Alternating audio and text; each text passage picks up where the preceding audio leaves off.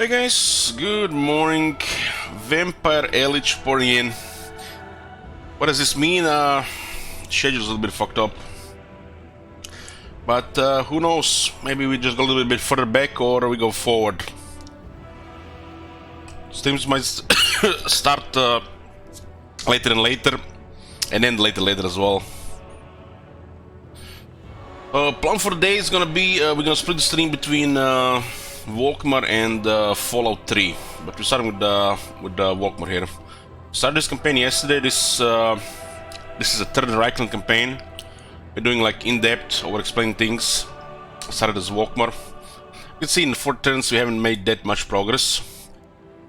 Not much good RNG with the Emperor mechanic.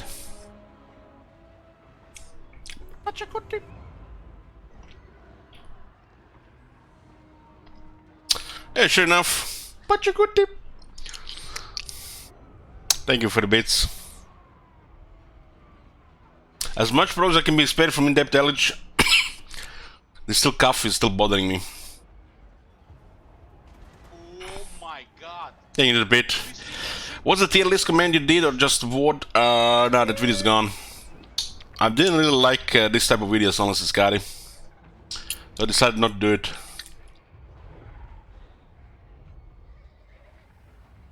I might rethink about it in the future. Anyways, here we are, part 2 with Reikland as Volkmar. We are 4 turns in. Okay, just close this. We got Reikland, it's fortified. We got the Axe Bite Pass tier 3. Not really enemies in Bretonia. Bretonia seems stable, but the Reds are slowly poking from the south. And pretty late war with Reikland. Pretty late. We could have had this 10 turns ago. We are at war with some Wood Elves, Reikland, and the Vampires. The last thing that happened here, Isabella was poking around and Vlad was in range to attack. Somehow they managed to get to the other side here. I guess Gelt is not at war with them.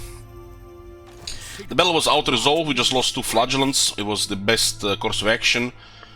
And we got defeated Vlad the second time, and we defeated Isabella as well, which we got regeneration.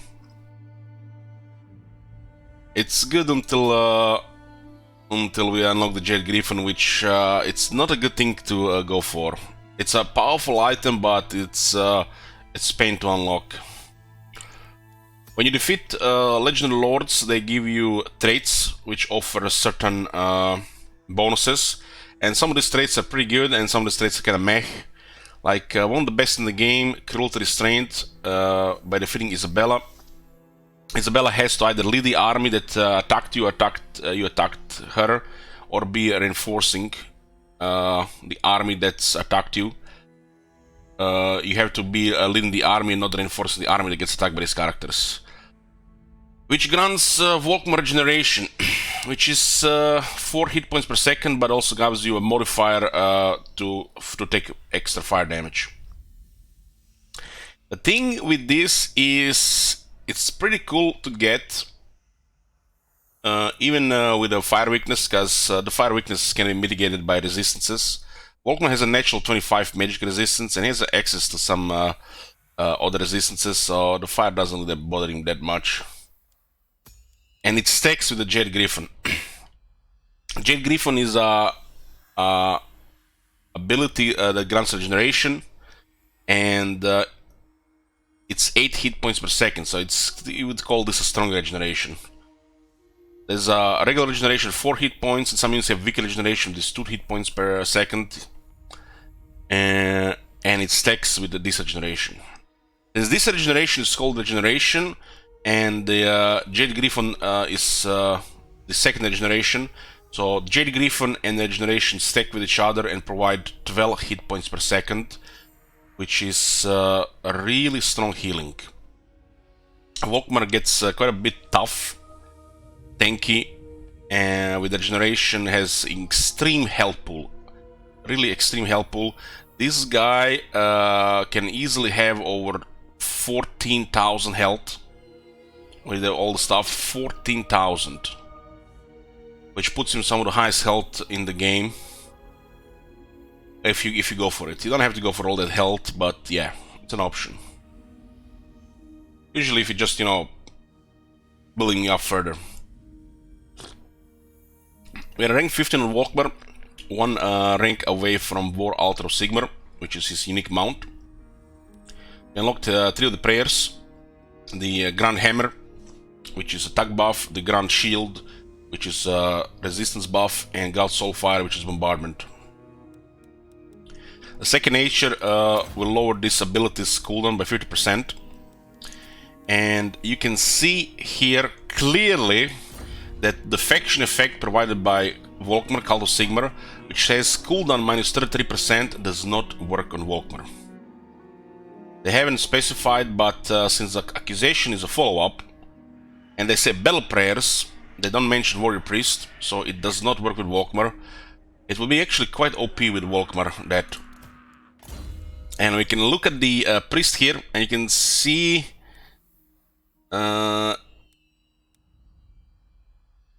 is this ability over 90%, 90 seconds?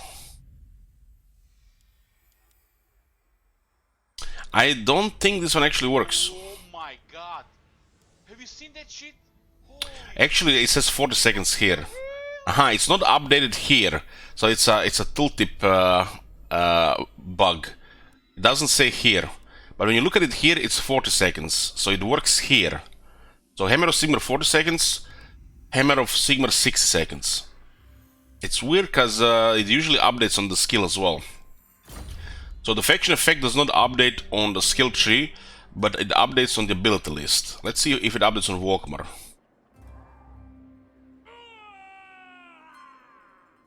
$80 and $60. It works. Holy fuck, that's gonna be OP. Sigmar be praised. 15-second cooldown. Get the fuck out of here, man. 20-second cooldown. Holy fuck, that is OP. I didn't mention this would be the best part of the buff.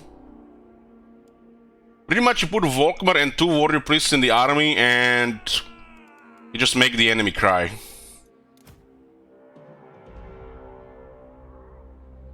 Another thing is these abilities are pretty much stronger versions of the warrior priest abilities, and you can see they have name Grand Hammer of Sigmar, while the warrior priest is called Hammer of Sigmar. They are kind of similar effect, except the Grand version has a bigger duration, which means they stack. So if warrior priest is fighting together with Volkmar and they both activate Shield of Fate and Grand Shield of Fate, you get plus 40 ward save on both characters. And you can turn on Fate Bastion for additional 20% ward save. And they can have items for more ward save and physical resistance. Which makes makes you wonder, why did the Emperor Captain exist in the game? But look at this. You activate the Grand Hammer of Sigmar, and it lasts 50 seconds. Your units get 24 melee attack. This is a kind of obscene bonus, on Halberdier, Great Sword, any of the Knights. It's just a 24% high chance to hit. You basically just do massive damage. Once this ability expires, which is 50 seconds, 15 seconds later you activate it again. So the 33% cooldown reduction with Volkmar's second nature is quite overpowered, which makes Volkmar stronger than ever.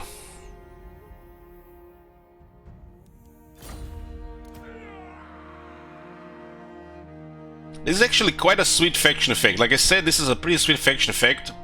The first effect is strong and fun. The second effect is always nice to have. The third effect is, early game. And the fourth effect is just very good. This is like what faction effects should be. When you look at the faction effect and the Volkmar's unique trait and his skills, this is just a good example of how a legendary lord should be. Should be something special about him, different than the other guys, and it should be good, or very good, or great. The only thing that I don't like about this is I want Volkmar to lead his own faction. I don't want Volkmar to be part of the Reikland. So that's one thing. I don't mind confederating him, but I don't like Karl Franz and Volkmar to be in the same faction. And the way they've developed the game, they're splitting all the lords in their own faction, so they should also put Volkmar in their own faction. They should not change really anything. You should not get this mechanic. I feel like both Gelt and Volkmar should have their unique mechanics, and they should not have just Reikland's copied mechanic, which is just looks bad.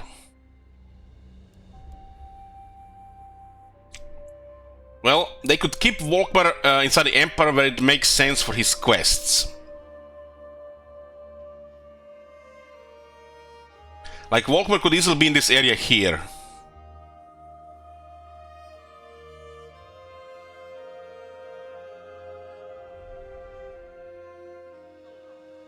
Okay, so what do we have here? Rank 9, just get defense here.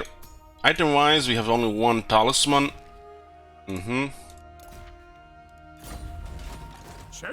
Godric is recruiting some artillery. And they could put Volkmar Talabheim, that would be like the obvious option. Put Volkmar Talabheim and that's it. Make his game go towards here. In conflict between the Kislev and the vampires.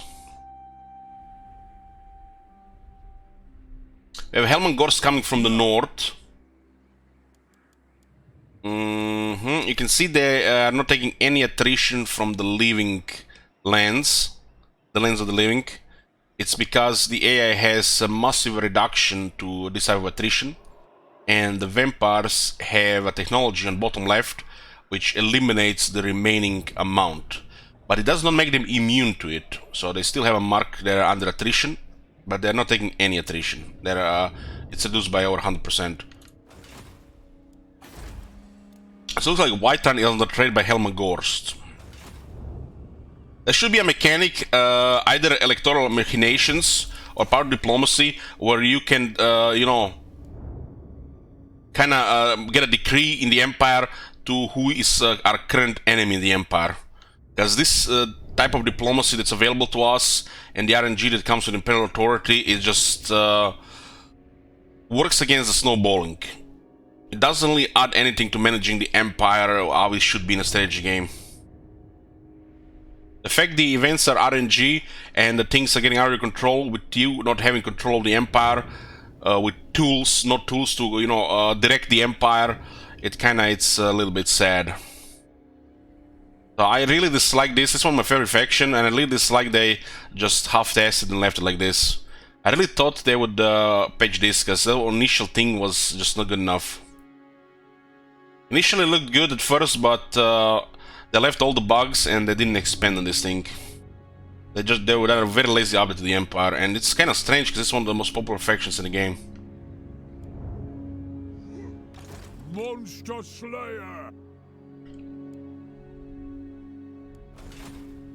So the plan right now is to take control of Visseland, try to recover Imperial Authority so we don't cause a civil war in the Empire, and tone down the vampires. We haven't had much luck with RNG when it comes to this thing here. We had Visseland for nearly 30 turns without trying to succeed, and then the war with the vampires started before that.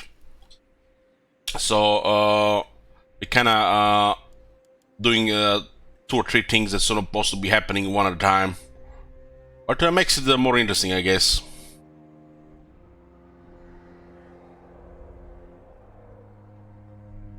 Sometimes you know, Visseland might go hostile immediately within a few turns, and sometimes, you know, the RNG can leave it 3 turns to do nothing. And then in 40 turns of the campaign, you only get +1 field with Gelt. The way the Reikland campaign goes is they pretty much take Reikland, take Helmgard, take Visseland, because they are the most rebellious Empire faction, and Gelt is the most friendly one. So basically the game is kind of telling you Reikland, Visseland, Solent. Guild supposed to be leading your second army. That would be ideal opening with Reikland. The same way the ideal opening with Solent is Vigilant into Reikland. So you play start with a Guild and you get the same Emperor mechanic. So Reikland goes here and Guild goes here. And they both deal with vampires. So there's a really bad RNG with Vigilant. The most convenient thing to do would be if they go aggro on you, even if it's this settlement gets sacked. But you want to split them up the region and you want to do them on your terms. But preferably before the vampires get here. And we spend like extra 10 turns here. This is not ideal early game here. It's a little bit affected by the RNG and bad timing at the same time. So this can go much better.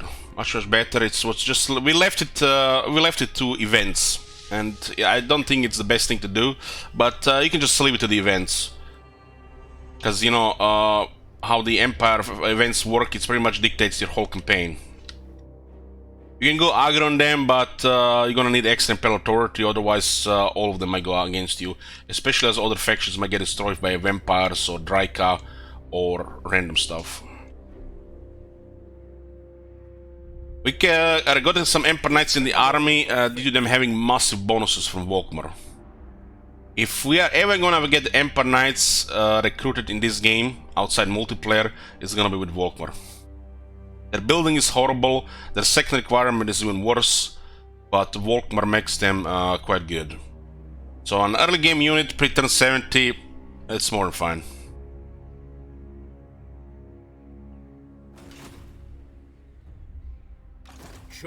They made the Volkmar unique skill set with very strong buffs to Free Company Militia, Flagellants, and the Emperor Knights.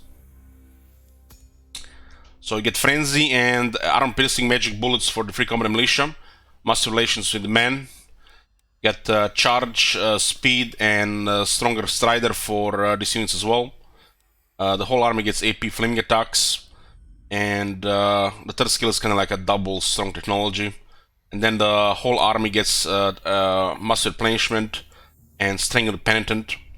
Pretty much every unit in Volkmar army is a flagellant. So if you're using Volkmar or Archlector, every unit in the army is a flagellant. Flagellants have this ability, which grants them defense and physical resistance when they enter melee. And if they're losing melee, this ability will recharge and activate again. So it makes them tougher as they enter melee, and if they're losing, they get tougher again. And Volkmar and every Archlector gets this for the whole army. Archlectors were already the best lord to pick, and now they're just overpowered. Meanwhile, General of the Emperor exists. Sigmar preserve us. Let's send Felix with Gotrek. We have Gotrek Felix for another 14 turns. We have Helman Gors coming from north. When the army comes like from north like this, and they're about to attack your big garrison, the best thing to do is assault units. Give them assault units a couple of times, and they'll have a difficult time winning against the garrison. We do have a technology that grants additional attack and leadership against the vampires, and we have also a bunch of technologies which makes our units just better in garrisons as well.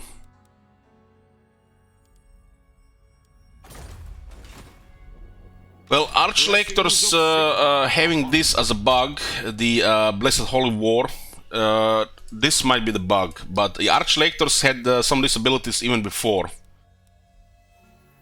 Archlectors are supposed to have a work of God. Maybe they just removed the Archlector skills, who knows what they intended, but Archlectors had access to unique skills that Volkmar had for the Flagellants. The devs made these skills stronger, they kept the same name, and they made them unique skills for Volkmar. Some of these skills existed on the Archlectors before, like War Eternal, I think, and the Work of God. They just turned these skills stronger and made them unique Volkmar skills. The Archlectors had these skills before. And the thing is, since they kept the same name, they didn't give the Archlectors the older version, so they done fucked it up. What they probably meant to do, keep War Eternal and the Work of God on the Archlectors and not the Blessed Holy War. The Blessed Holy War is like getting 2 strong technologies, and it's unlockable immediately. The fact the Archlectors can unlock these skills immediately, and the fact they have access to similar skills that Volkmar has, it's some done fucked it up. They just used the old skills, made them stronger, unique for Volkmar, and they kept in the Archlectors without keeping the old values. I think Archlectors should keep these skills. They should just give them a high level requirement. Like this should be like level 10, this could be like also level 10, and this could be like level 20. And problem solved. If they just remove the skills from Archlectors, the Archlectors lose some of the flavor. Because they had battle prayers and they had these skills before. Somebody just made these skills, unique Volkmar skills, and they forgot the Archlectors had the skills. Because they had them before. They will be judged. Onwards! So the Vampires have a lot of military in this area here, but it's nothing special. If the Vampires don't have battle skill that buffs their infantry, nothing to worry about. Same with the other units. This is AI factions which really relies on battle skills. Their units are really trash. The Graveguard gets destroyed by range, and their other units get destroyed by anything you have in on infantry side. The Unlimited Host is like critical to their strategy, but the AI seems to not pick it all the time. I refuse. Orders. So what do we do here? Vlad is still here and he has units. We can't let him live. When you see a Vampire force like this, kill on sight. Do not let them live. I had a situation once when I played the Wood Elves, and bam, the Red Duke recruited a full quality army. Click, click, click, click, click. Raised dead. Tools of judgment ready. Pick up the pace. I wonder if finishing off Vissaland will also give us another -2, because there's gonna be another Electro count destroyed. By declaring war, you get -6. That would be actually pretty harsh. Then you really want the events to go your way. Ready. So the movement here is 77%, and the movement here is, yeah. Unless we cancel this recruitment, we can do both. We want to do both in this turn. God damn, Mugatrek will not get this artillery. So what do we do here? We just send Volkmar here. My knowledge is yours. We encamp to get a little bit bonus, defense and leadership. This actually helps not just in battle, but also in auto-resolve. If you have multiple forces, try to encamp with some as they go into battle. And Gotrek will go around to delete Vlad. Vlad was the one that attacked this place, and they got defeated. The first action after defeat cannot be a retreat, so they should not be able to retreat here. Fear no peril. It's a mechanic in the game. I'll do the fighting. Okay, now they're gone. Put on captives. Unlock more Regiments Renown. Regiments Renown are units that get unlocked as your lords get higher ranks. There are special versions of the original units, and some of them are just unique versions that only exist as Regiments Renown. For example, the Black Lions, the War Wagons Hellblasters. And they can be recruited at pretty much any time, as long as you control a region in the province. They're instantly added to the game, you just pay cost, and you get a rank 9 units that have some special abilities. Like for example, Sigmar's Sons have Unbreakable together with rank 9 and some other slightly higher stats. Sometimes they can have slightly higher attack, defense, or weapon strength, or some type of damage. While Still in Revenge is the free complement militia that has Stalk and armor-piercing bullets. Just, you know, an example here.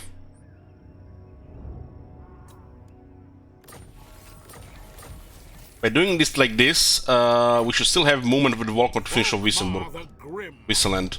And let's see if this is going down to -2. I don't remember doing it like this. I don't remember getting -6. But because we declare war on them, it's -4. I would declaring war on all the electric counts is really bad. That's probably the worst thing to do. But if we declare war on Wisseland, does this mean we get another -2 because we destroy them? Confederation is 3 and getting destroyed is -2. Getting -6 would make no sense. I think it's just gonna be -4. So on level 16, we get the War Altar of Sigmar, a unique mount for Volkmar.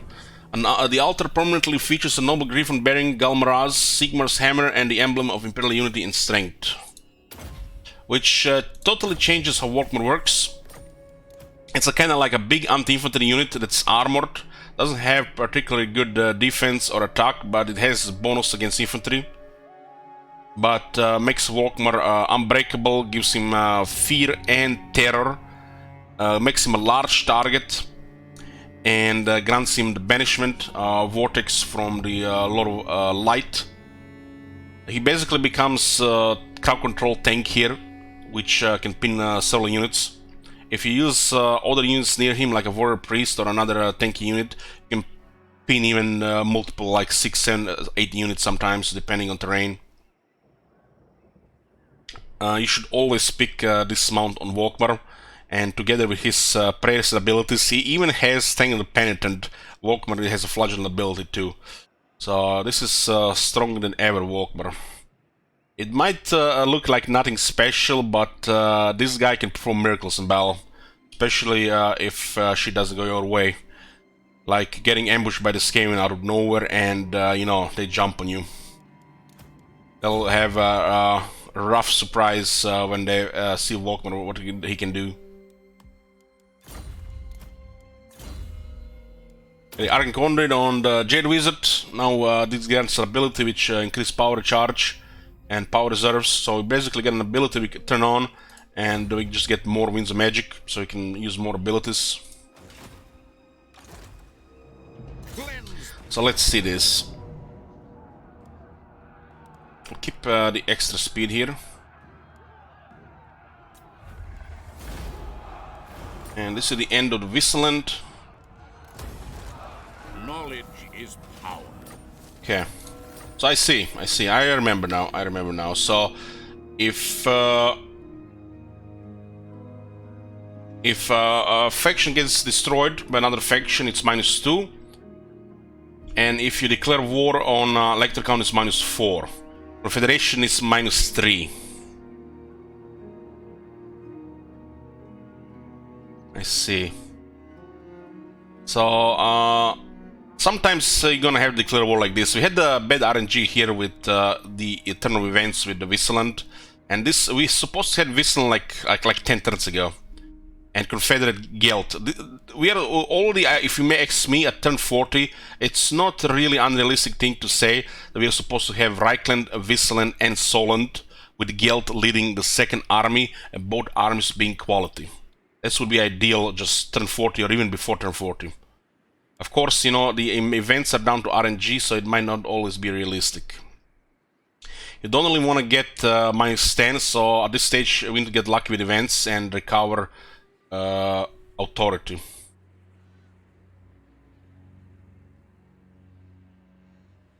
The difference between taking over electric and confer them, yes, there's actually quite a difference.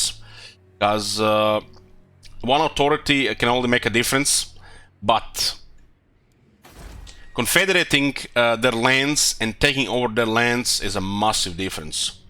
If we confederate Wisseland here, we would have had tier 4 Boomtown, tier 3 Wissenburg, and tier 3 Dotterbach.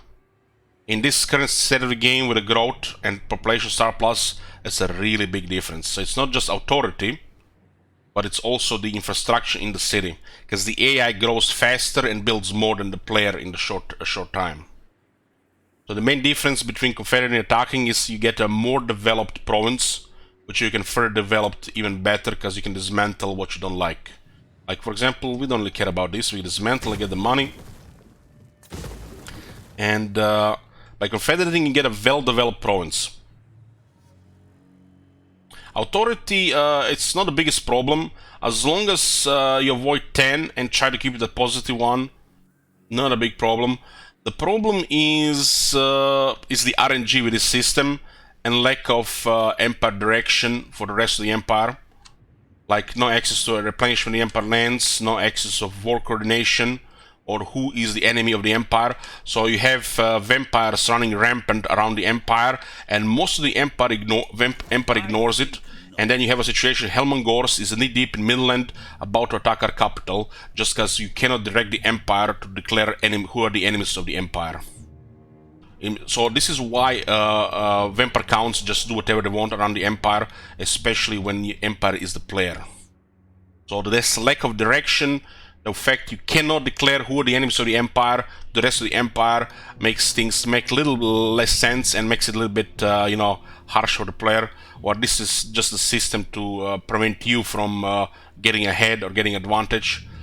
It's a half-assed system because there is no direction of the empire, while the empire is supposed to be one entity. So we have enemies of the empire running across the empire, but they have not been declared war upon.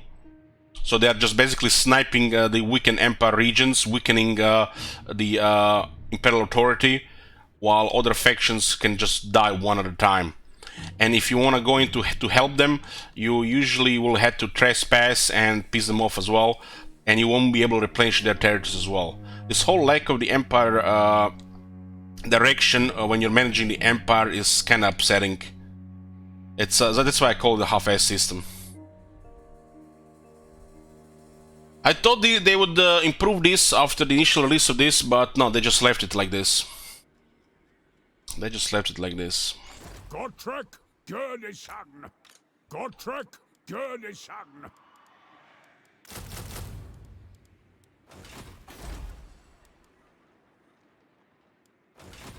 The righteous hammer of Sigmar. I think this RNG can be both good and inconvenient. I don't think it can ever really be bad. I think it can be bad if you're not very experienced in the game. But if you know what you're doing, the RNG can be good or inconvenient. If it's good, it's too easy. If it's inconvenient, it can create spicy situations. So I think it's good either way. You don't want it too easy, and you don't really want to mess. There's a chance for a mess, but there's also a chance for a good RNG.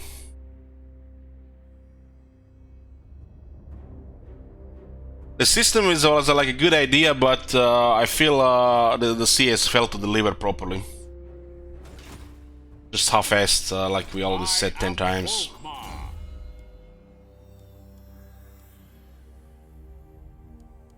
It's scouting, so increase our drop chances. We can actually get 2 more units here, huh? Lost 2 flagellants in auto-resolve. It was a good auto-resolve though. Would have lost more in the mail bell.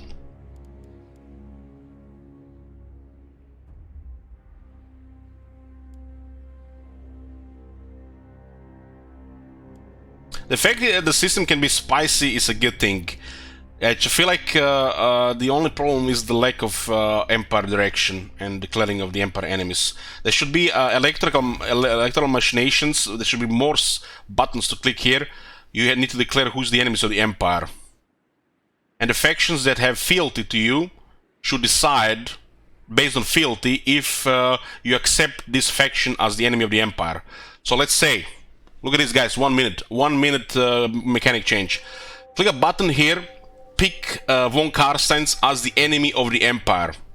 If all factions should roll a fealty check, if they have 6, it's about enough to convince them, but anything under 6, like 5 could be 50-50, 4 would be, you know, like 25%, and at 3 they will not obey what you want, they will not really go with you. So if you click this button here, you declare von Karsteins or the Sylvania enemies of the empire, and all of the empire declares war on them, if they pass a fealty check. It's not a fucking rocket science, it's just strategy game. Just, you know, somebody sucks at strategy games. This could be just one of the options. The second option could be free replenishment in all the empire. They could have tied this to fealty 7 and above. If you have 7 and above fealty, you get replenishment. If you have 10 fealty, you get strong replenishment. You get better movement in the empire. Holy fuck. What, 2 minutes now?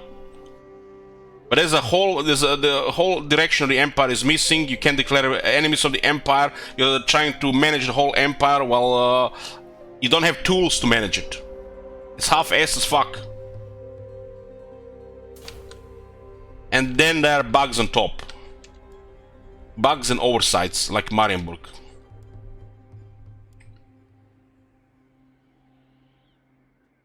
Is it time? Fealty should be expanded to provide various malus and bonuses, depending. Like replenishment, movement range, and based on the fealty, certain electoral machinations should succeed, or they could be ignored or failed, like the proclamations or the edicts in the empire. You do the proclamation that the empires or edict that the empires are the enemies of the empire, and if all the loyal empire nations should just declare war on the empires. It's not fucking rocket science. But you know, these guys, you know, go 1 step forward, 2 step back. You're trying to managing the empire, but you don't have the tools to manage the empire. It's really sad and it's pissing me off, because this is one of my favorite factions. Seek out the heretics. No. Show me the accused. This is the same problem with vassals in this game. The vassal system exists, but tools to make it work don't exist. It's half-assed. It's always been half-assed. They don't want to add the depth to the campaign gameplay, it seems. They keep this for historical games. Why would anybody buy historical games otherwise, right? It's probably their policy. What have you to say?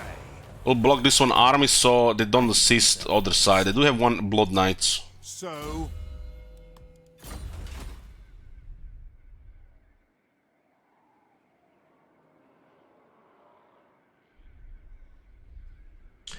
And we have a buffer here. And look at this. The Empire's unity. Trusted friends. They hate von Karsteins. And what can we do? We can do dick. Nothing. We cannot convince Geld to go to war with vampires. Electoral machinations. Golden Order. West von Karsteins. We cannot declare an edict or proclamation to declare von Karsteins the enemies of the Empire, and Geld would side with us guaranteed. But no. There are no fucking tools. So, you're down to RNG when it comes to prestige events, how the authority will go up or down. If these events will even trigger your okay, let's start over. There is a randomness in the first place every turn if an event will trigger. I don't think it can trigger several turns in a row, but I guess it's possible. So there is a RNG if event will trigger in the first place. Next, there is a RNG what this event will be. It could be an event that doesn't have to do anything with the Empire mechanic, but it's still an Empire event because it's a leftover before the Empire work, so it blocks your Empire event. Then, if an Empire event gets rolled, it's random which faction is gonna roll. It could be just event that happened, like a settlement changing ownership between the two Empire factions, or it can just be completely random event like get +1 authority if you have enough prestige, and it can trigger on turn fucking 3 when you don't have prestige.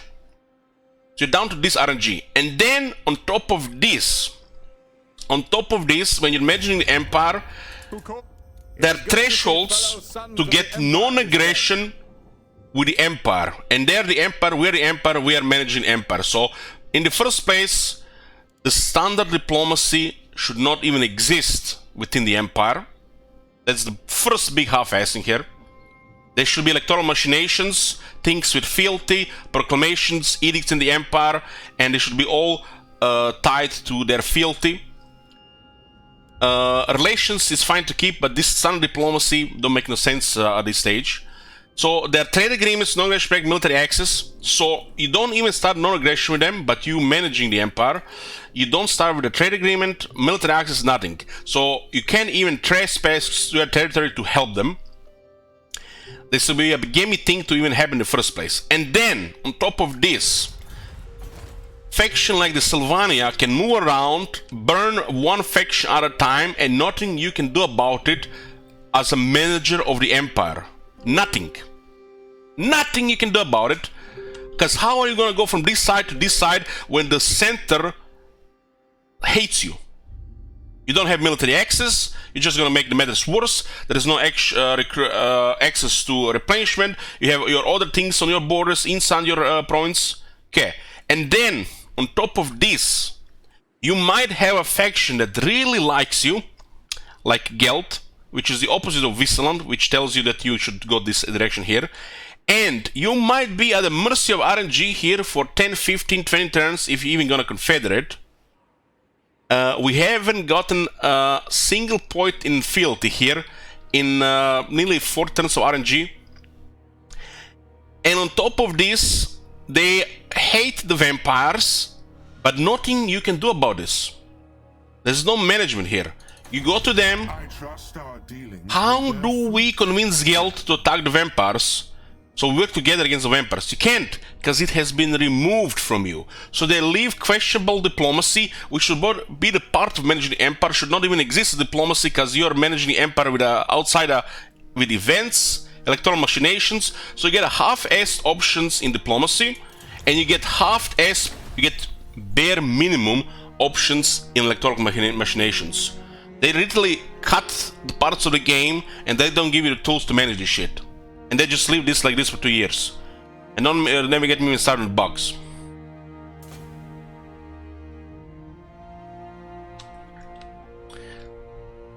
When you restore an elector count back to life, they can actually re-roll as the post-chaos faction, aggressive and unreliable, and you don't even get military access with them. You bring them to life, you have 3 fucking turns to get the fuck out of their lands, otherwise they're gonna give you trespass penalty. You bring them back to life, you don't even get non-aggression pack. They might not even like you, and they might be aggressive towards you. And guys, keep in mind, this is the most popular faction in Warhammer series, and this is how developers treat it.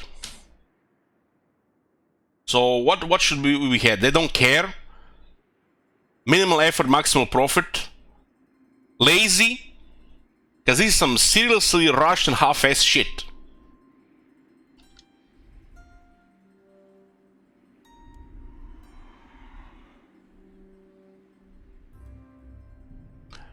Unless you say it out loud, they cut out the important diplomacy options between the Empire and diplomacy, and they gave you nothing here, and they let the rest to be randomized by the events.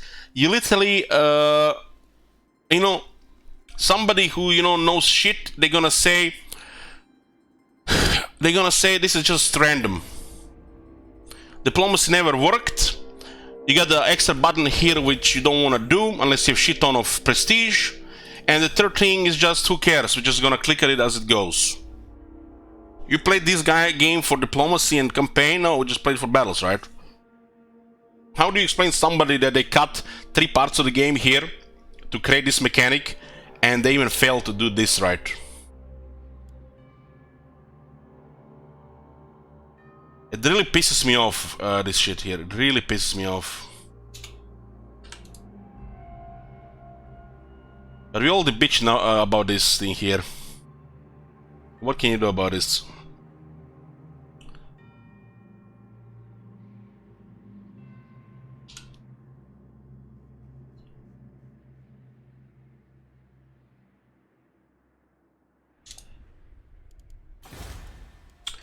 Okay, we'll get the growth here because we need to get settlements tier 3.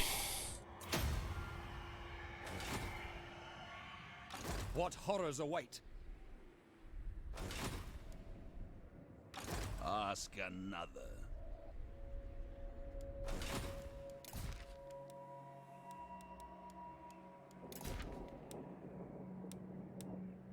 So we're dealing with vampires at this point. We should consider, excuse me, we should consider getting a.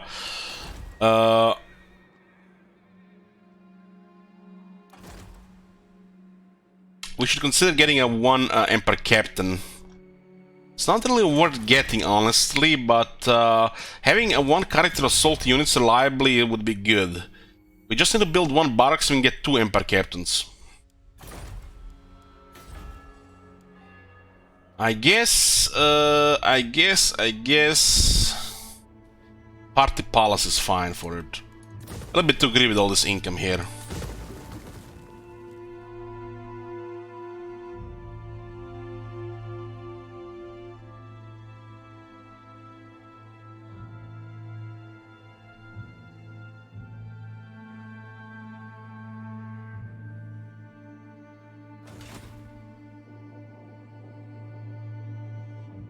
What?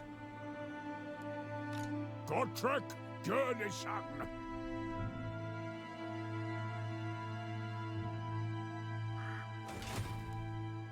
No. Warrior of Sigmar.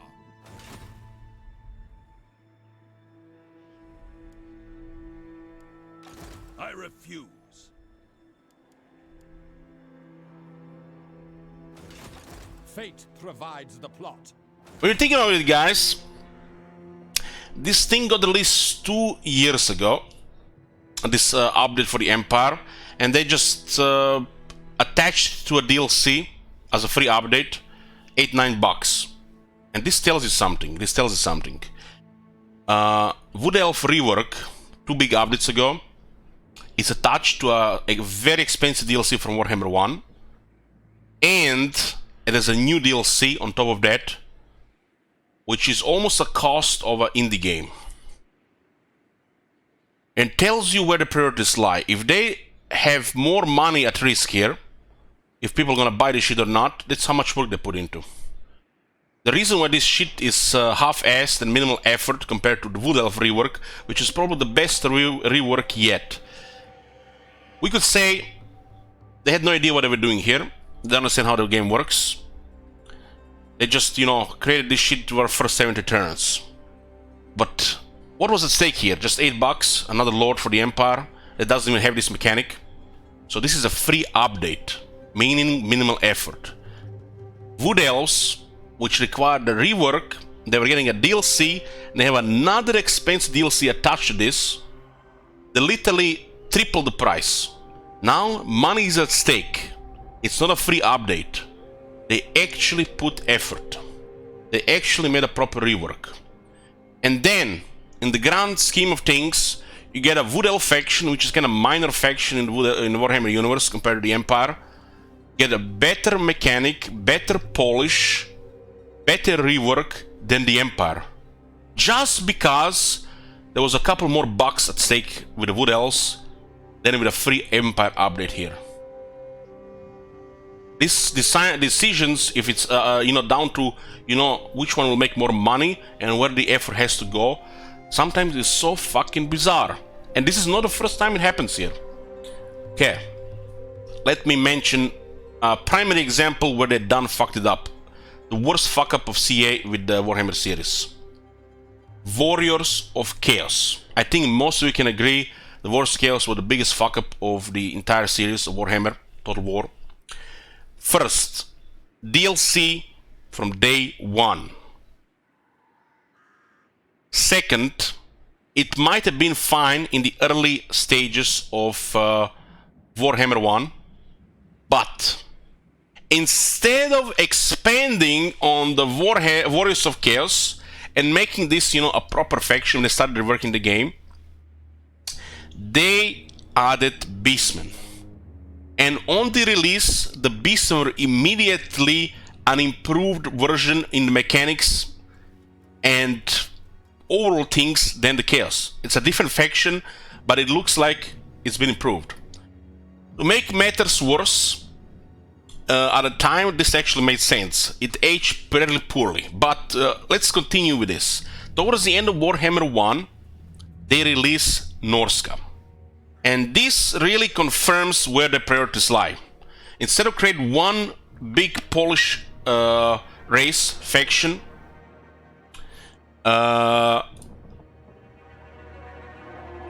they created 3 separate factions. So what happens here? Beastmen kind of makes sense to be alongside the Warriors of Chaos. They came later. They had better horde mechanics, sure, we can accept that. They're different plays, they have ambush, they can hide, yeah, sure, we can accept that. But once the Norska got released, it feels like they split something out of Warriors of Chaos. Something they should be apart from the Warriors of Chaos in the first place, and not a faction on their own. So instead of having a more polished faction, the Warriors of Chaos, more, everything, just expand upon with, reworks and mechanics. Instead of getting well-developed faction, you get Warriors of Chaos and you get Norska. And Norska at the time just shit all over Chaos. It was on the probably strongest faction when it got released. With a systems that just, had to be a power creep on everything else. And when you think about this, newer stuff, even if it's not like the core stuff, getting power creep, more polish, better rework than the previous stuff, you gotta wonder where the priorities of developers really are. In making of the money, or making the factions actually make sense in the game. Of course they need to make money, but when the Wood Elves get a better rework than the Empire, the whole shit stinks. Them making money is worse. You think about it, yeah, they make money, sure, they can make money, they should be successful. But when they make a Wood Elf rework better than the Empire rework, they just fucking stinks. And then we have to just attack them where it hurts. Greed, laziness, lack of polish and effort. They prioritize a minor faction in the Warhammer universe like the Wood Elves over the Empire just because it was released after the rework of the Empire, and more money is at stake here because they are targeting an expensive DLC and a new DLC. And of course the Wood Elf update then gonna get more polished, more effort, better. And then we are left with Empire 2 rework 2 years later, still with game-breaking bugs and the lack of tools to manage the Empire. Run over. But makes you think. Makes you think. Will the factions just get worse just because it developed in the wrong order? Or will the major factions, get less effort just because they're released first and they have to make money on the other factions? It's a mess.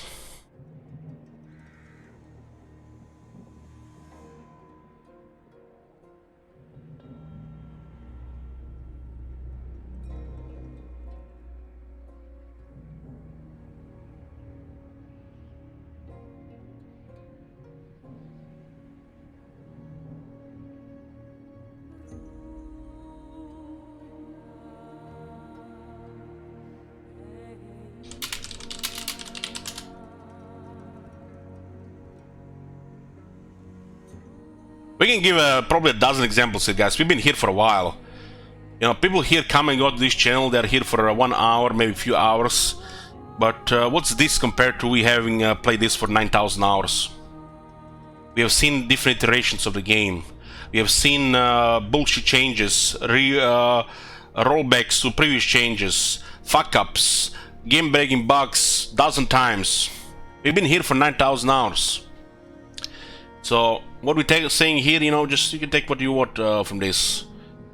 We're definitely here not happy with some things, with what they call jaded, but doesn't mean we are wrong. Jaded, unhappy people doesn't mean they're wrong people.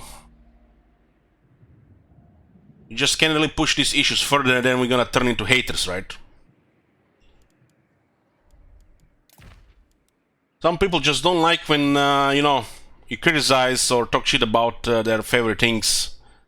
Either, the developers, the company, or their games, but you know, truth is hard.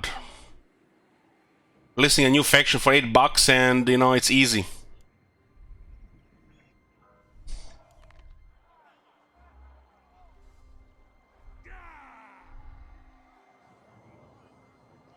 Blessings of Sigmar upon you.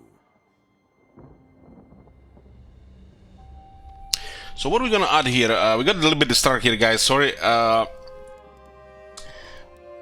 We're gonna need to add 2 units here. We said we're gonna add the Emperor's Rod, and we could add cardboard greatswords. They do go well with unarmored infantry. We have a 1 armored unit together with them. And there's another benefit of this. They actually have a attack buff, which makes the flagellants work better. So having just 1 cardboard greatsword in the army, even though we have the basic battle skill for them, is pretty good. But we don't have to recruit them this turn, because we're gonna lose extra 1400. We can add them next turn, because we can't move right now. Hopefully we can confederate the Gelt soon, and hopefully he'll join war against the vampires.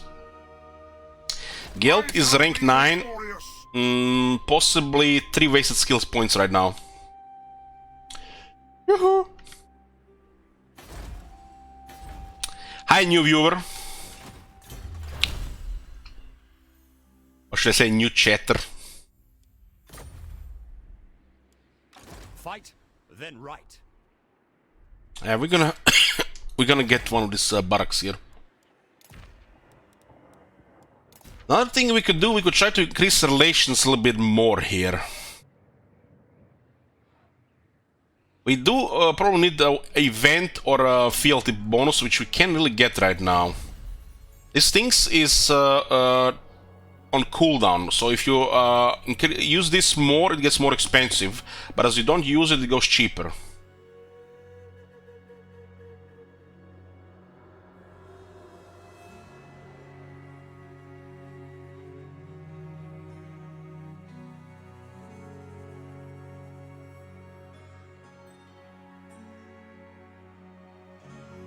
So this is what? Plus 25. We currently have high relations 1. We could maybe get high relations to 2 or 3, and we can sort this out. If we confederate the guild, we secure the south. And we get a leader of the 2nd army, and even 3rd army. By confederating guild, starting as Volkmar, we get all the 3 legend lords.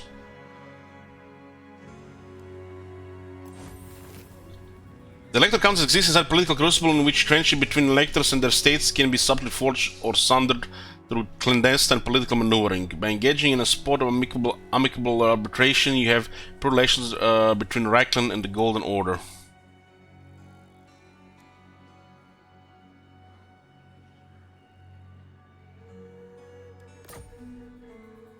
These points that we are adding here will take a few turns to kick in. At the same time, they're gonna be starting to disappear. So you get relations increased towards 141, but this recent events 50 will start to go down, like to 45. So at the same time, it's decreasing and decreasing. So just once is not that much. We have to consider to click it a couple of times.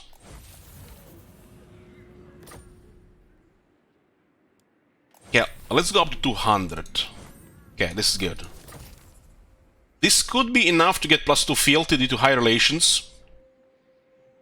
We really need to get Geld. If we get Geld here, we confederate him and we keep this place on tier 4. We definitely don't want to fight him with 8 fealty.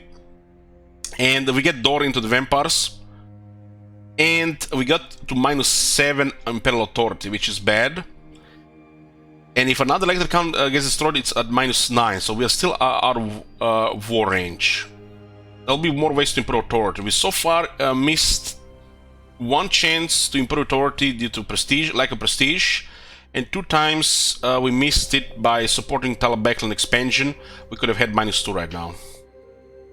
I think that was still the right call at the time. The vampires just joined this war too soon. The vampires basically attack the Empire here with no events, no really... They do it with impunity. There's not a system in place where you can help your factions like this.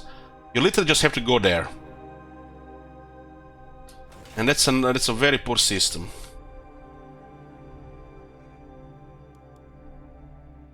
We have a very good economy right now, and we should definitely get a second army at this point. Cal France requires Confederation, and Gelt requires Confederation.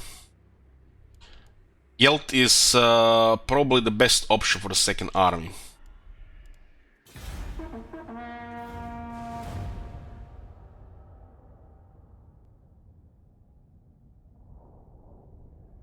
Greetings, fellow heirs of Sigmar.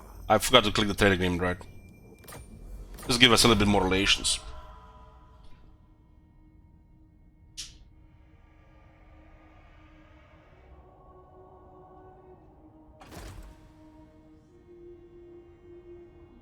So they are intimidated by the garrison, which means they have several zombies in the army.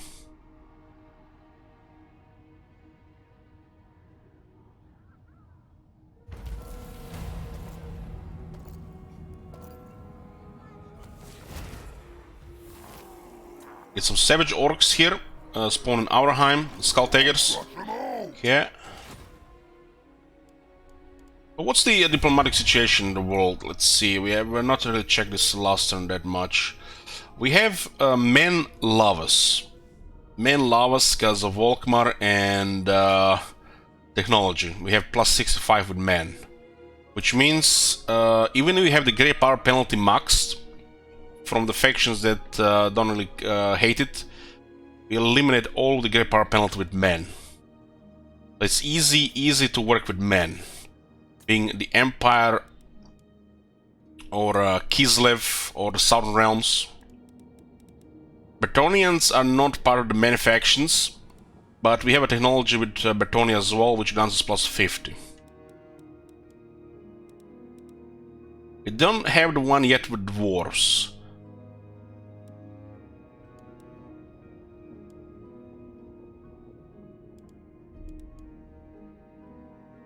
Von Carstens lost all of their military and Sylvania has 15 settlements. I can see totally a window here where Sylvania can confederate Von Carstens in this situation. But for these factions, I don't think it can happen. Something different with these factions and confederation.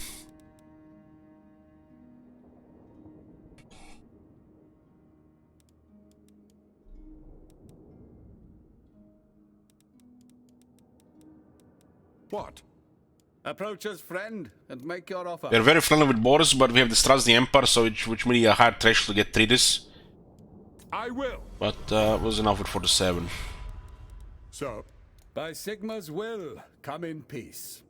agreed? Okay. Yes. Approach us, friend. We are dealing with the thanks to Volkmar's skill. If you're wondering what the skill is, it's a new skill. Never yield. He has plus 40 diplomatic relations with men, which makes diplomacy with the Empire easy. And there's a technology here for 25. If the Cal France can get even higher. So what does this mean? These factions that have distrust the Empire don't do anything anymore if you get these things unlocked. All right. Yes? What? Looks like we locked, So, rolled 4 of them. 4 of them plus Kislev. One thing I'm surprised right now is Coron still hasn't confederated Forest of Arden, the Artois. At this stage I feel like Coron should have already confederated Forest of Arden.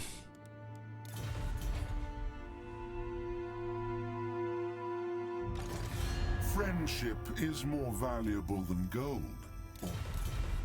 We should keep witch hunters close to our land. There's another electrocon been destroyed. Ostland.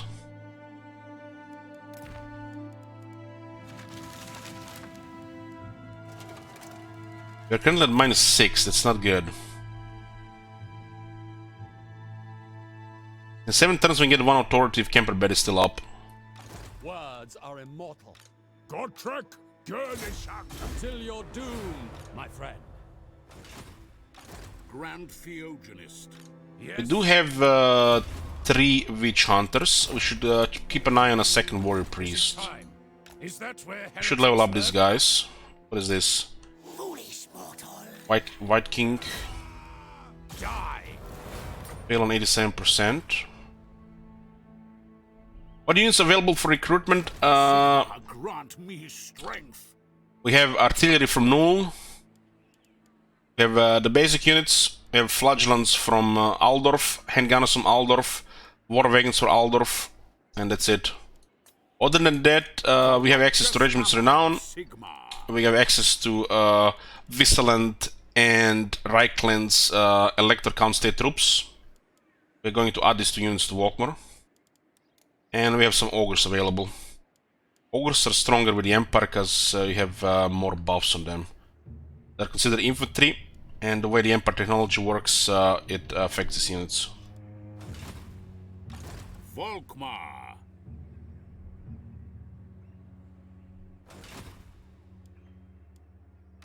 The instrument of Sigmar's will. We should just go towards Helm and Gors there. What tells me here that he moved like this is he's waiting for help. No. I trust no man. You are judged. Okay, that's Elteron. Let's see here. We do have some money going. Actually, very good money. Monster Tracker does not work on a hero other than line of sight. Noble is not bad. That's a core skill for the wizard AFK. And the Terminus is trash. I kind of want to get like a fighter trait at least, like tough, weapon master, or cunning. So we have some money, so we can cycle it, right?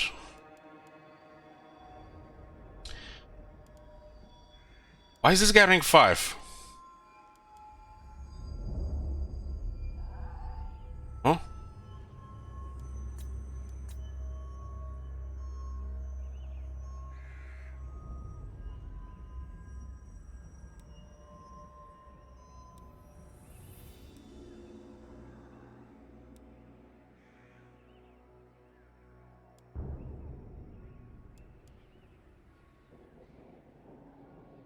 This guy was rank 3. How did he get rank 5?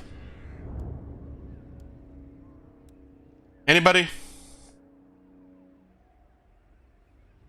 Because of Gothric's battles.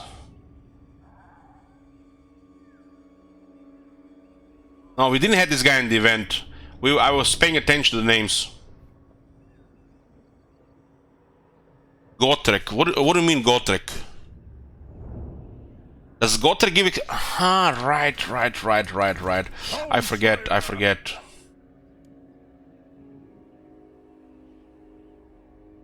Yes. I totally forget about this.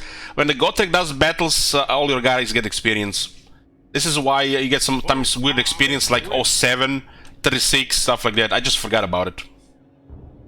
Yeah, I just forgot about it, yeah. Thank you for reminding me. Gotrek, when he does battles, it shares experience with all your lords. But look at this. Khal is not getting any experience. And this guy got rank 5. Huh.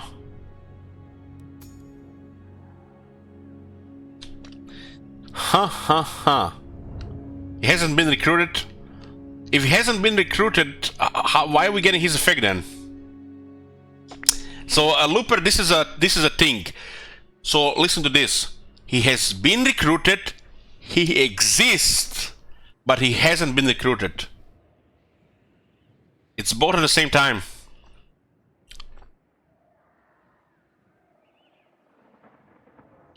So you have Khal Franz Elector Count bonus. You can use the Dragon Tooth, but he has not been recruited while he exists in our faction. This is like inconsistency with the rest of the game. We already talked about this yesterday. So yeah, just like a consistency there.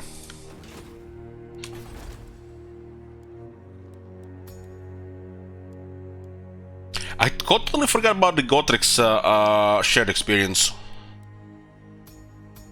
We got a Disciplined Architector here, we should take that.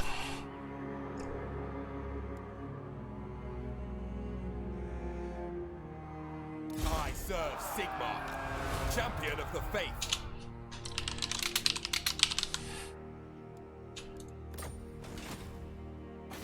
Yeah. Arch-Lector. We'll get barracks here for 2 Emperor captains. We get 2 assault units, right? Praise be to Sigmar. Servant of the Do we have faith. Toll Collector? There's a very strong Toll Keeper. If he's gonna be here, he can do this. I'm pretty sure that he's actually gonna make more money with this here if we just keep him here. We could have actually got him earlier. Have we got Cal France yet? I can get him. No, we need to go feather faction. We didn't have the opportunities to do so. Do it so far. So this gives us 8 anti-large for anti-infantry for flagellants, Emperor Knights, Free Company Militia. Huh?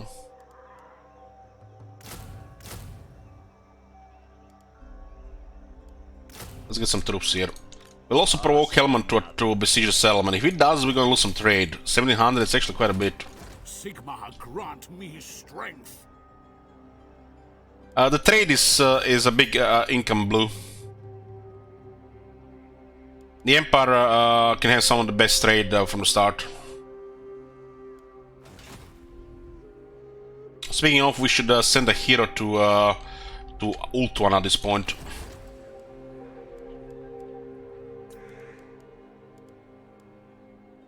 What do you require? I will rouse the men. This gun will be just disbanded.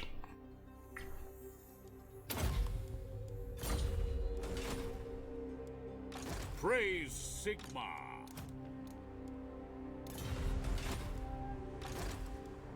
Orders. Okay, get the resources here. The resources actually will go a long way here. This is 4 turns, huh? Blessings of Sigmar upon you. Going to Vault 101, but we'll stop by Boomtown. Sigmar watches over me. King Roman says I have 500k shekels, I'm not afraid to use them. I like the emote. That is an emote when somebody's pissed. That's a good emote.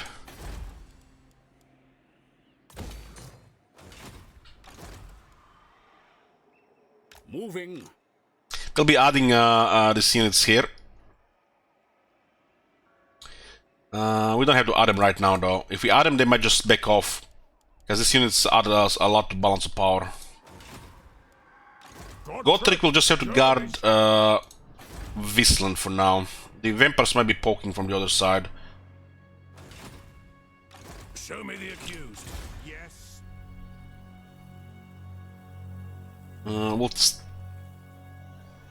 We'll keep an eye on this side in case they move the army, but we should probably just block it immediately. Pick up the And it looks like the army will move next turn. The nation calls. Report. Failure.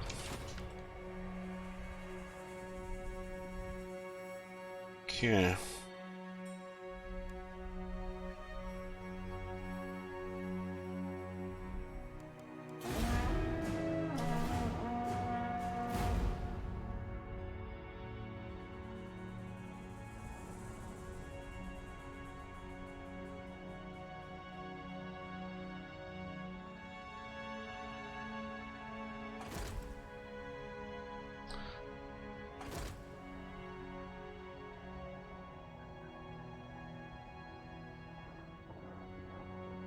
So, why are you timing out a mod?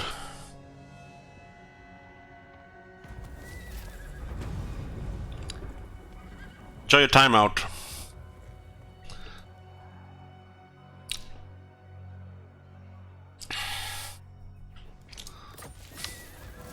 Gotta must produce small ammunition, more ammo. Protector of the weak. Okay, there's an army here. What kind of diplomacy we can... Ooh, they immediately went to war with vampires. Oh, nice. See, guys, something you will complain at times on the player focus, but stuff like this always exists. They'll just attack the weakest, closest faction. This is how it should be the behavior of the rogue pirates as well.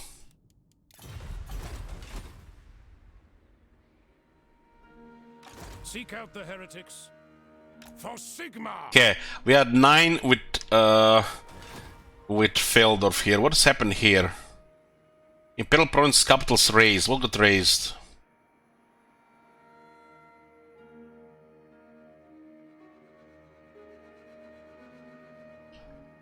What the fuck, man? is not even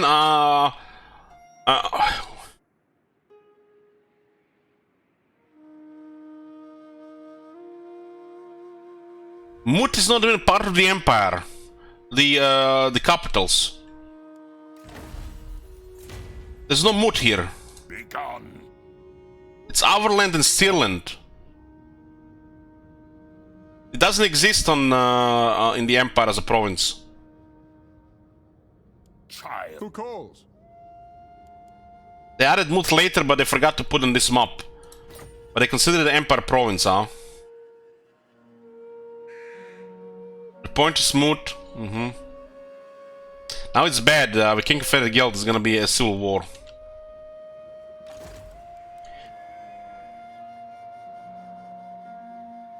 Sigmar has heard my prayers. Okay, let's add Carbo Greatswords and Emperor's Rod. These are special units of the Empire. They're called the State Troops. They come from the Empire provinces. The Carbo Greatswords are available if you have Elector Count of Reikland. And the Emperor's Sword is available if you have Elector Count of Wisland. You can see also here Carbo Greatsword and Emperor's Rod. These units also are not unique. These are not unique units. The instrument of Sigmar's will. They will be available again, I think, in 15 turns. So you can have more than one.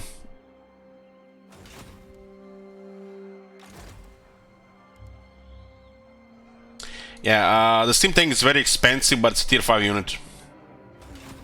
The righteous hammer of Sigmar. You might be able to get a little Ghost here. Poison for Volkmar. Now that would be good. But I don't even clear him with Volkmar due to this guy has to be the one that attacks here though. Sunus XP faster, I'm not sure. They look like they have a basic experience requirements. I don't think so. Volkmar the Grim.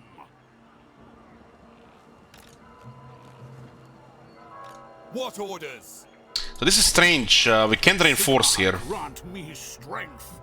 Fear my righteous He put his zone of control on the pass, and to attack him we had to have movement on the other side. Sigmarite Archlector. Huh. If we defeat Helmangorst with Volkmar, we get poison, and poison on Volkmar is a little bit too good. I serve Sigmar. We should send fuck off bucks to give some troops to Gotrek. Gotrek Gurnishan. Warrior of Sigmar. Praise be to Sigmar. Yes. These troops just need to have a small army going to protect against the vampires. What? Gotrek Gurnishan. Don't see them from this side down here, huh? Because this province is region is going here and this one is going here. In a better public order here. This public order here could definitely get way better. This region looks like it's actually okay for rebellions. Due to currently bad authority. So we should just let it happen. Rebellions here are good. Gotrek Gurnishan. Gotrek Gurnishan. Where's the slaughter? Eat up the miles. Here to serve.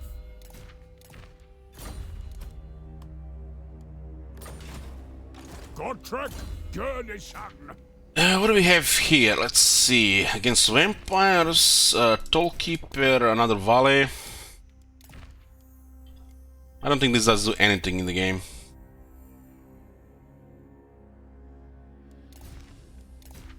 But the effect is so small, it doesn't matter.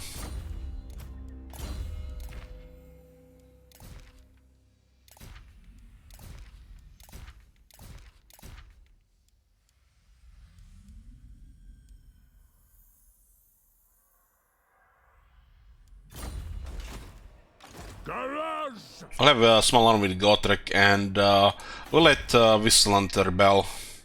My bow stiff. It's looks like it will be a possible thing. I don't want to build public order here. The rebels here have no chance. This is a little bit economical building, but it could also be a growth building. Would be better for the long game. But then it doesn't hurt to keep them tier 3. There's a garrison as well.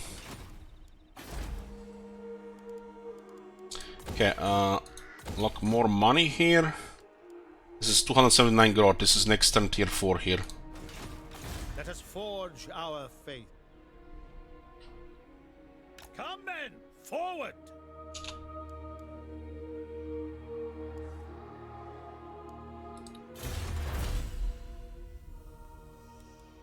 High elves, dwarves. Let's get this one with the high elves.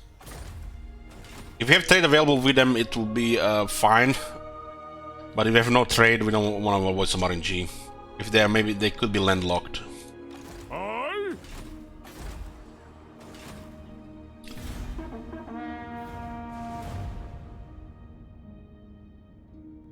You know, Sir Royalty, I see more and more people on Steam under activity. I have over 300 people on the friend list. I see more and more of them buy those porn games. It's becoming a normal thing. It's been now on the Steam for a couple of years, but some people, you know, get a little bit embarrassed. But I can see definitely more and more people buy those porn games. I see you regularly play these porn games. Sigmar's will. Oh, nice. But yeah.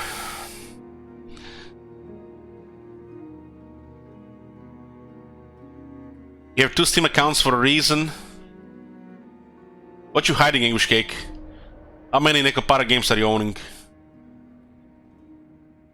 How many times have you replayed all of Necopara? I haven't replayed it. There are a few better ways to attain political standing than getting the common man on your side. One possible way of doing this is Grand Tour of the States, in which you schedule a cavalcade to travel from capital to capital, where you will address the masses on any and all matters that might concern them. Needless to say, organizing such a tour would involve calling in a lot of favors and pulling a lot of strings to achieve. So, you have second account for Subwars, and you hiding this. You know, one thing is putting your profile private on Steam, another is to hide that you play Subwars. Like, I'm surprised if half the chat doesn't play Subwars here.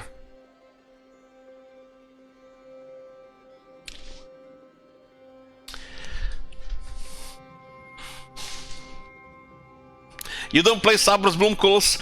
Well, you probably own it, but you're waiting for somebody else to play it for you. We had to go on those porn streamer sites so you can actually watch the content in that game.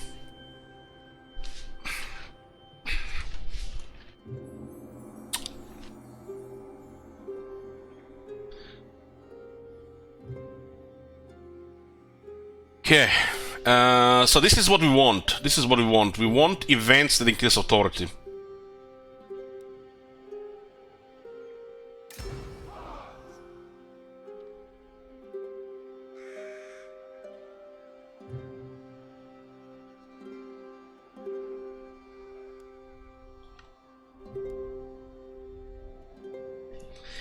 Marcono says, wait, this is a porn stream? What am I doing here? I don't know, Marconos. I don't know. I don't know.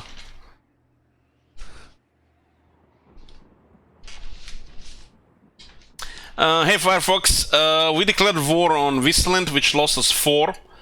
Another elector count has been destroyed, Ostland, and Mut apparently is an empire province capital. And we lost another one. It's good as long as we don't hit 10 though. It's good. Blessings of Sigmar upon you. We might have better movement than these guys have. So what's the situation in the Empire? We got 5 bald heads here. And he doesn't seem happy. Stilin is on 7. It's a miracle Stilin is still up. Impudent pup. Vlad is not happy either. What? We have 9 with Solent. 7 with Midland, 6 with Nordland. We're working on long-term good relations with Wasteland. But it looks like there's only 4 elector counts left outside Reikland. You guys don't know what subverse is?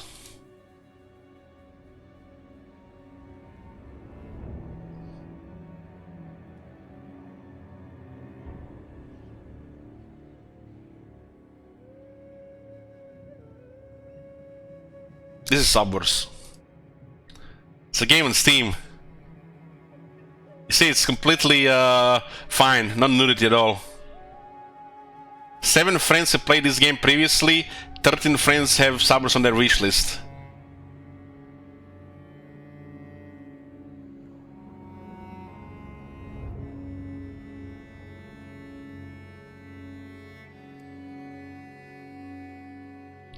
Okay, it's a space game.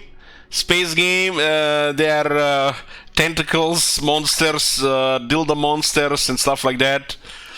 You explore the space, all the races, what they have to offer.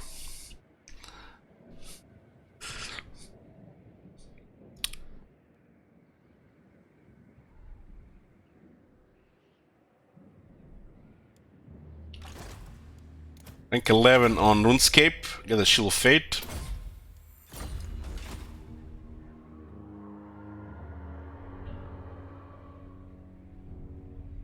Alex is a prime red name.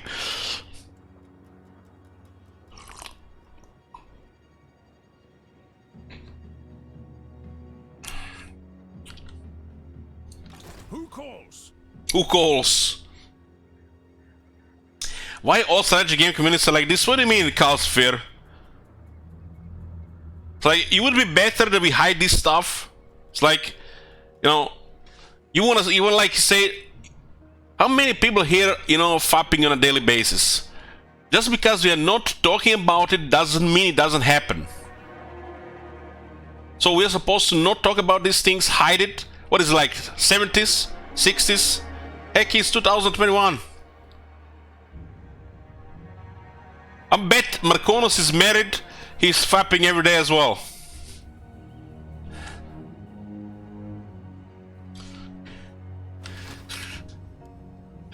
Okay. Where are we? They will be judged. Too much Slanesh corruption today.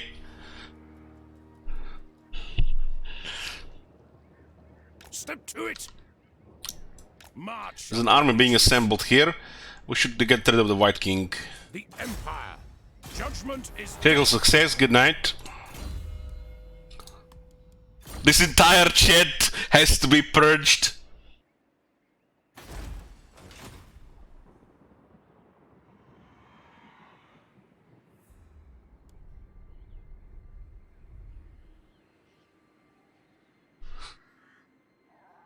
Where is Marconos? I don't see him in the chat. Is he been timed out again?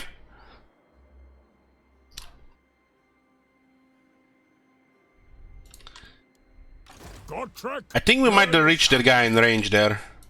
Absolutely not. We could try to kill her as well. Those are the 4 items that outside the arm. That's strange. Marconos says, I'm still here, only have 1 hand to type with at the moment. Yeah.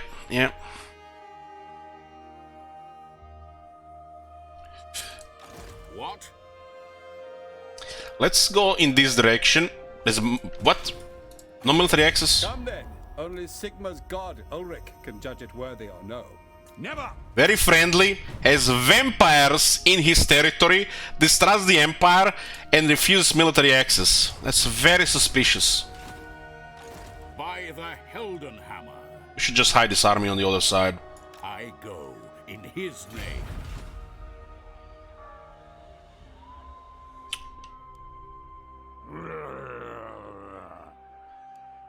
Godtrek, Gurnish. We'll keep this guy closer to the south here. Do we have any public order here? We don't want any public order here.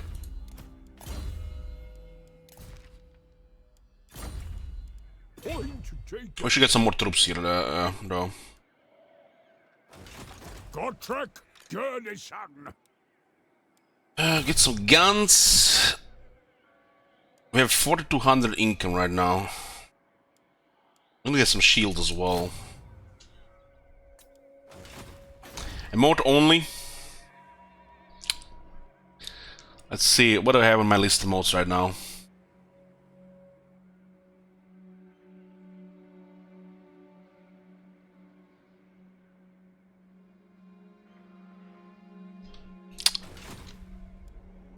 Grand Theogenist.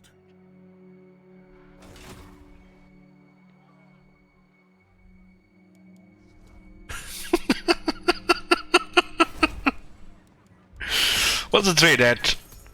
1972. There is power within. We're going to Ulton with this guy. Onwards. We can get actually quite a nice trade, just need more resources.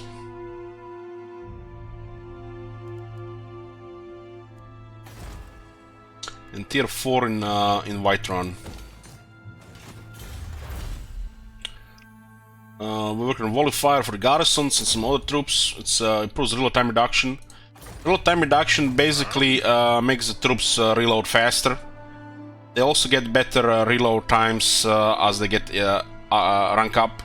If you're wondering what gets affected on this stat list by experience, by ranks, you just mouse over these things. It explains what they do. Not really in detail, but leadership says here, leadership is improved by experience in battle. Melee attack tells you battle hardened troops will gain experience to melee, improve the skill. Same for defense. It actually does not mention it for defense, which is odd. But attack, defense, leadership, and reload times get improved. I guess they mentioned it on some things. This looks like tier 4. Guys, how long before we see Marconos use Gachi Hyper?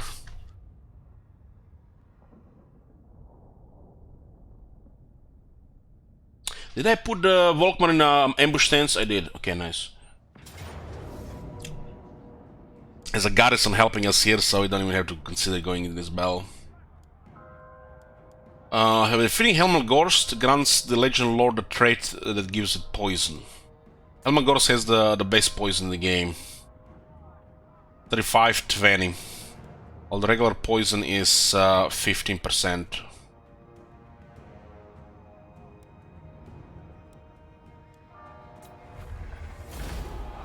Well, one of the troops survived. Vampire has this mechanic called the Dead Rise Again.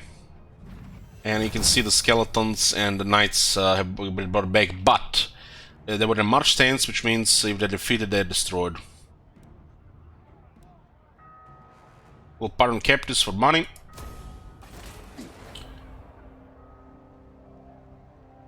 And we got rid of the vampires in the north. Now we can go focus the vampires in our land.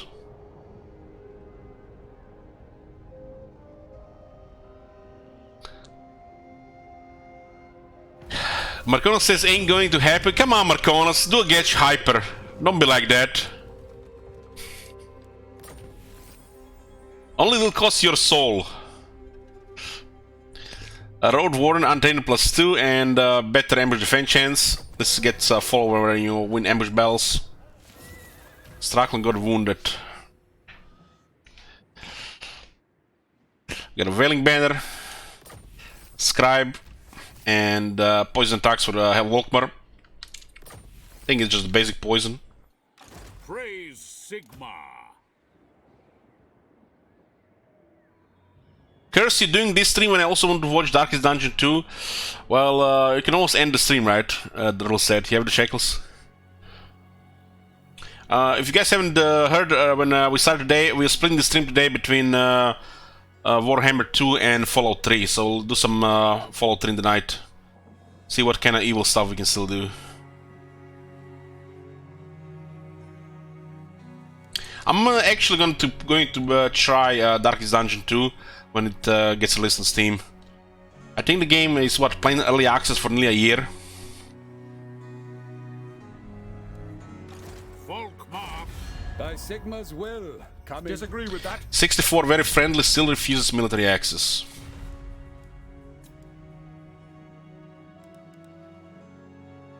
Who called? Approach us, friend, and make your 53 offer. friendly. So be it. They accepted, but they don't have distrust the Empire, so one threshold lower. Yes. All right. Approach us, friend. 65 distrust the Empire. Let's see if they accept. We cannot. No, we need higher the next threshold. I think we should be at 80. Okay. Can't believe the Kiesel is doing so well this campaign. Kislev. How is this possible? What is Clan Mulder doing? This is strange.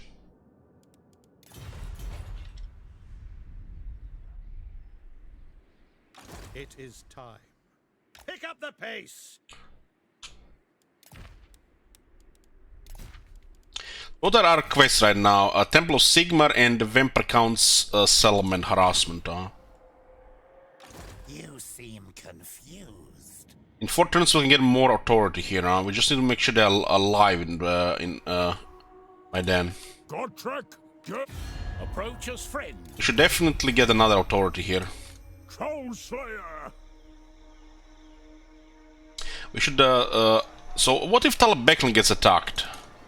Come there. There should be some reinforcement Only here. Sigmar's god Ulrich can judge These guys have an his work. enclave here. She lost military again. She seems to be fighting with orcs.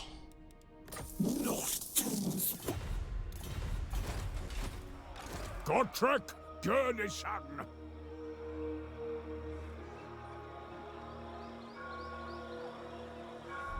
Is he? We'll stay the Empire here close to the settlement, so we guarantee to get the bonus there.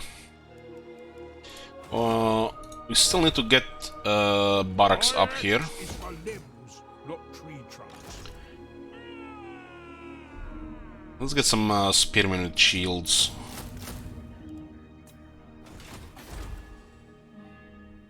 Not much they can do, but at least they'll do better than the Sorcerer of Flagellants against large.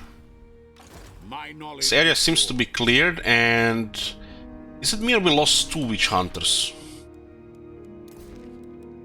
Holy shit! Forests offer many a belligerent foe. What the hell happened here? Everybody got wounded.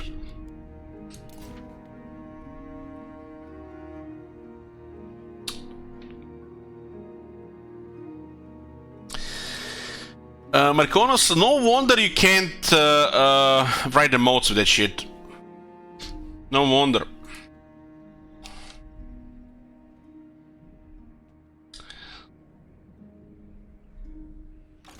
Volkmar.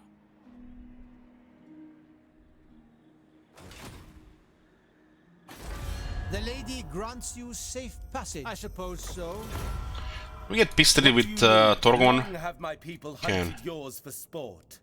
Do you imagine us equals? Yes. Be quiet, elf. So we need to take over Aurheim. That's the best thing to do right now. We'll do it through Feldorf. We'll march to Boomtown. All evil. We're not gonna go into the settlement because we don't want to improve public order. But the Volkmar does improve public order by just being there. We gotta actually cut out the public order. Onwards. I guess it'll prevent the rebellion for a bit. Rank 17 on Volkmar. We got all his battle prayers and unique skills. What's on the top? 2 mounts, poop, hold the line, and Sigmar's War. These are actually not bad for Volkmar. Volkmar getting 5 defense on another skill, considering his pretty much only weakness in melee defense. And missiles, because he's a large target. But you can get a massive missile resistance on Volkmar, so these 2 are actually very good on Volkmar. But at this point, we want to get other stuff. Like elves, Yeah, Skak, howdy. tell me to take an axe to them. Speed of Horses, poop, Pistol Gore, maybe. Honest Steel, nope. Wish Honest Steel and Speed of Horse were pretty much merged and Great Swords put here. There's a Emperor's Rot in the army, huh? Many a belligerent foe. Giving ward save to steam tanks should be illegal.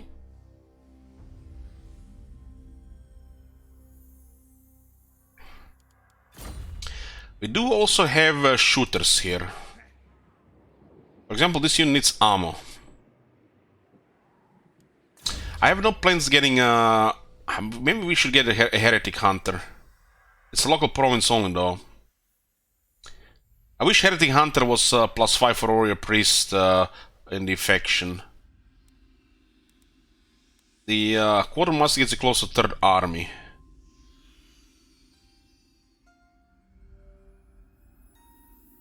I think we'll get extra battle skills and his character skills instead.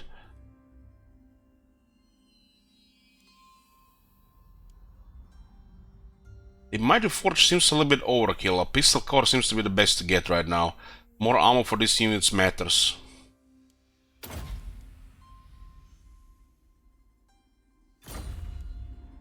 Like the handgunners don't have this problem, Elves, trees, compel me to take since they only do massive damage. But these guys are now doing massive damage and they fire faster. Once they get wall of fire, they'll have not enough ammo for a proper fight. But with pistol core, should be fine.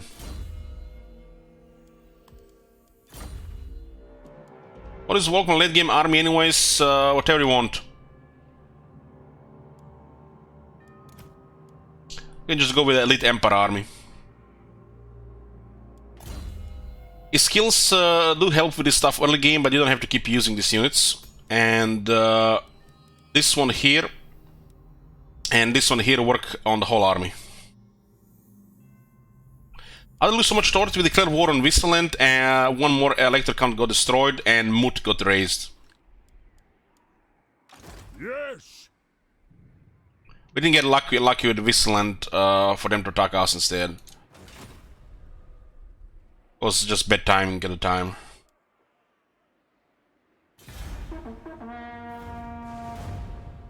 What's the skill for the free combat militia?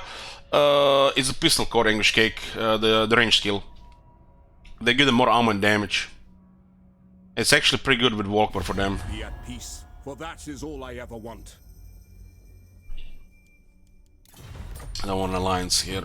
We just want to keep trade with them. Tony is looking good, but they haven't started confederating yet.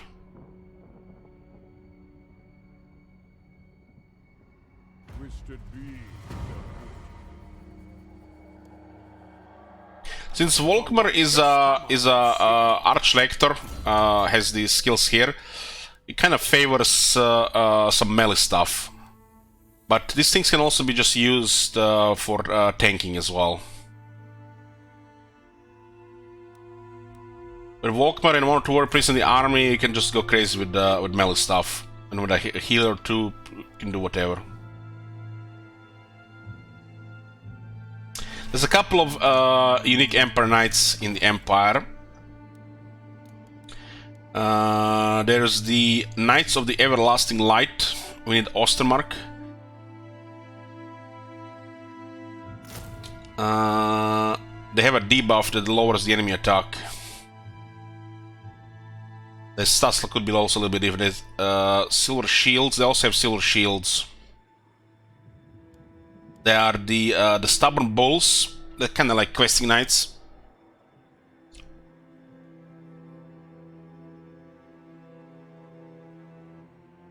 And there's also, I think we missed one. The Knights of More. What a really shitty unit card, man. Look at this low effort. Knights of More have Terror and Grim Resolve. I wish this unit was better. So Emperor Knights cost 248, while the Knights of More cost 438. Who designs this crap?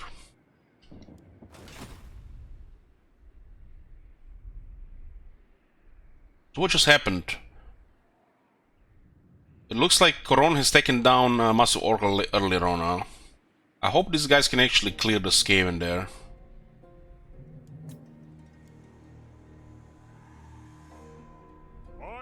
Any idea when those two is starting, when this campaign is finished? For this campaign we have planned a short campaign victory. So we have to defeat the Leaders of Chaos. Out from your leafy hideouts, beasts.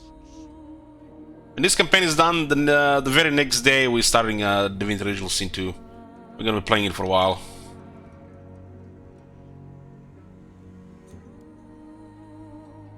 The wicked flee before I'm gonna attack Auerheim here. The Boomtown has a massive garrisons and Stillen is in the way, so it's fine. I'm quite surprised if Urbad is still standing and in tier 3 with wine. I haven't even built the garrison building. I want these guys to survive. They also forgot to build walls here. What? Shrine of Tal? So the Tal Backlanders worship Media, Tal.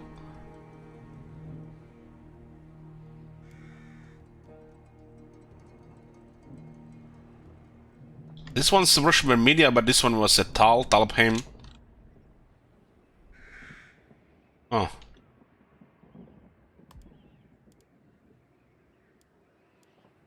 I mean, this setup makes sense. The only problem is it has no slots. This is why a minus element should have 6 slots in Warhammer 3. Because if they want to keep investing money into this city, they should be able to pay for walls and other stuff, and not just limited slots here. Why is Aldorf called Whiterun? People can rename regions. You're gonna poke closer with Gotrek here, so you kind of intimidate here. You wanna intimidate around Kemperbad at least 3 more turns. You're gonna lose some income if Gotrek leaves Reikland though. And these things, they're not gonna go around.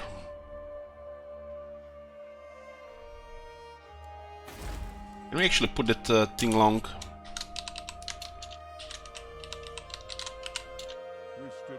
Arrested Development.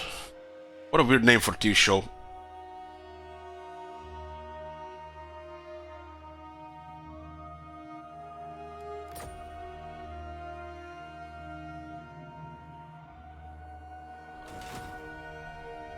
Troll Slayer! Come on! I'm just gonna poke here. We have military access. I've not got all day. On the move! Marching might have not been the best move there, but we still all can go to Tasmas. What do we have on traits here? Just under Descendant. Trade is a buggy on Godric and Felix. What can we do with these things that we unlocked? Don't care about Bailiff. Scribe is fine. Road Warden, I guess it's fine we go into Vampire territory. Griffin Banner, I guess it's fine, but I'm gonna keep speeding on him. Who would get the Griffin Banner then? My bows, This won't do anything against the vampires, but this one will do something against vampires. How do you know when God will leave? You have an icon up there, Gothic and Felix, 9 more turns. Where's the ale?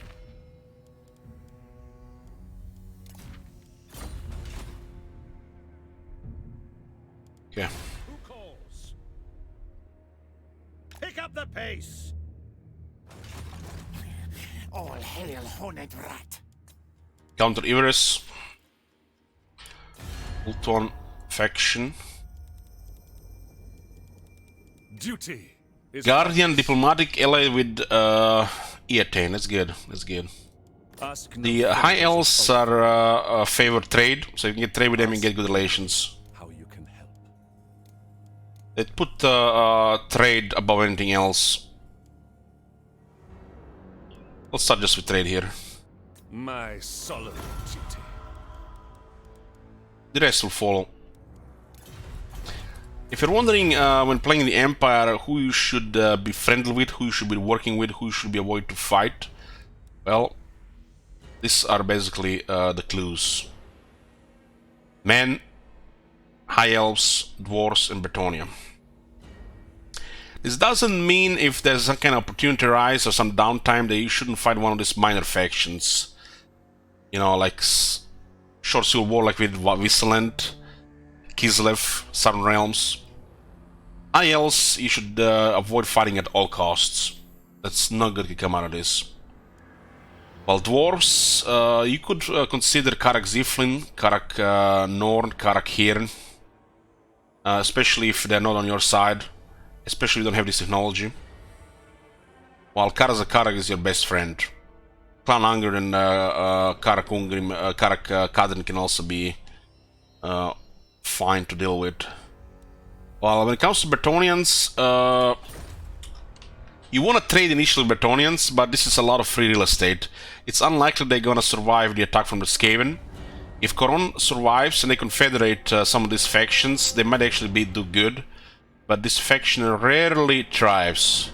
If they thrive, you can just keep them as a buffer, but there's a lot of lands here.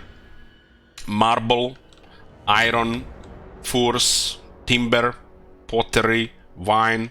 So there's a lot of stuff here. And you can trade with the other factions, you know, as well. Ideally, you want Bretonia to not be your objective and deal with the Empire stuff. But sometimes Clan Scryer or some other factions can go north and cause a mess.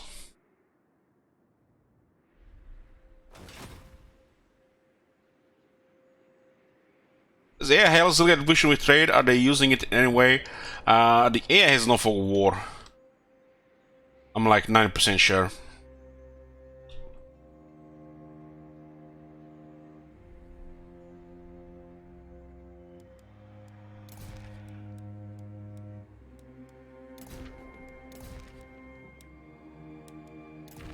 And they doesn't mean they have 100% that comes to this. They probably have 2/3 that comes to that.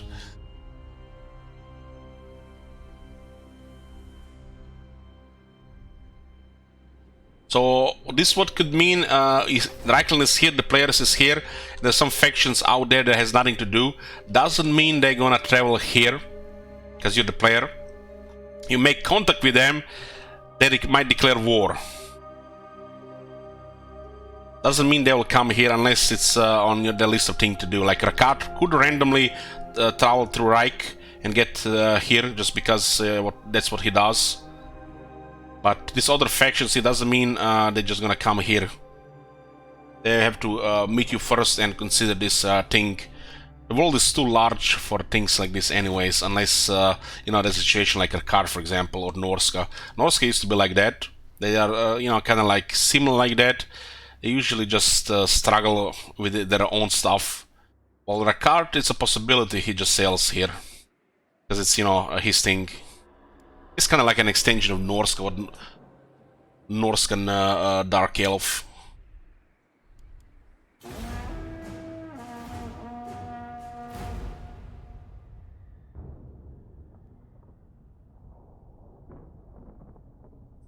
Your other factions, we can trade with the High Elves. This is usually enough to just make the High Elves content with you.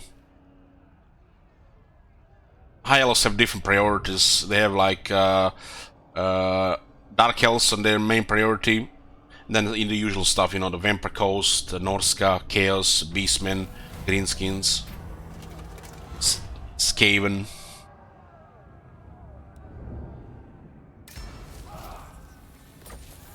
Okay, Eltron is back, Booker is back. By the comet! They used to do these big wiz in the past, but they got really weak over time. That faction got crippled to the dust. So even if they recruit like 3 big armies and they actually united the Norska, they start traveling there, and by the time they arrive at their target, they have to disband half the troops. That's why you have Norska roaming with only just half-assed armies, like 7, 8, 10 units. That faction is just broken, does not really work as the AI. Unless you're very close to them.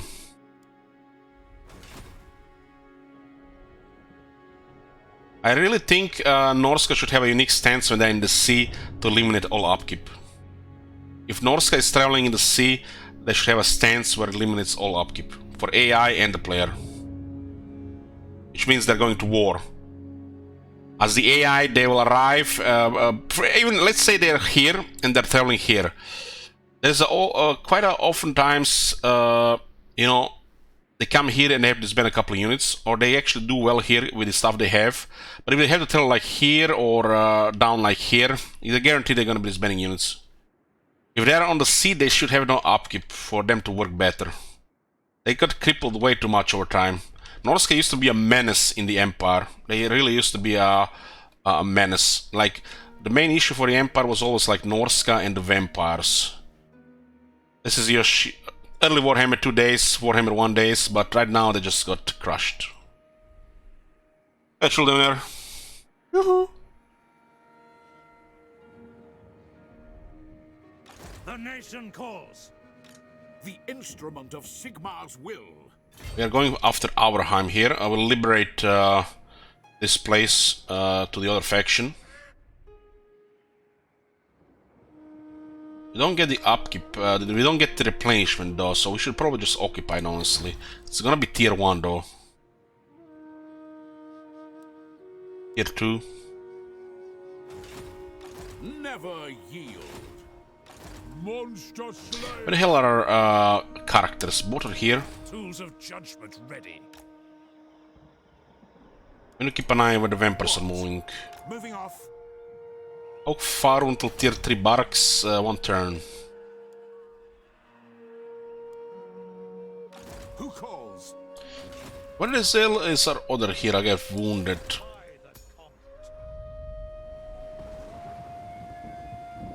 Moving off. We're just gonna discover what's going on in Ultron here.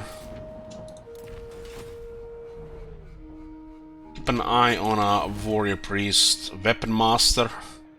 I guess it's fine.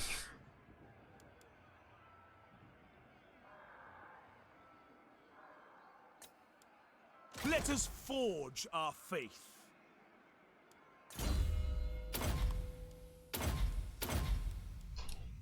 So it's a solid trade, gives him an 8 attack and 35 AP damage. It's better to buff his tank abilities, but with a weapon master he'll do way better fighting. It's closer to the Emperor Captain in that regard, without the need of all the skills and items.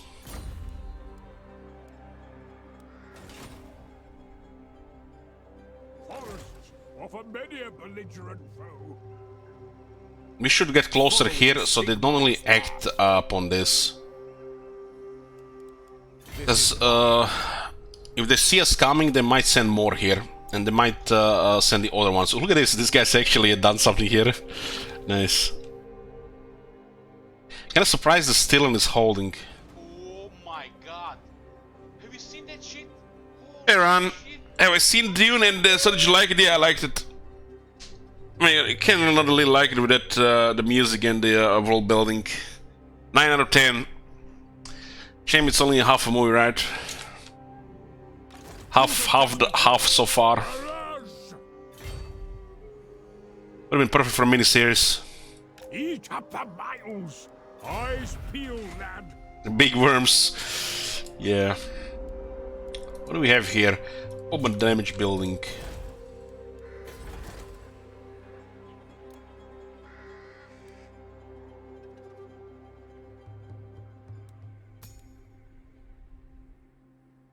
Yeah, we kind of saved their asses, still and we'll get one more authority from Talabeklan in 2 turns.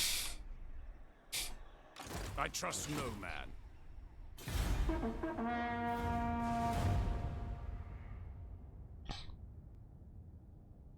Oh shit, only been over 2 hours.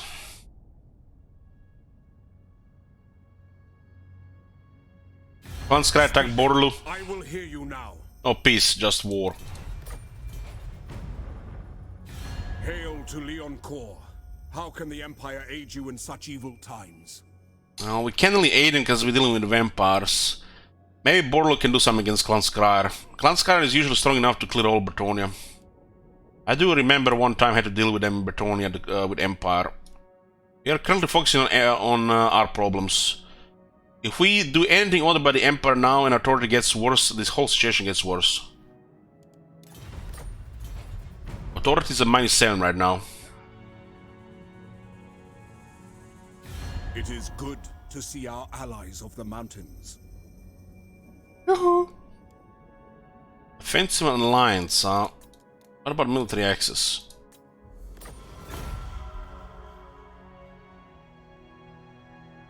Out of your leafy hideout.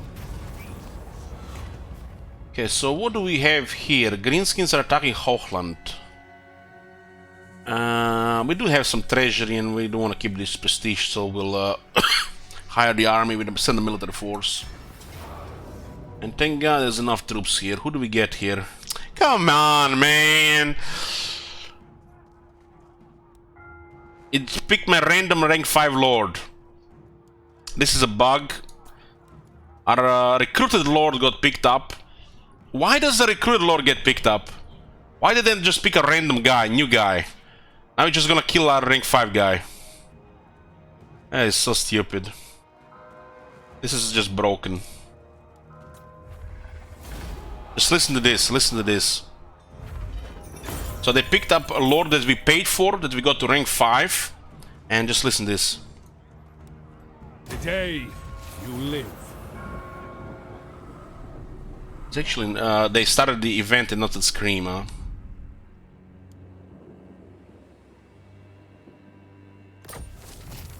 And look at this bug here.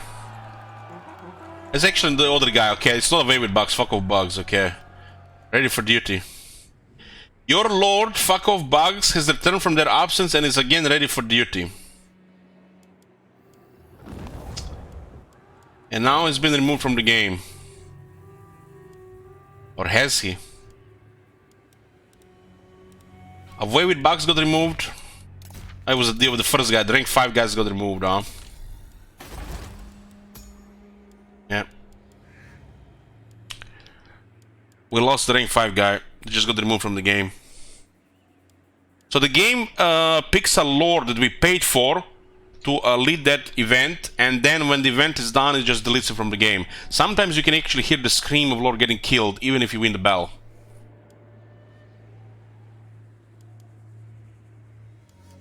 Still broken 2 years later. And now we lost a rank 5 lord here. The way to avoid this would be to recruit this lord every few turns, so it's constantly traveling back home. Like, you know, you recruit this guy and then disband him, so he can't get picked up. So we just lost a rank 5 lord with a good trade that we paid for, just because of event randomness. Instead of taking a new guy for the event, we had to pay 2,000, by the way. He just picked a lord that we had saved for later and deleted it from the game.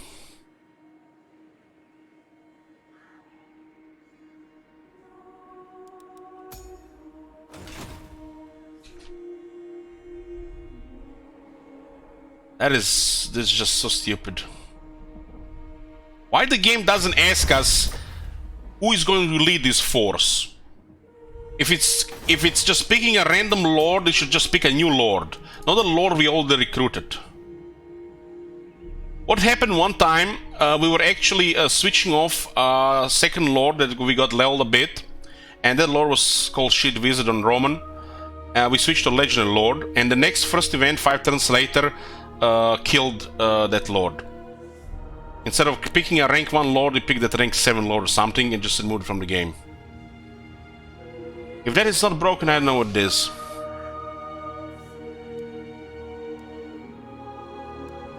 The worst thing is, sometimes you can hear him scream like he died. So, what's wrong with this? It picks a random lord out of your pool, sometimes a lord you paid for.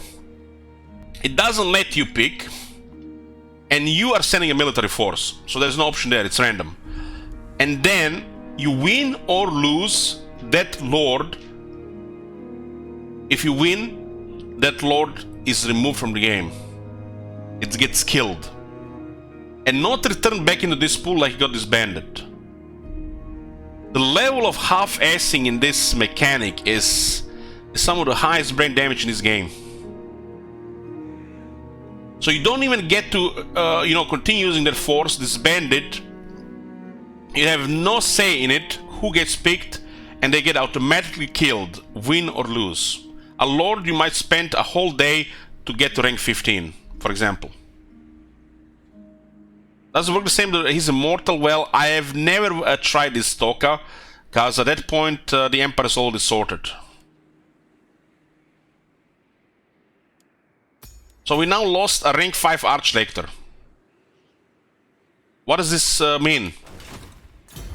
Oh, look at this. We lost capacity on a Warrior Priest, we lost capacity on a Witch Hunter. We lost his skills that were benefiting the faction.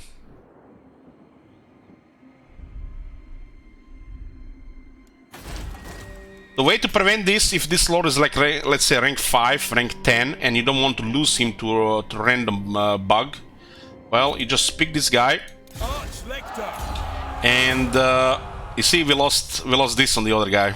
We lost the abilities, which, you know, you're not supposed to even work, but still, you lose benefits. What if this guy had other stuff? What if he was just transitioning? What if he had gear, followers, unique weapon? Well, if you want to prevent this from happening, the only workaround for this bug is to the lords which are waiting command, you recruit them and you disband them. This means they're not going to be available when you want them, and for the duration of 5 turns they cannot get picked for the event. I left that other guy there to see if they fixed it with the latest patch, so we just confirmed it. It has not been fixed yet. Still broken. So now we know again, it's still not been fixed 2 years later, so we have to do the workaround. Anyways, we've been playing over 2 hours. Let's make a short break here, guys. I'll see you in a bit. FK.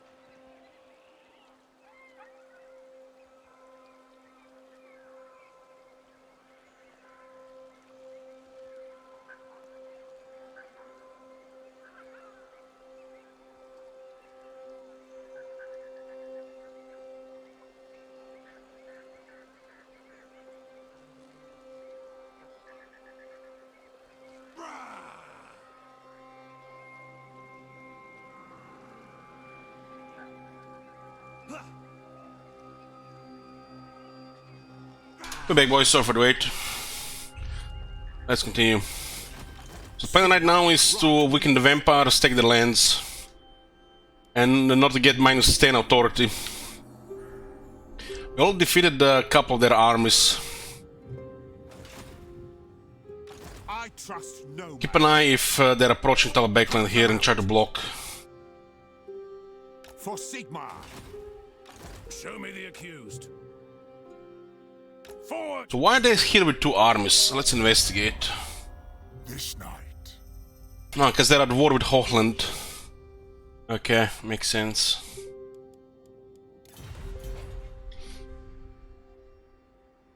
Settlement is tier 3.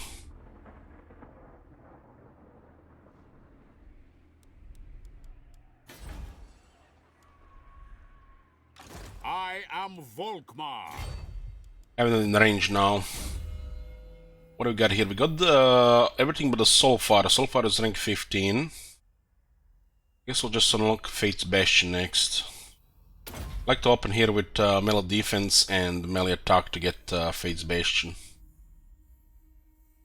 Use Warrior Priest as a fighter and tank and support. Use the prayers and his stat support. Blessings of Sigmar upon you. So nobody's in Auerheim that we can I see. will pray for your addled mind. How much movement is this? To me it looks like their army went south.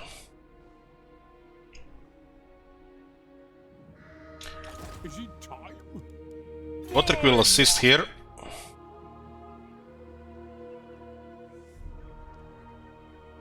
You can also sneak into Krugenheim. I have some trouble here as well.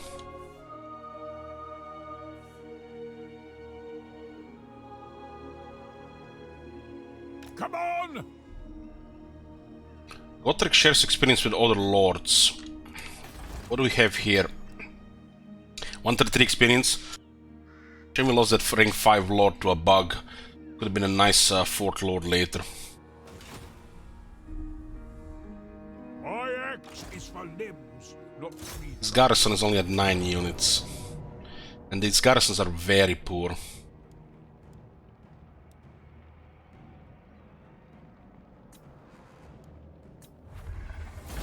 Victorious, but alive. There's an option to return to Electra.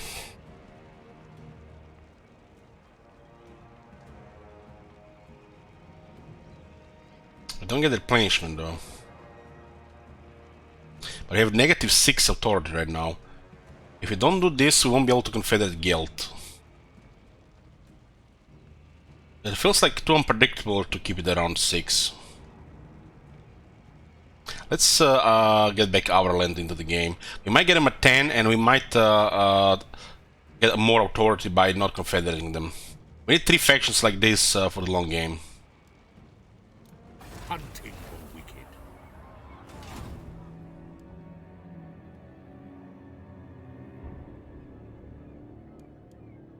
Does not restore the other 2 though.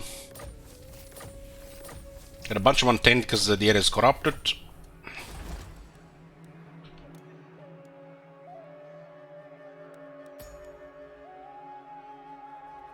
This guy didn't get any experience though. Maybe because he's traveling. Maybe it'd be only if Gotrek is leading the attack. Gotrek, We got 10 with our with these people. So this means we can get an event for more authority. If there are 10, we don't have to confederate, we can just leave them for later and get authority.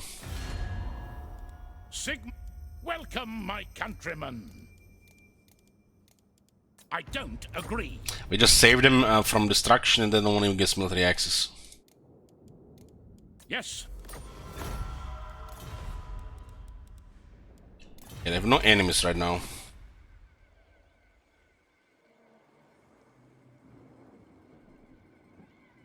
Ready. We can just continue moving here. There's no replenishment here though. Setting forth.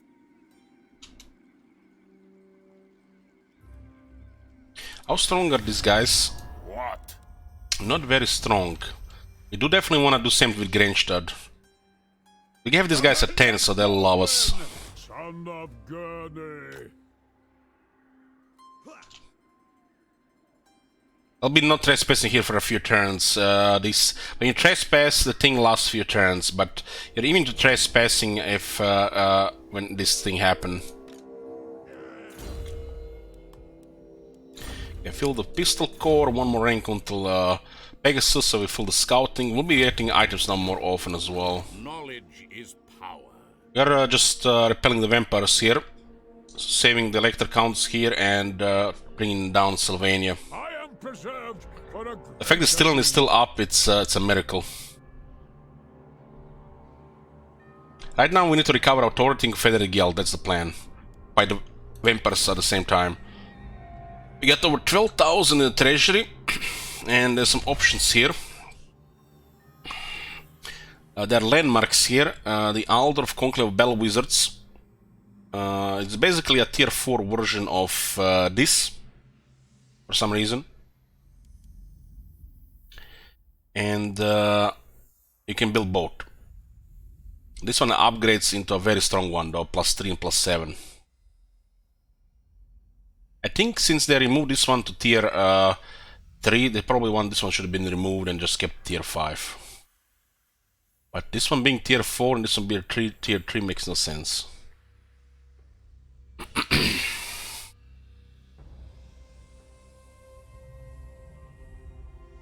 What do we do here? We need the Temple of Sigmar for quest.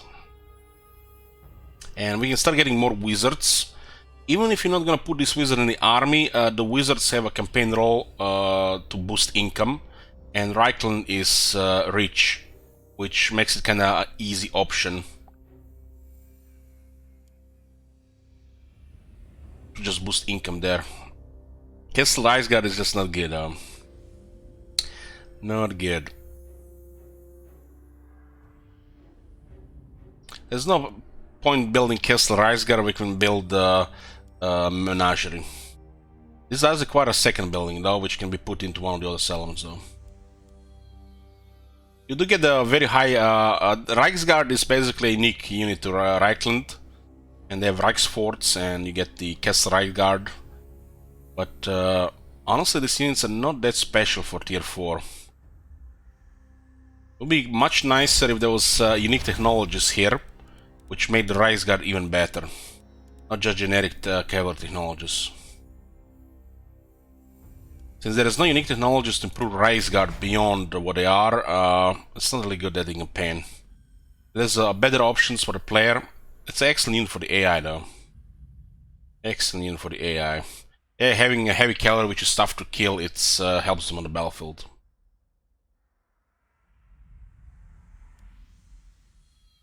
Reichsguard is a tier 3 unit, but this landmark is tier 4. Even if this landmark was tier 3, you would not build it.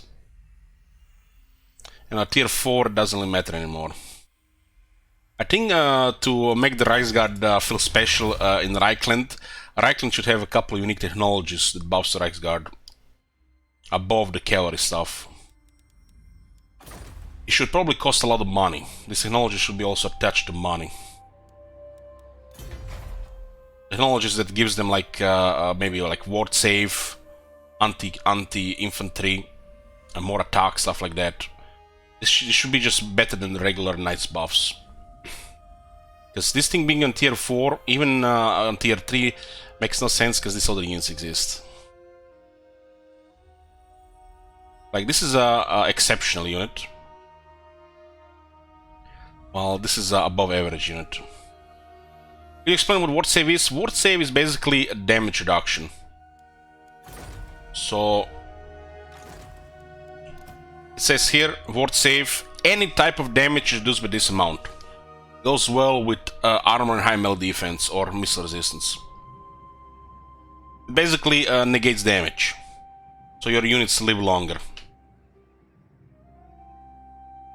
It's a hot start. Makes these units better. Even if units have extra only the 10%, it makes a difference. If the Reichsguard had a technology for like 10 ward save and 8 melee attack on a unique technologist Reichsguard, It's actually would be a unit. It's like, let's talk about this for a second. You have this technology tree, this progress through different buildings and units, and like you could, in a game where you can progress with just early stuff, tier 1, 2, and 3 stuff, it doesn't feel nothing special to unlock the higher tier unit. Unlocking this and building this should feel rewarding, and you should feel special. You want to do it. And not as like, I'll just build toll gates for a little more income. Landmark that doesn't want you to build it, it's a failed landmark. And I'm not saying it's bad. I'm saying there's an alternative which not only is a superior unit, but it's actually a unit that might be usable in all situations, not just overclass infantry. Reikland in a game where the Hellstorm rocket battery exists. Reikland in a game where Heck Crossman exists. Reikland in a game where you can get 3 or 4 other units at a lower tier that will just make you not need them. But what Reikland is, it's just a higher quality Emperor Knights with less restriction for later. But it's nothing special. It should feel special. It's like unlocking something like this. It should feel special. It should feel rewarding, and you would wanna use it. You don't want this as an option on a landmark. You're playing Reikland, Unit X Reikland. You should want to get this. It should be your goal. You should feel, happy about having this in the army, and not just having it as a flavor option.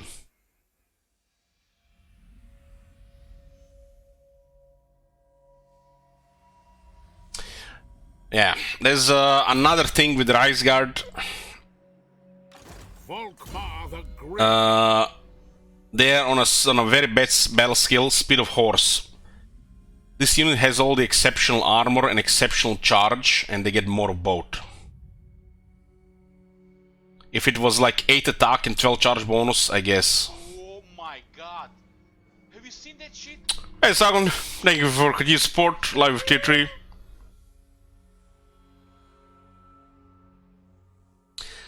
Honest Steel should buff pretty much Demigriffs. Honest Steel should pretty much just be removed from the game.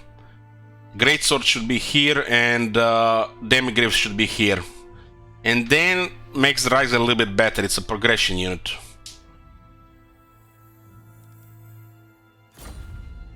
It feels off. It doesn't feel good. But having a unit like this in army is fine. But there's a million ways to kill infantry. Why chase things on the battlefield where you can get intercepted, or you can just destroy them from 480 range? So this unit should be extra special to be even considered. The veteran battle skill is good, Amish Cake. It's good. By the Heldenhammer. Physical resistance, melee attack, and melee defense. The basic battle skill is scrap for both cavalry. Honest Forge still is a little bit acceptable, but they should just remove one of these here. Put the great swords on here and the Reikland here. Demigriffs here, I mean. We talked about this, how this 6 could easily be 4 or 5, or just 4, and just makes the units less. If you're gonna use a unit like Reikland, you need some serious buffs on this unit, because you're playing on also legendary difficulty, very hard battles. So yeah, this is not even a problem with difficulty. You can actually use this unit very effectively, but there's a unit on the same tier that is just not only better, but it stomps large. So why would you get this unit? And it's on a landmark. These units are incredible, these two. This is nothing special. You do get 5 extra ranks, so they get started higher experience. But like I said, And the only way I see this being a thing you would actually want to go for if they get unique technologies for this unit.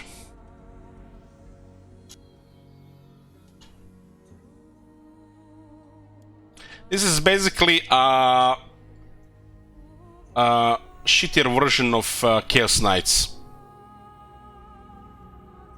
And the Chaos Knights is, you know, things that, you know, that work, but it's still not exceptional like Demgriff Knights.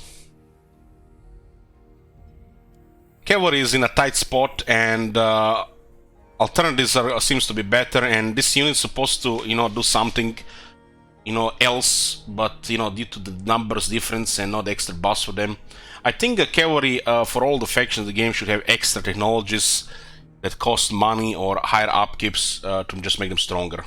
Cavalry should always be stronger than infantry, and in this game it's not. It's just an opportunity unit that punishes mistakes of the player, which means the multiplayer units, the cavalry units.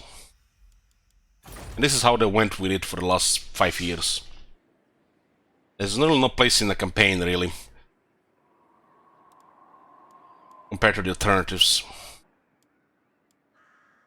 We have seen, guys, I love cavalry. We use cavalry. Have you seen my Vampire campaign? I use the shit out of cavalry in the Vampire campaign.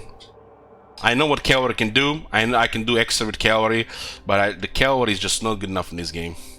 You know how Clan Ashen has a technology that's called quality over quantity, right?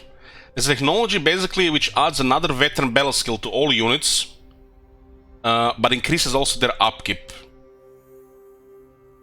So why don't we have access to these technologies for other units as well? This could also counter difficulty. This would also prevent some campaign snowballing, costs, money sinks, gold would have more uses. Why can't we just get extra technologies that make our units better for battles? Like specific units like cavalry, but just make it a little bit more expensive. Because, you know, costs on a unit like Emperor Knights or Reikland ones that are in army, it's trivial. And these units, they just don't really deliver. They work, but they're nothing special. And that's what I'm saying, nothing special. Emperor Knights are barely average, and this unit is above average. And why would you have these units in the army when you have other options? At the lower tier, the cavalry works. At a higher tier, the cavalry just, there's alternatives. And what's worse is the demigriffs exist.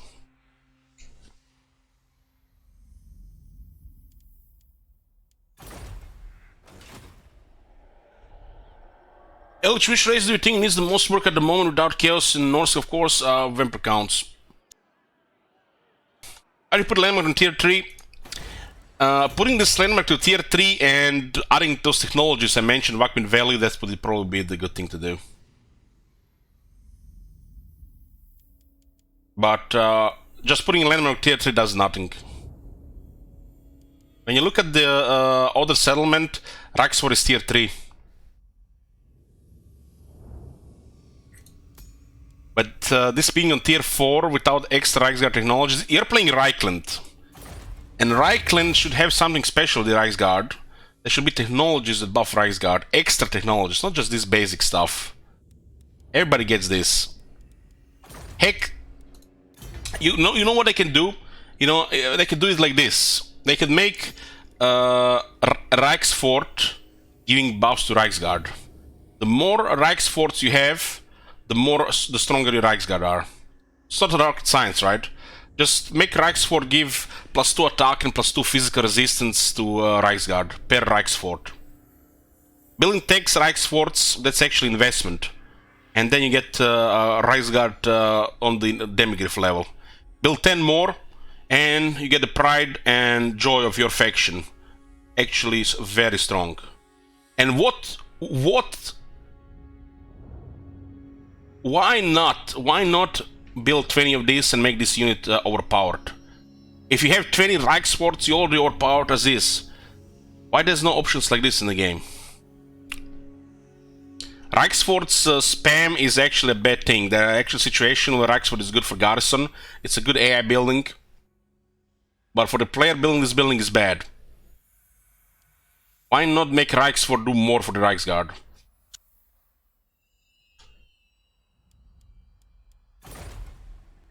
There's actually a dozen things like this in the game, not just with Reichsguard, but yeah, which could be actually a lot more fun, but missed opportunities, right? Monster Slayer! Sometimes I feel like the devs are so disconnected from this game, they can't really tell the difference between campaign gameplay and quick battles. And this tells you they don't really play the game that much. You know that they suck at metagame. Most devs suck at metagame, but this is something else. Ready! There is power with These are the fun things which promote long campaigns and replay value, right? Why not have fun things like that? I mean, they done it with a couple of factions. It just they haven't really got an extra mile to make everything up to snuff.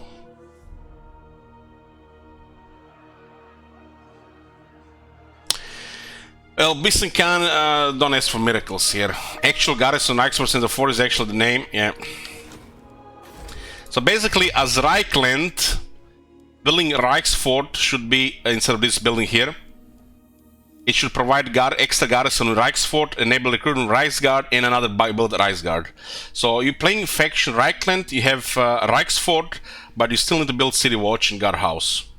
Why not merge these two and this building into one unique building? And actually promote use of Reichsguard instead of just wasting 4k here instead of getting another building. At a point where you want to consider building Reichsfort, you already have like 10 tailors geared or extra other buildings that need you to progress the campaign. At that point you can lock other things and not consider building a Reichsfort. So we bring you guys to a problem with not enough slots to even consider these things, and then half of this early recruitment doesn't fit the game.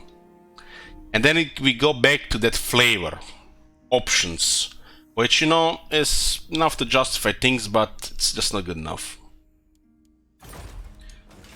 I can complete this game using just melee units with one hand behind my back and eye patch over my right eye. Doesn't mean if you can do it that, it's fun, or, it should be like that. The Empire! what do you require? It's nothing to do really with difficulty. Nothing to do with difficulty, this problem, really. Just compare it in the Vampire campaign. You think the Empire playing as the vampires cannot surpass the vampires. You have no idea. No fucking idea. You think playing high elves like the vampires would not make them just better vampires. No fucking idea how bad the vampire melee is compared to other factions. We have easy options and we have better options. Playing the Empire like the vampires, you would see how badly they suck. Lore of life is better than the vampire lore for melee. And that's just it. You can put 2 lore of life wizards in the army and just simulate 2 wizards on the of the vampires. And if you're worried there's not enough power and the vampires can just spam wizards and get power, well, you got another thing coming, because there's this very balanced follower called Apprentice Wizards, which can be put on every single character in the Empire. So if Empire would play like the vampires, exactly like the vampires, not only they would do things better, but they would just make the vampires more depressing.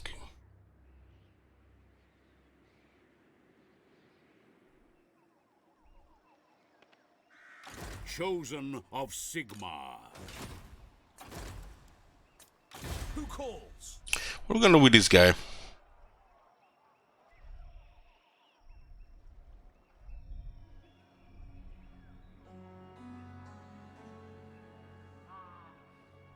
We're just gonna poke here until we find a place for him. This guy will get into the army eventually, just scout for now. We got a bunch of anti-corruption stuff here. Initiate Light College Acolyte. Zealot might be only available to the Lord, I think.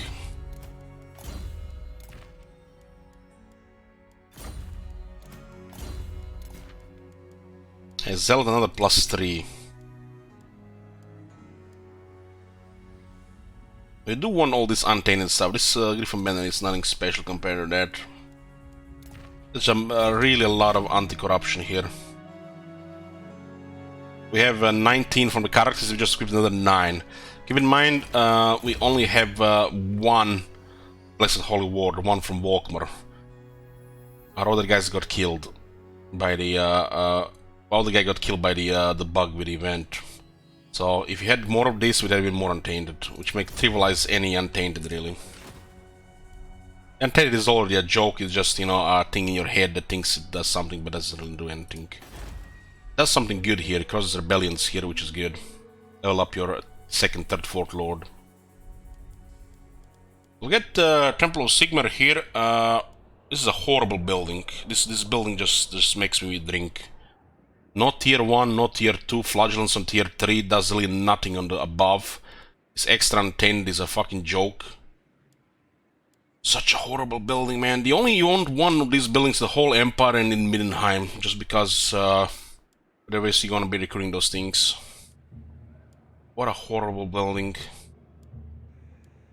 It's just one of those things that they exist in real life that just make you depressed when you see them, and worship building in the Empire is fucking depressing.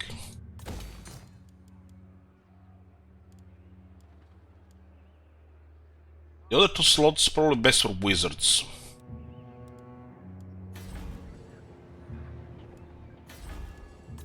Should probably unlock a wizard first, so we can get more income. Get some nobles to buff income at in Reikland.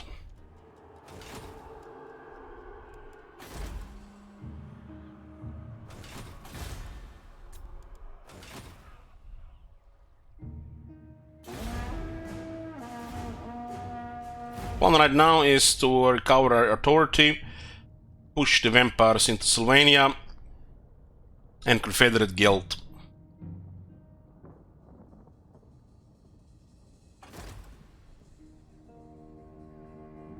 Skull Takers got eliminated.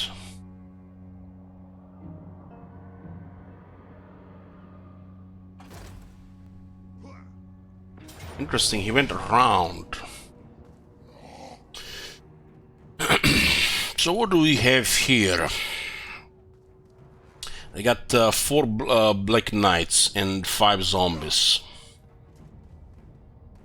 And there's Vlad here. It seems doable here. But at what cost? Vlad is actually really hard to kill. Look at this, 0 battle skills. Vlad is already a strong fighter but without any character skills. Not even Unliving Hosts, which should be pretty much default on top of all undead on their buff.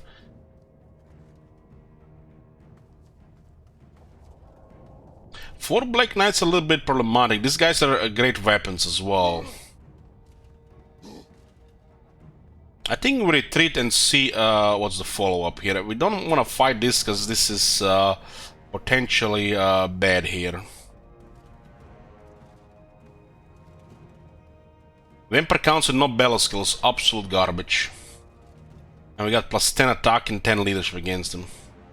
Like I said, they're missing 30% base attack and defense. The living host should probably just a base added to their units without a battle skill. Why do we consider not fighting here a retreat? Because we could take some heavy damage to some of these units and there is no replenishment here. We are in the Empire, but we cannot replenish. If this area had replenishment, this would be probably fine. Felix and Gotrek can spank Vlad, but the Knights can make it a little bit awkward.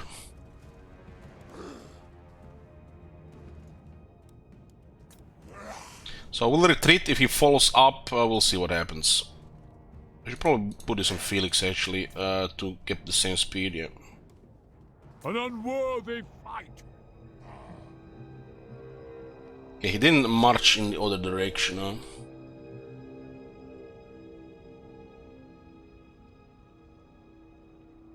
Without knowing replenishment, we would need to add a couple of units there to minimize losses. Talabek, Reikland demands region back. Kappelburg. We do this because we want authority. When you demand return, it also increases your authority, but the game doesn't say it. It could be a bug, or it could be intended. You never know with these people. We are currently, we really need authority. So, and this is also the right thing to do. Alex, would you ever consider checking out Doom Eternal? Isn't that sort of game? I did enjoy half of Doom. We played on Steam LS, but I kind of got bored towards the end. It felt like repetitive. Somebody requested it, would have definitely checked it out, yeah. Otherwise, still don't care. I think Shidwizard might have requested the original Doom.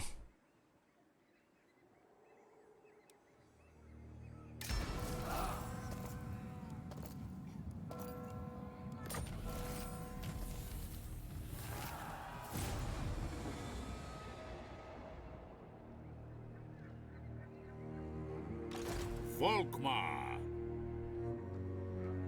How about the nice Darkest Dungeon 1 session? 2 months. You get a long stream of it. Beast Slayer. They will be judged. Hunt them out. By the comet. Begone. The righteous hammer of Sigmar.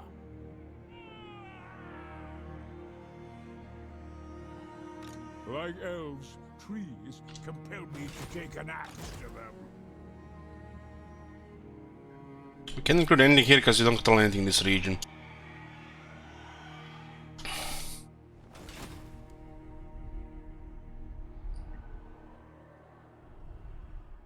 My knowledge is yours. How much movement is this?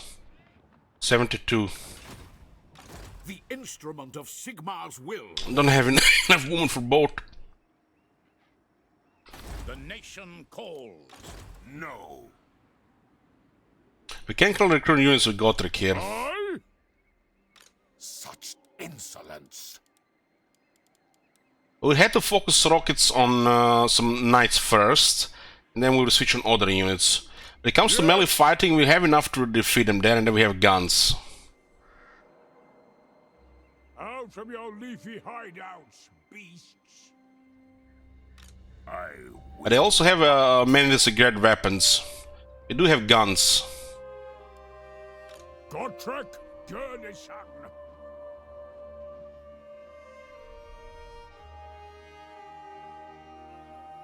Thing is, we want to return this. We don't want to take it. So, Just overthinking this, really. The Empire. Did Holland get destroyed? They have not yet been destroyed.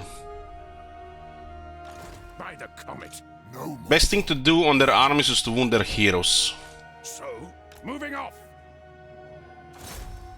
I accuse.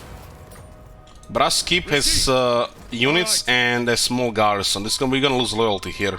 I mean, not loyalty, authority. When do we get the Lord recruit ranks? Here. Manorialism. 1 turn for Volley Fire.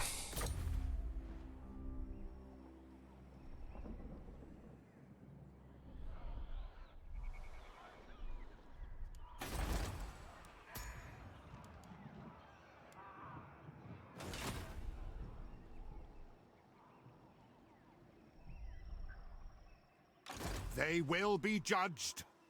What other early lord, 2 lords got killed?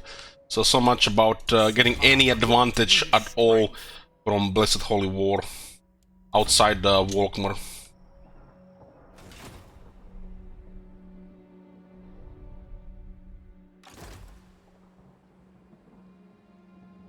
This got taken by a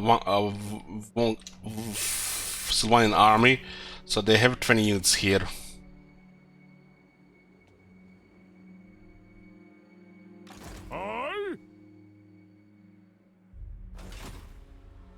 Defender of the faith. I don't want these guys to take Empire land. And they seem to have an army here. Screw it. To battle! By the comet! Help!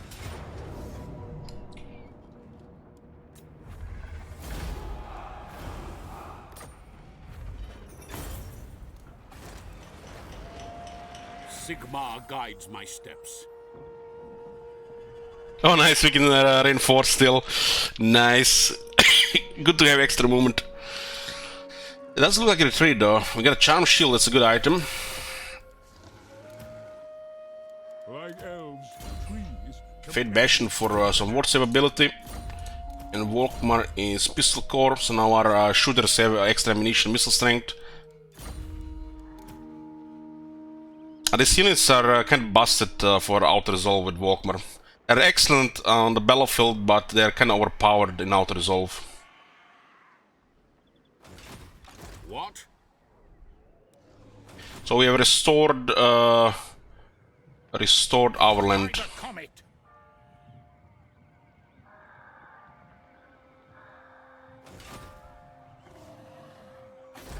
It is good to see fellow sons of the Empire this day.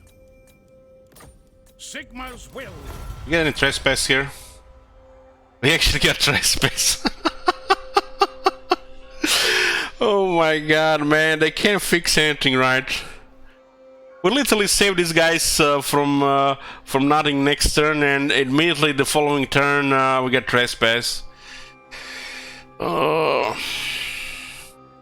This usually lasts a couple of turns.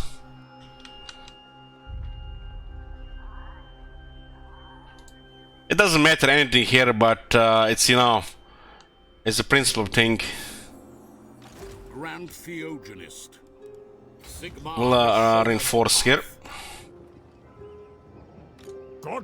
It does look like he'll just retreat here, unless he retreats here.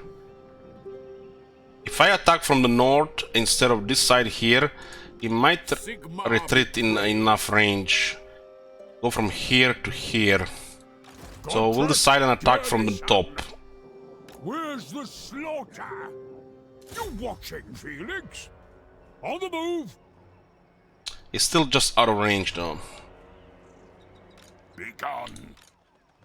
Yes.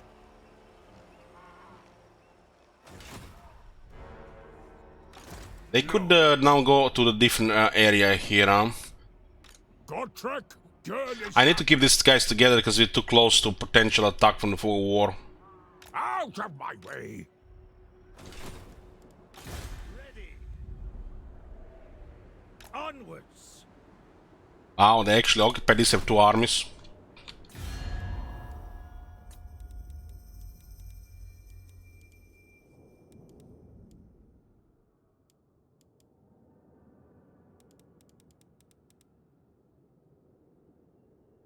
Am I blind here? Where the hell the Dread Fleet?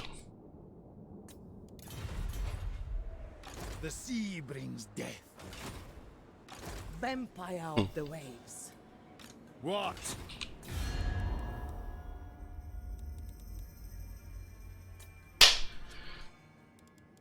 Oh boy. You're gonna meet him at the end of the turn, I guess. It is time. We need to cripple these two armies here so they don't get out of hand here. Which hunt is ideal for this? Speak. Show me the accused. Cripple their movements so they don't act to their advantage. There's a lot of Graveguard here. It might look like intimidating, but they die to artillery pretty easily. A combination of this and a bunch of faster units is usually their classic army. But it doesn't work unless they have a follow-up army on top of that. Only work with big numbers. Never. It is still intimidating to face though. Now. No, mortal, no. Keep an eye on things here. Pick up the pace.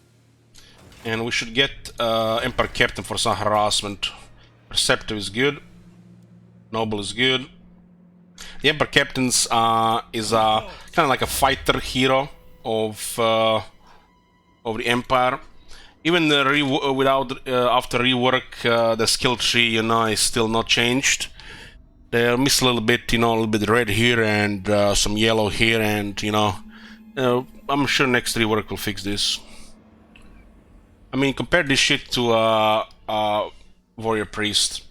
You basically just get a average fighter that has a shit ability in the army. The only thing really special about this guy is hold the line, which is kind of trivial. He can fly though. He misses kind of like a set of skills here and here and here, half for campaign, half for the army. So the primary role of the Emperor Captains is the specialist, and then a combination of assault units, assault garrison, and wound, spying on the campaign map.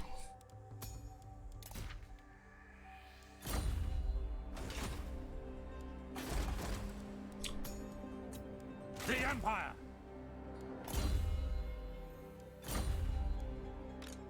Now how we recruit two of them, they have the same portrait. Sir? Your orders? Direct me. Now?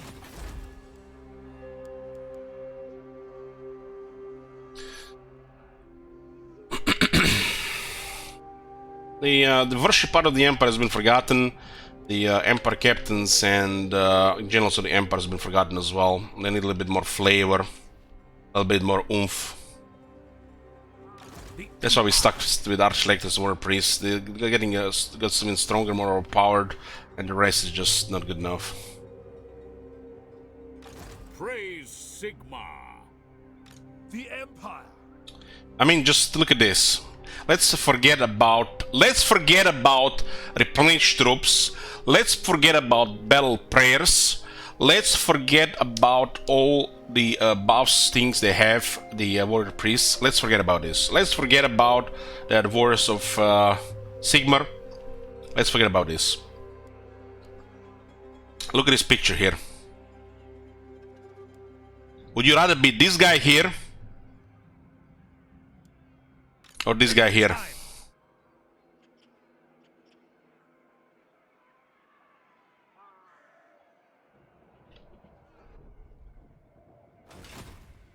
Who calls? Godtrek. Even witch hunters get a cool hat.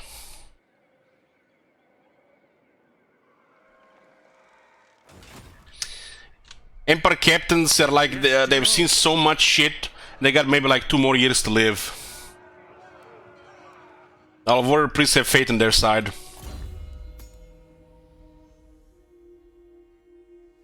I mean, look at this. Hide, encourage, and mistresses. There's literally nothing. Nothing. Nothing.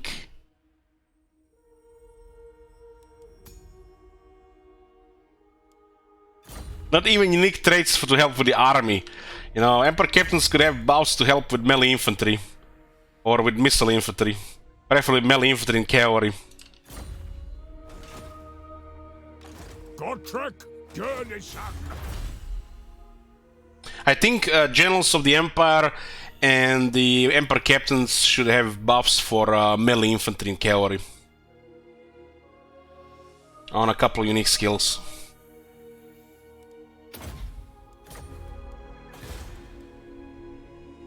Okay, let's get this one up first. This one is a small garrison.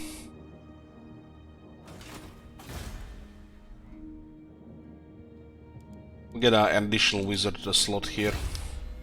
There's a Booker Witch Hunter. Yeah, a Cleanse Corruption.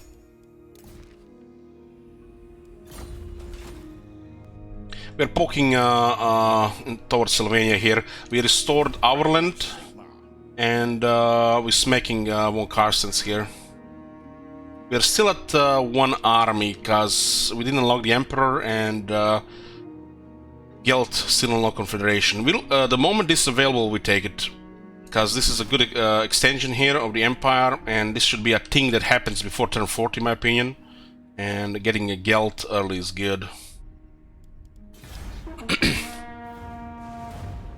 Gelt is the best lord of the Empire since he's a wizard. Wizards are overpowered, and they can fight arcane items for the battle wizards.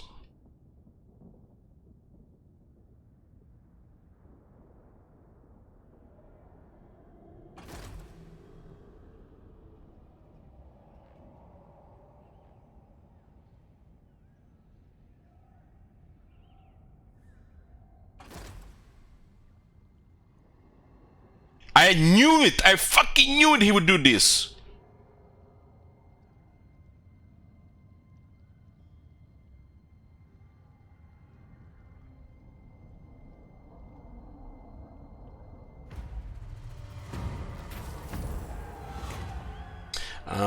Not. We need to save 3 points. This is a Confederation event. You can accept Confederation or you can assert independence. A couple of these factions are good to assert independence to build authority over time. You can do it once every 20 turns. But Confederate Owl, we get nothing here. We get a basically war-torn country. And really nothing here. We just could replenish here. We could have also just taken these lands, right? So we are assert our independence and we get more authority. We need to Confederate Guild. Bad things in Stirland. It has long been rumored that Stirland's proximity to Sylvania means its courts are susceptible to vampire infiltration. Our spies suspect such an occurrence, for Stirland is being aggressive to us. The influence of the Von Carson is surely to blame. These guys are trespassing again, and we can't really do anything about it. They have both regions in range. I guess we'll let them sack Dottenbach. He abandoned everything here. Look at this Stirland taking Schwarzhafen. Interesting. Does this mean they lost all their regions? Oh, that's why they did this move, huh?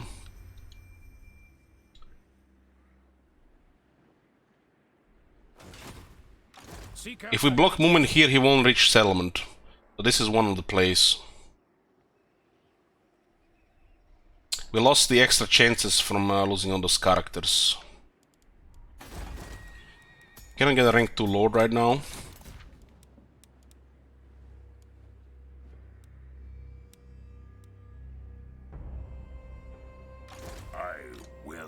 This could stop the whack-a-mole. Strackland, it's up to you. Block army 41%. Let's make a prediction. Do we get the setback here, or does Strackland delivers? Does Strackland deliver?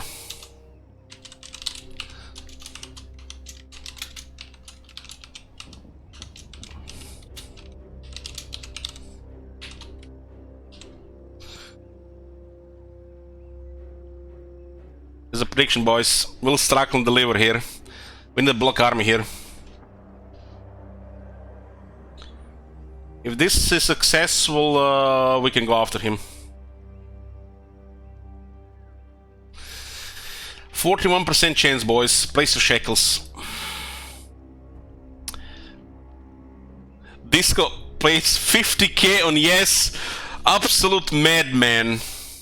Disco, you crazy bastard. Look at that fat pool. Yes, 26%, no 74%.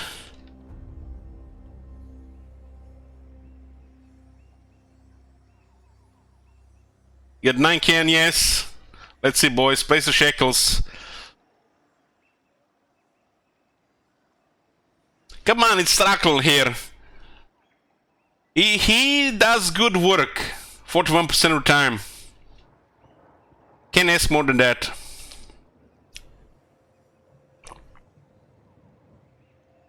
Yes is at 40%, no 60%. Excuse me. That's a lot of shekels there, boys. A lot of shekels.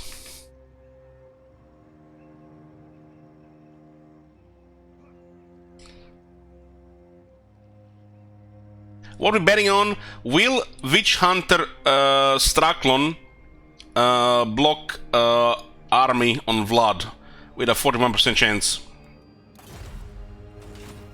I trust no man.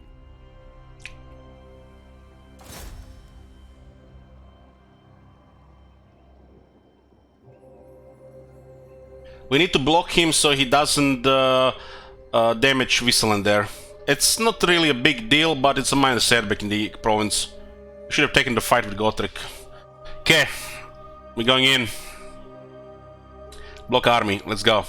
Badula, deliver. What have you to say? Failure. Straklon, why? Why do you work for the vampire, Straklon? You need to send a witch hunter in your ass.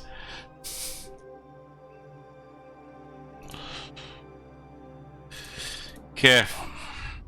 Now we need to consider adding garrison here. Thou art unfit to govern me. Keep up. We need to go after him. Gottrek, Gurnisson. I guess we can go here. We'll have reinforcement range. Where's the slaughter? Which means only Dotternbach is not protected. Be gone. Does the Lord in Dotternbach even have range to Vlad? We'll investigate. The nation calls. We should go towards the moot here. Let's see what's in Fort Oberstyr. Step to it. There's a army, 2 armies here being recruited. What's the military might of the vampires? There's another army being recruited in eastern Sylvania. You can see military presence too. There are 3 regions, so they have at least 6 to 8 units. For to get 1 military presence in 3 region province being garrisoned, you need 3 units. So they have 6 to 8 units here.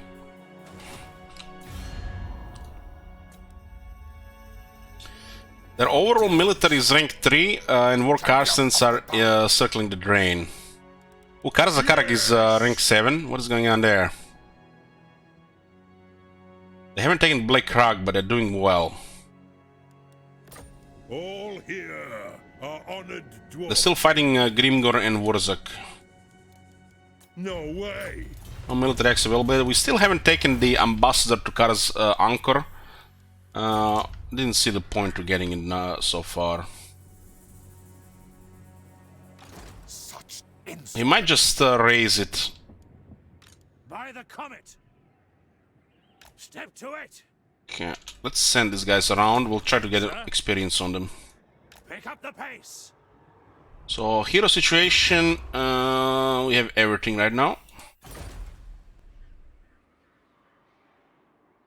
I've seen the AI with no settlements sack or raise Asterkak. They even they don't always occupy. Strillen has done us a great favor here. I think we should occupy the moot here. But we might take just too much damage though.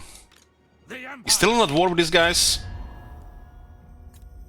So, the war won Kars, not with Sylvania. moving out.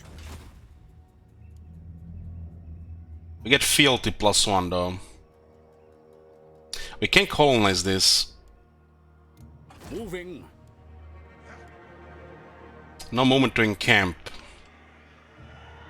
Well, if we get still into 10, we can get an authority that way. So we are now at -1. Look at this, it's beautiful. We just need to get 10 with Geld. To try increase this, we'll do one more time improve relations and hope it's gonna be enough. High relations do improve fealty. Other than this, there's a continuity in their territories now, right into Sylvania. We only approach Sylvania with 1 army, so I have to be a little bit careful. I go in his name. Talk close to the settlement for ambush stands here now. Setting forth. Okay, we'll be poking closer here. Our faith. Tempelhof is tier 4. Ringhof is tier 4. The nation calls. Come men, forward. What in the We do have volley fire now. Guys, am I crazy here? What? This is the second time this happens around that territory.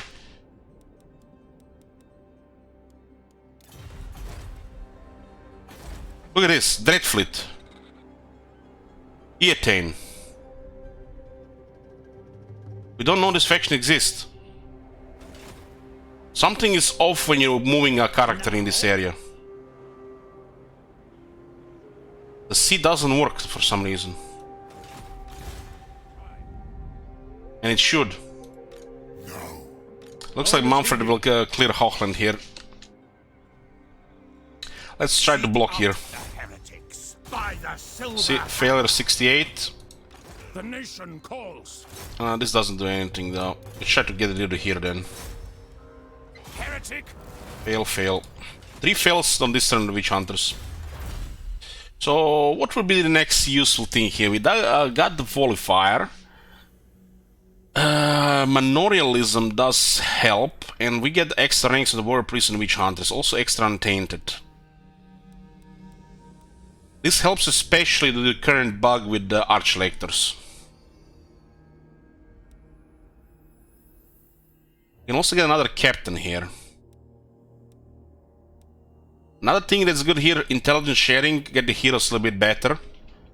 And we can also make construction a little bit cheaper. It helps with higher tier.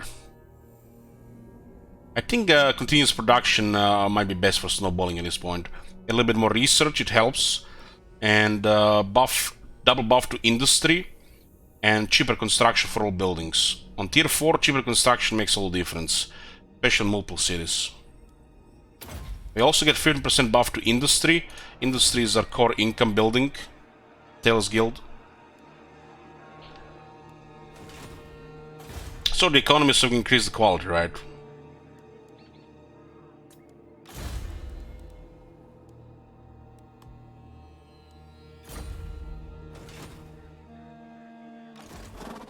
And we have to ignore this situation here. We are not going to lose this. If they attack Dotterbach, this is lost. The money and the population. I'm fairly sure both is lost. Money for sure. So, if he hits Dotterbach, he's Dotterbach. He's closer to Arrested Development. So this is one saving grace here. Which means we are going to be queuing this immediately. Actually, 9900, never mind. So, look what happened here. We canceled something that costs 2 population, and we lost 1 population here.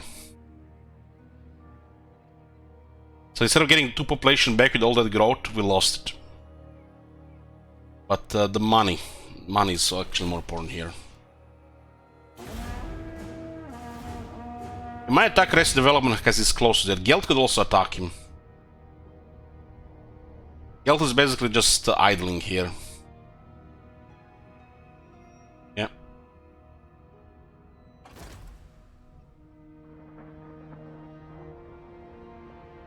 Second Occupy, Hochland is gone. They created a bunch of units, you know. Okay. There's a auto-resolve victory, close victory, low casualties. And they have 15, 5 can raids and 3 Graveguard. We could take this auto-resolve, but they have no replenishment.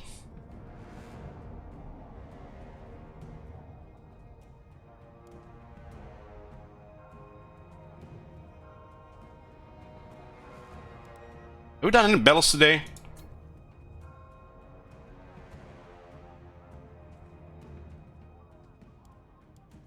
This is a good auto-resolve here because our army has a lot of range. We haven't done any battles there, right? So I might as well fight here.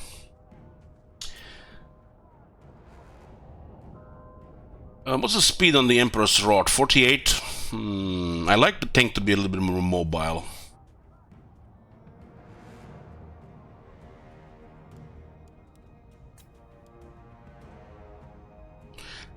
Tank has 80 charge bonus. With the better speed, it will actually help with the charge as well.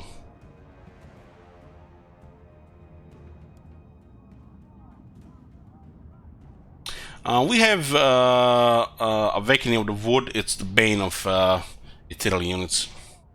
What's the power stuff here? It's strong region, so we have extra power. The Necromancer are nothing special. The army is strictly infantry. They got 1 flanking unit and 2 cavalry units. We don't have a serious firepower in this army, but we have enough. Let's put a prediction here. Decisive victory on the blue and the red for other. Let's go.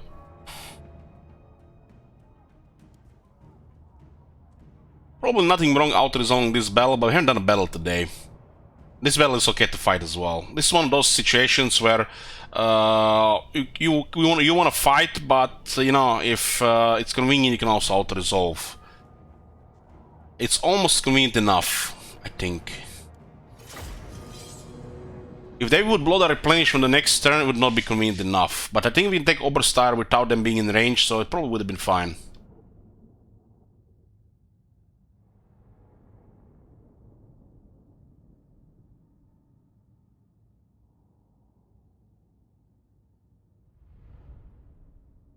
You're all in on decisive.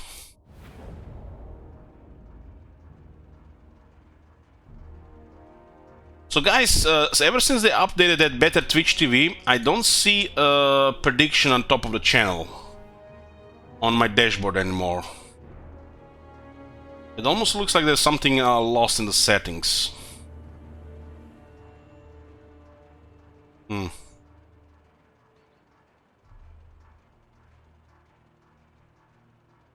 Let me just check this thing for a second.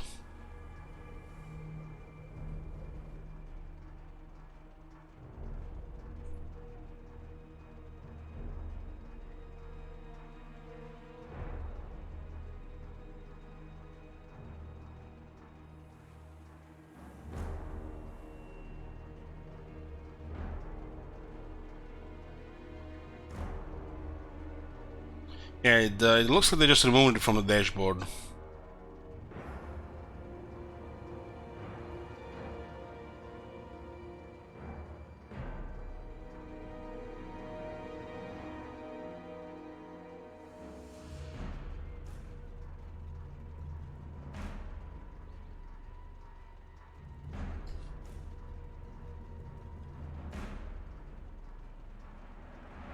Okay. I love the Sylvanian battlefields. Sylvania still in this mood is the same area here. We do have Steam Tank. If you guys don't know, Steam Tank is my favorite unit in the game.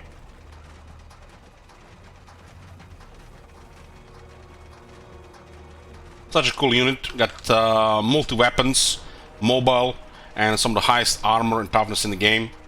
Can also get additional ward save, missile resistance. The big gun is actually quite effective as well, especially when shooting cavalry or quality infantry.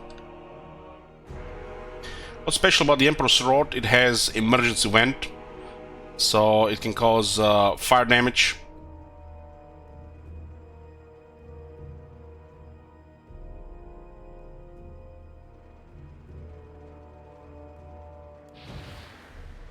There's also kaboom when it gets destroyed.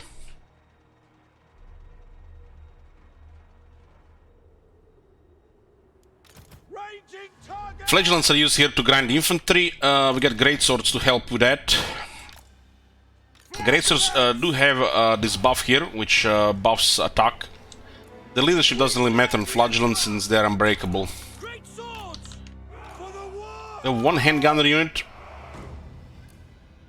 We'll just make them flexible in the back. And one crossman unit. A little bit of options depending what the enemy has. We got 3 Emperor Knights, which are quite nicely buffed.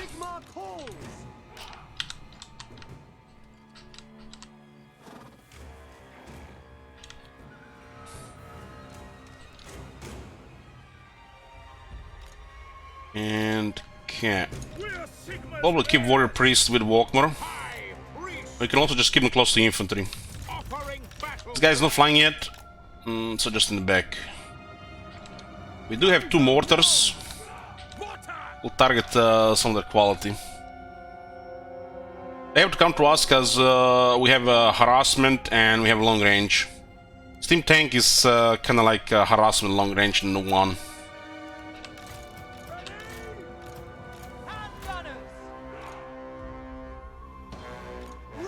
We'll probably try to separate some of their units. The Emperor Knights have a very good charge, and we have good stats on them because of Volkmar specialty. We don't want to open fire immediately. Let's see the targets. Shoot those knights. Best target for the Steam Tank. This one still requires experience for high rate of fire. Shoot and move. Bam, 10 knights dead. 10 knights. Oh, actually, it was hit the guy in the back.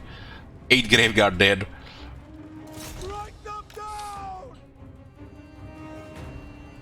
Should get closer for one banishment actually.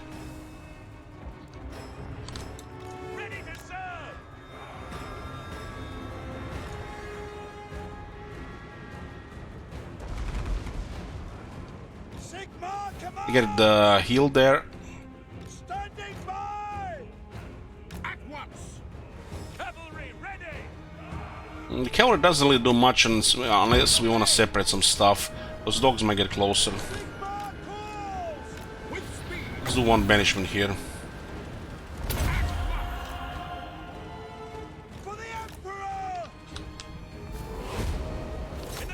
You just keep moving, so they keep moving forward. There's gonna be a nice charge here.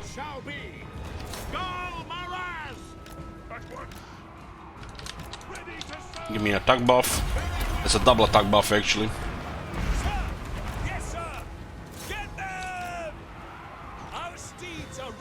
This guy just poofed. Okay, let's disengage here a bit. They're sending phase units closer. You don't even want those ogres that too close.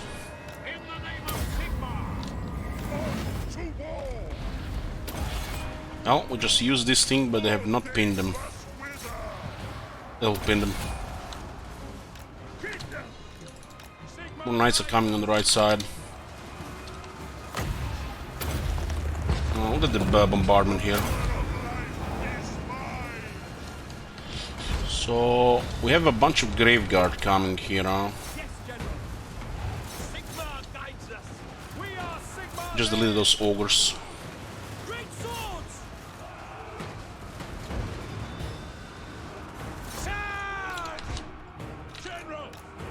This side for the cannon raids. Let's just expose this a bit here. Some healing.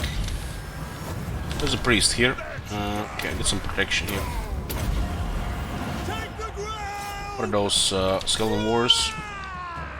Okay, we definitely want to charge here. We'll slow them down.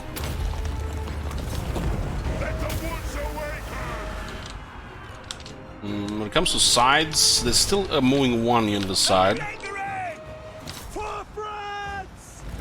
Switch artillery here. Should probably get a little bit closer with this thing. Get healing here. This unit is available here. The priest is blocking 4 units there, so we'll just grind here with his guys. Actually, shoot here. We'll grind the mill here. Give a heal to this unit. The growth, restore vigor, and give big heal. We can also debuff these guys with another attack. The Awakened Wood will not do much in the knights, but will blow the raids. We got actually a little bit knocked back. The raids can't do much if they get debuffed on the attack. You can see their attack goes down quite low. 8.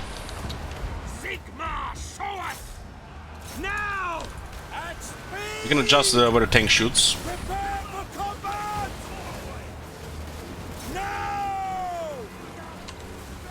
Just get it bunched up here.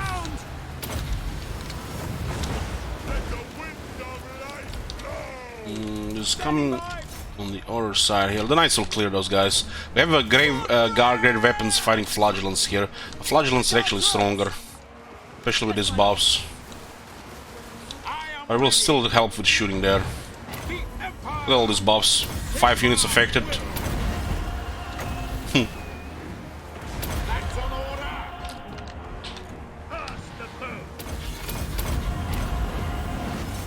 I gotta love the praise on the 2 characters. The knights were just basically guarding our flanks. We didn't really need them. We could also send priests on the right side, use bombardment.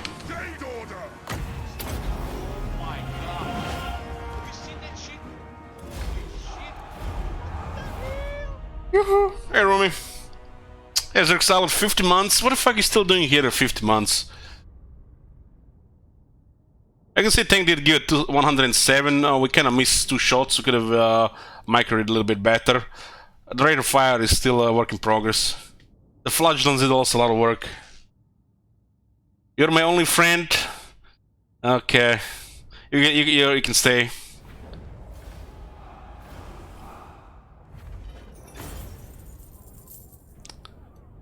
3k battle loot. We defeat one of their armies. One of the armies dead, rise again. And we got a Talisman of Endurance, actually a good item. The wizard did keep things alive. 1400 for parent captives, we'll take that. We won't be able to replenish here, so the flagellants will be under pressure for next battle. But we also have enough firepower, and we also have Knight's toughness. If the flagellants get too damaged, you can also use Knights in the battle line. We can replenish in Stirland. They're part of the Empire, but there's no replenishment. We went for Dortenbach, huh?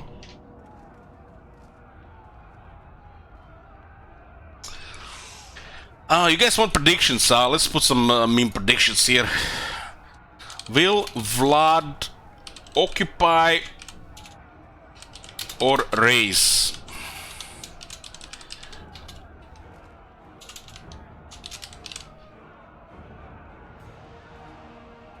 If he sacks and occupy is the same as occupy.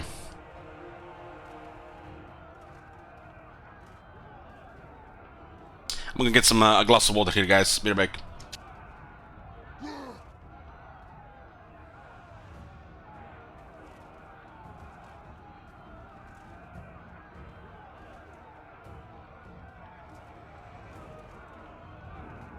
If second leave happens, it's same as raise.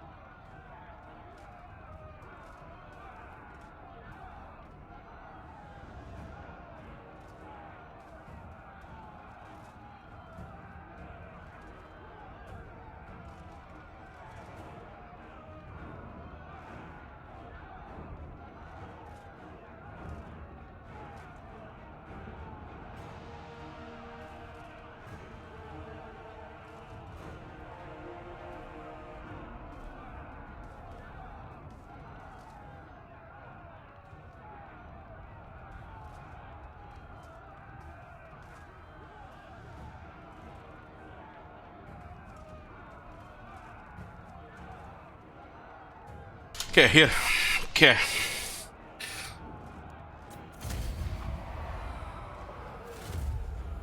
And the man-eaters did most of the damage, huh? Occupied.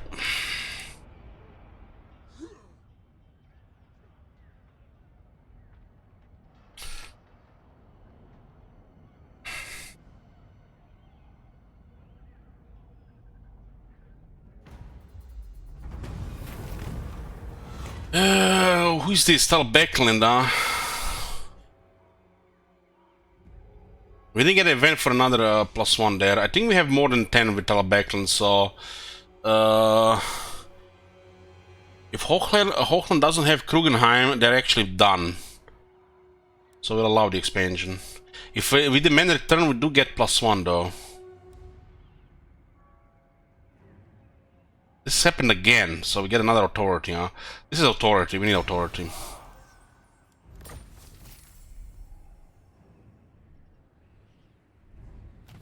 This was actually Kappelburg and Krugenheim in 3 turns.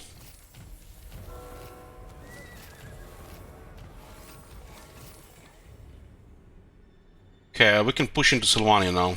Yes, son of Sigmar. Doesn't look like anybody's in range here. For Sigmar. There's an army being recruited in here, but they have no range to Fort Oberstyr. The instrument of Sigmar. With rank 20 on Volkmar, let's unlock the veteran battle skills, which makes our range units quite OP. And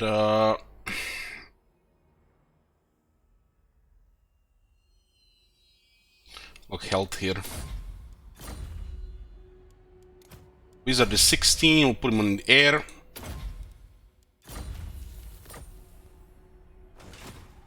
Great Grogny's beard. We'll drop our Soul Garrison here. Take them before they get to battle. Okay, let's complete the quest. And now is the tough part of the quest. Raise or sack 2 different elements belonging to the fallen race Kislev. This is so messed up, this part of the quest. Not only it's, you know, it's targeting our friends, but also will weaken them against our enemies. This questline makes no sense. This item is powerful, but this questline sucks. Kislev is actually doing very good.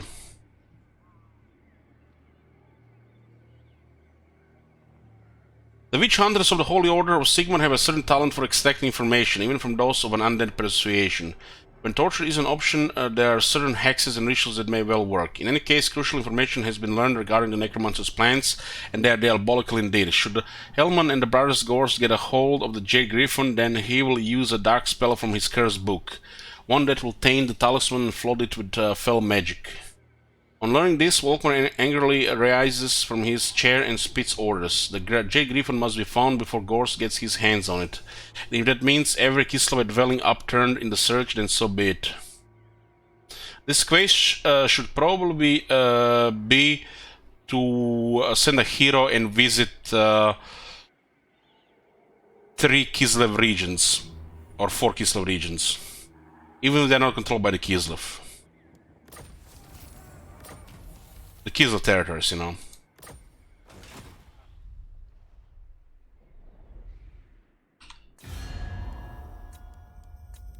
Not only Kislev are our friends, but they're actually doing well. By targeting Kislev, we weaken them against our enemies. Shit makes no sense.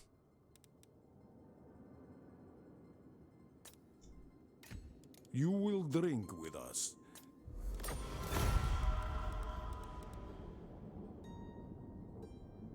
Yes? Approach us, friend. Reikland has lost all settlements, so... Gotrek, Gurnisan. The specialist here. It lowers cost and increases the chance to succeed. I guess we get into Western Sylvania at this point. The Empire. Doesn't look like Mumford has much left here. Tools of judgment ready. Report. They will be judged. He succeeded now that we didn't need him to succeed. Insolence. Point taken. Come on. I will not. He added Another unit of knights to the army. Trek, journey, son.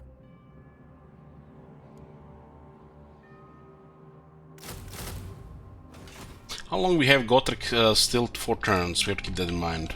Okay, Volkmar will clear this. The survivors.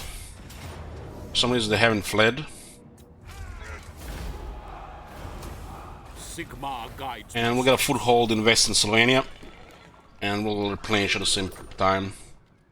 Actually, get a student here. We can still use a couple of students. We have a lot of heroes and we have only like 2 students.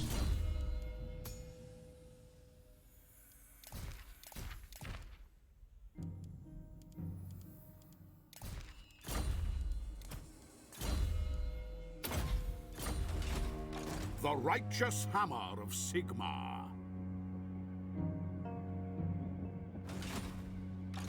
If this guy survives, they can actually go after us with this army. Or this army march and this army attacks. So we'll attack the guy outside. Grant me strength. He probably just retreats though. Or Oberster is tier 2. Orders. Two back. Well, hopefully they don't roll the RNG. Yeah, they rolled it. We'll take it then. The wicked flee before me. Do we have him in range? No, just out of range.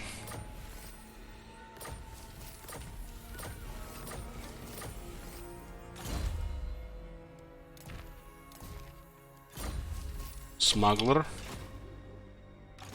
No.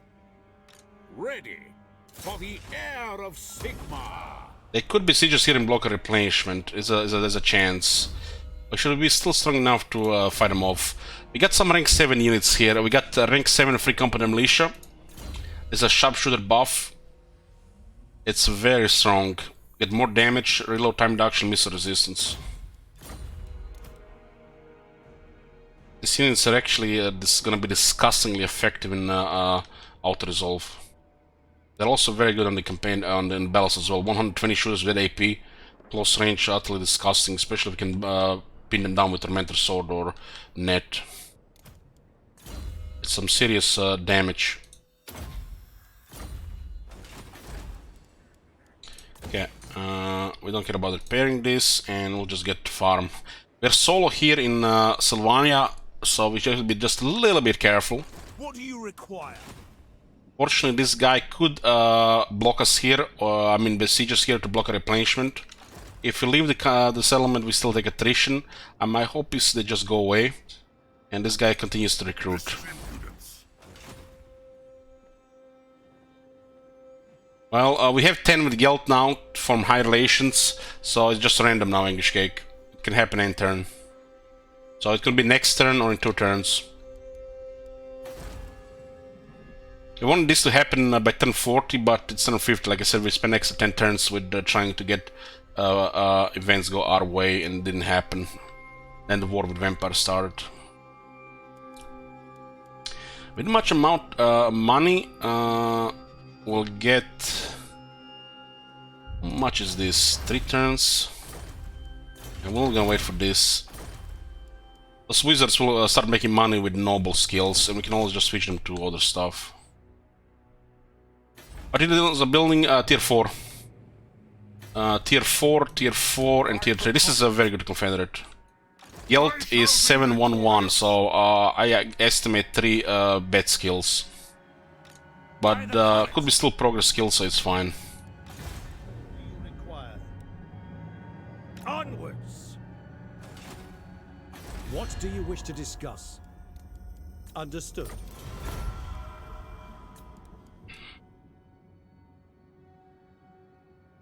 Okay, we got trade with Tyrion.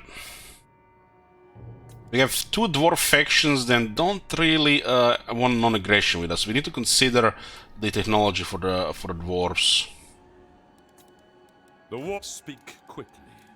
For the foe. Seek out the heretics.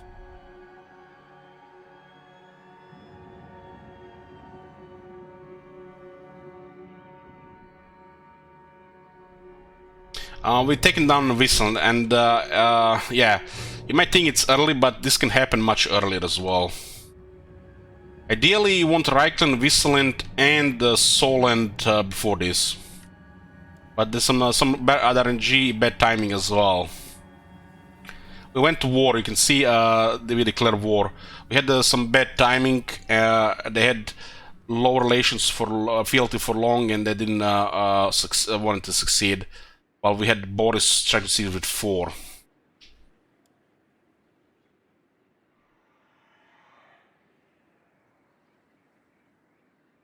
Is that worth it? Well, if you manage authority right, it's fine. As long as you can keep it not reaching 10 and close to 1 positive, it's fine. It's a little bit risky if it goes over 7, -7. How the campaign is set up here, you want to get Reikland, you want to guard this pass, and then you want to get Wiesland. Preferably Wiesland once you stabilize against the orcs here, and then Confederate Solent. That's how it's set up, because this is low fealty and this is high fealty. So conquer when they go against you, you don't prevent it, and then you Confederate these guys, secure this pass, and then go into the vampires. At that point you will have 2 quality arms as well. This can happen, I feel like, as early as turn 35, I feel. We did spend a little bit more time. I trust no man. Realistically, turn 35 probably can happen even sooner. Is that where heretics lurk? I think there's an army going after Talbeckland here, and we still haven't had another +1 there. Yes, General. To war!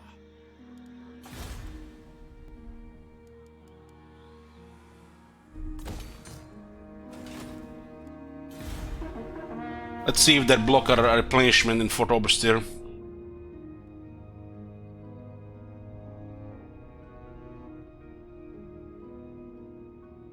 Kalang went against Grimgor. Okay, they didn't go for it. Very good.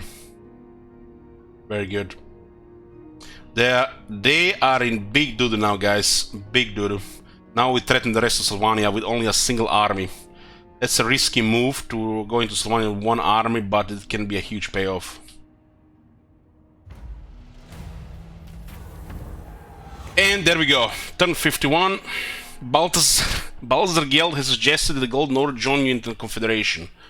The Golden Order are an arm of the Colleges of Magic dedicated to the study of alchemy and the lore of metal. Their supreme patriarch, Balthazar Geld, is a fierce, intelligent, powerful battle wizard who has served the Empire well in the past. Should you accept his offer, he will join your ranks. Will accept the Golden Order offer Confederation. Pretty much the Golden Order is the easiest one to confederate, but due to RNG it can take a little bit longer. We accept, and he will lead our 2nd army. We also unlock Karl Franz at the same time.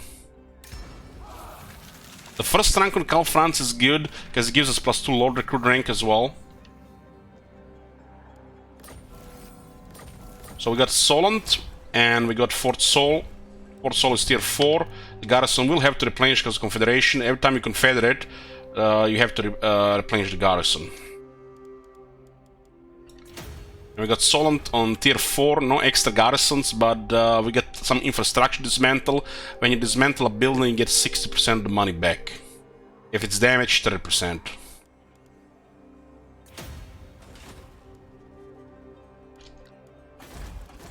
Karl Franz will become available next turn, I think.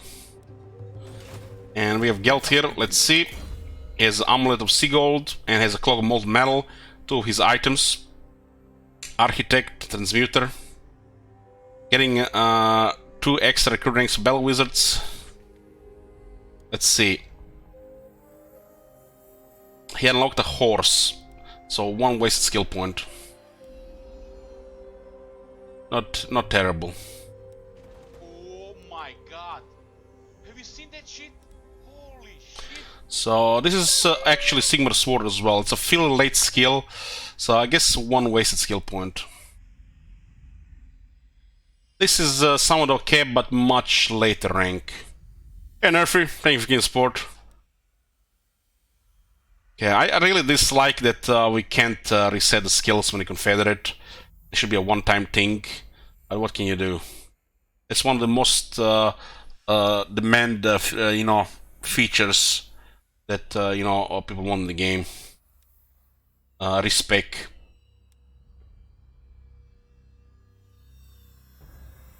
The spells are fine. The Warhorse is bad, and this is kind of like a filler skill when you don't have anything else. So it could be bad later because you pick the Warhorse.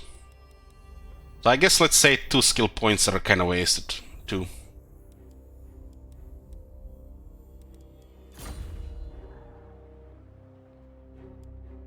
Sigmarite Archlector. We got a rank 9 Lord here, and he has the Work of God and Blessed Holy War. Look at this, he picked both horses. CA. This ain't right, developers. This ain't right. Is this multiplayer to pick the horses? Make the mounts just purchased with money, not with skill points. This ain't right. And he's actually a good trait. We got another Blessed Holy War. What's worse about this is one horse gets locked like 6 and one gets locked 9. And what the fuck is the point of that one horse for 3 ranks? No point. This is so bad. So this guy has 1 skill point wasted, but rank 9 Lord is still pretty good. So we acquired another province. This one is Solent. And the elector count of Solent received better lower capacity for all provinces, which is good to get the armies up faster. It gets Vanguard, and elector count state troops get cheaper faction wide, 5% pair. So it's the tank and the great get cheaper. And there's also the state troop, which is armored spearmen.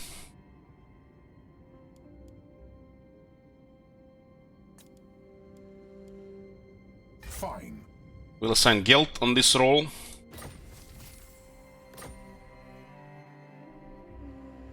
Direct me. Did we get this guy from Confederation? We did. Nice, we get a 3rd Emperor Captain. We should probably put Camfollus first on Witch Hunters.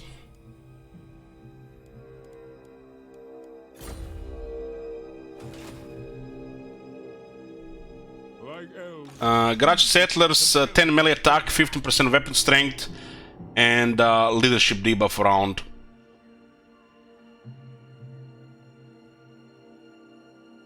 Those who might declare war on you. Karakiran, they like us. So, these guys could, yeah. We are considering to get this next.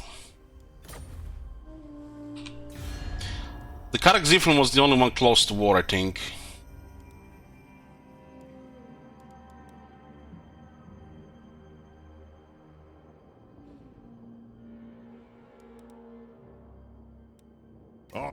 You may speak before my shield. No way.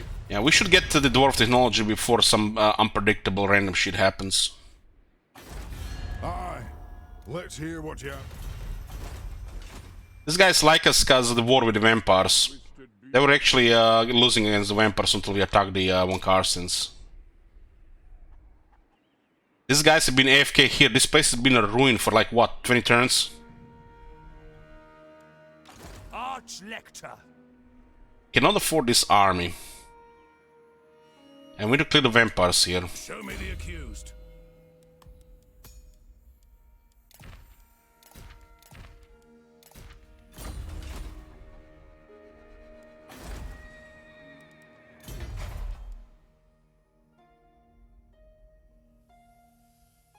So Geld builds industry building, but he doesn't build a landmark, which is better than the industry building. We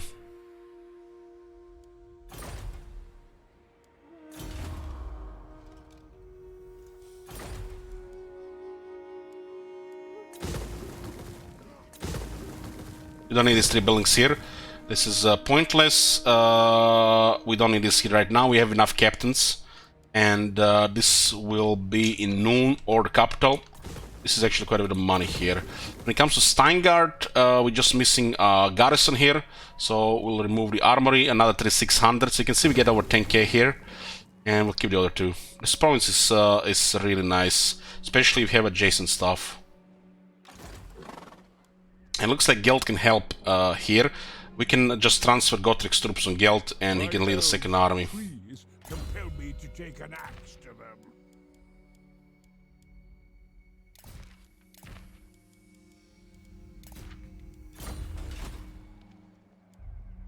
Gottrek, We need to clear this. I'll have your soul. Have you seen that shit? Thou art Holy unfit. Thing is, Pick up the pace, okay. sir. Step to it. This would break my vows. Oh, he got lucky. There's Skaven living in this region here. They might have an undercity nearby as well. leafy hideouts. It doesn't seem like there's any undercities around, so it's just this thing here. Warrior. You cannot really keep this army here. There's a Donson here, which is a nice item. This guy has only one skill point wasted, but it's rank 9, so it's nice. Might keep him for later. Doesn't look like there's any threat in this territory. This place does need to replenish. It's not critical this place gets destroyed, but we want to keep it on tier 4. What orders? Okay, let's see what happens here first. We'll send Gottrek. We have to fight both of them. So recruit one guy and a bunch of units immediately. No.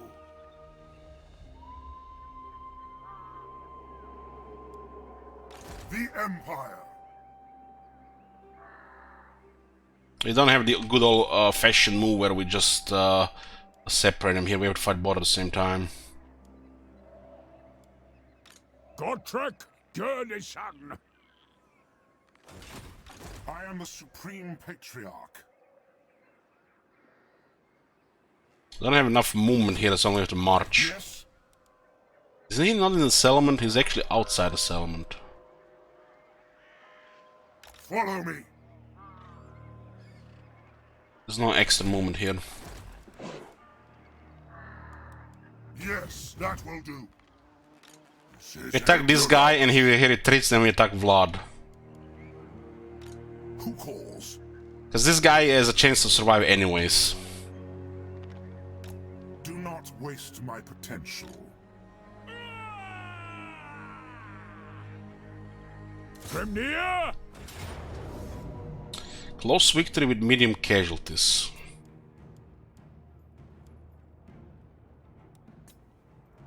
Okay. Yeah, let's go. I think I have turned off the research for possible students. I think when Gottrek leads the battle, everybody gets experience, or the other lords. Because he can get experience himself. Gottrek basically recruited troops that we will fit in our second army. The second army was planned for Gelt. Our third army is going to be the Emperor. We have a long-range artillery. This is the longest range artillery in the game, the Hellstorm rocket batteries.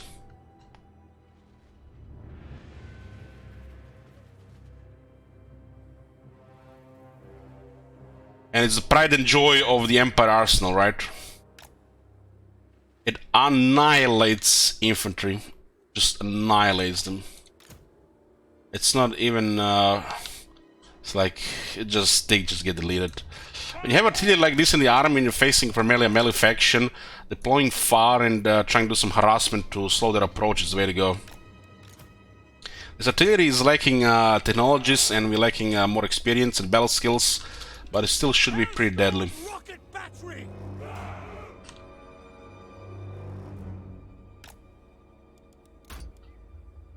This thing is inaccurate, but as they get experience, they're good enough. We'll protect these things with guns. Loaded, sir. Especially because they might send bats into them. Got a bunch of spearmen here. can protect one side. They won't be able to defeat the Black Knights, but they'll slow them down. We have obstacles here. I wish more battlefields have obstacles like this.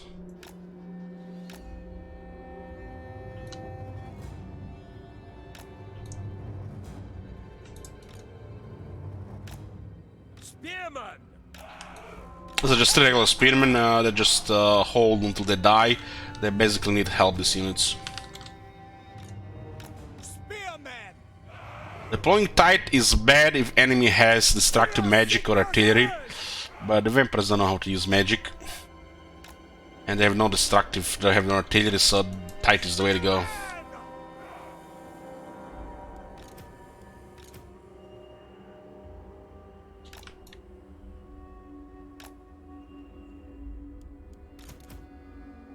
Flagellants always want to charge. Always want to charge. They have a 26 charge, and if you don't charge them, they kinda wasted some damage. So we'll put a little bit back, let the enemy get closer, we'll charge. This guy should be a little bit thicker here.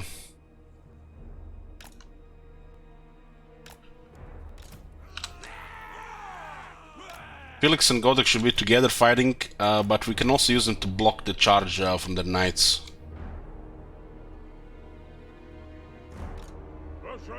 We deploy closer reinforcements, and further from the enemy reinforcements. This is how it goes in these battles. There's some obstructions here, we have range, so it's the way to go.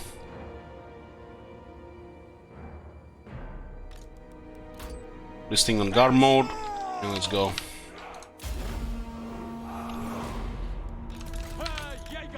Gel's on a horse, so we can do some harassment.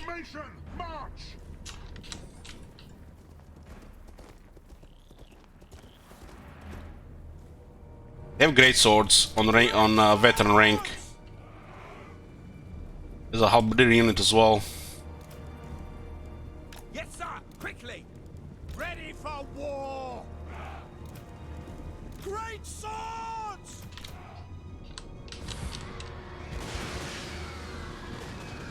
Take the ground! Outriders can also go harass. There's a mortar here, put behind.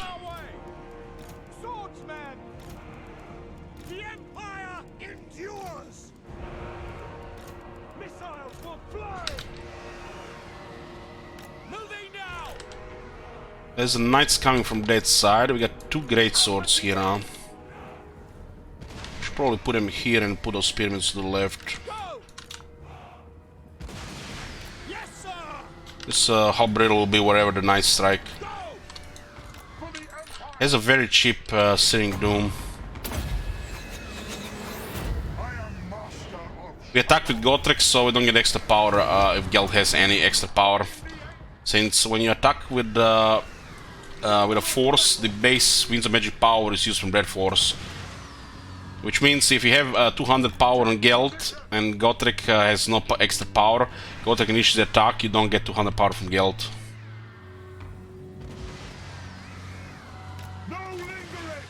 Should go to the other side and shoot those knights. There's actually a lot of knights, and we need to hit some of those knights. They're the only thing that's problematic here. Cause a little bit of mess. Just put everything in guard mode, and let's go around here.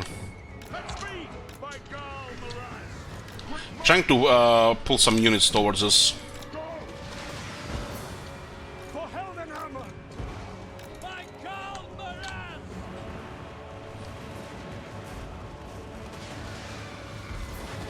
Let's send Godric and Felix on those knights.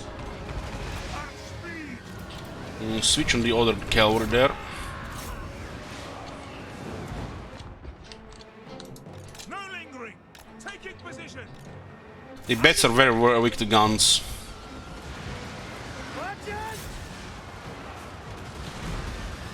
Holy shit, they actually taken quite a bit of damage there, huh? I guess it was a good charge. They're going after Geld. The great swords will kill the bats. And harass on this other side. There's a look at this. This is a prime opportunity here. Just divide on 3 targets there. It's gonna be massive damage going there. The left side is close, so they can't really come to the left side. They can go to the right side though. But the units are too close to the edge, so they're probably not gonna go there. Put these guys on march skirmish. the ability to help Gotrek. And there's our man-eaters charging. Move their armor and just shoot them, I guess. I'm trying to find a spot where they can attack, but we have to close this area here. There's a little bit of room here. We have another unit here, and they have to go around.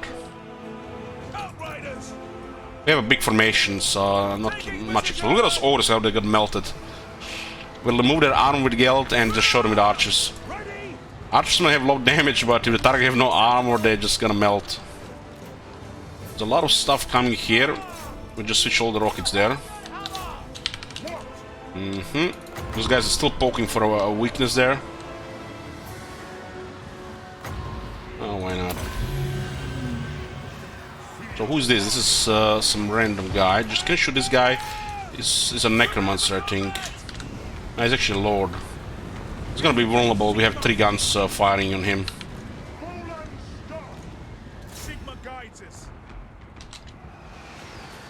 Okay, the knights are getting close, which is halberdiers to help with damage. The spearmen can slow them down and fight them off a bit, but halberdiers will kill them. Searing Doom is actually good against cavalry as well if they stop moving. It's a bombardment from the air and it hits this guy's no problem. Okay, we'll kite this.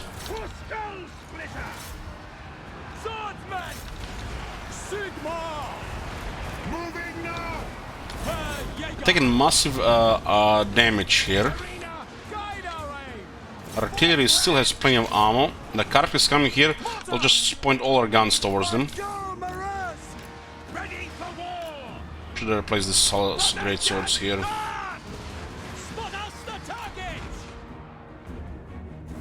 This unit counters this unit, but we will have to micro the hell out of it. They're just gonna flee at this point.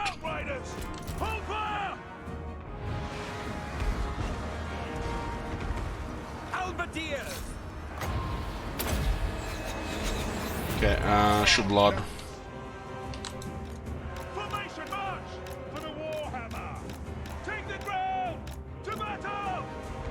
If there's skirmish mode in, I feel like the AIs work together against the player. Because the skirmish mode is AI itself. But there's a situation where this can actually be bad. They have some health on those units. I think we did some friendly fire there as well. So our unit is 84 speed, their unit is 78. They're constantly trying to catch us there by switching around. Should have sent this reserve earlier. Okay, they're done.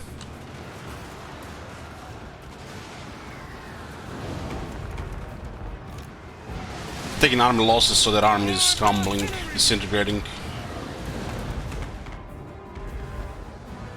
At speed! Missiles will fly! Attack!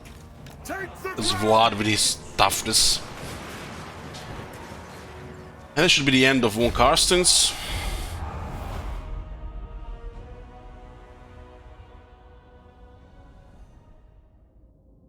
The rockets still annihilated their infantry.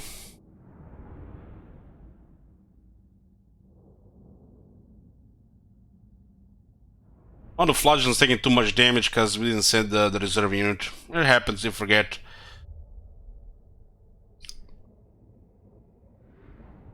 Has only had a chance to kill Isabella, yeah. Happened at the end of the stream yesterday, English Cake.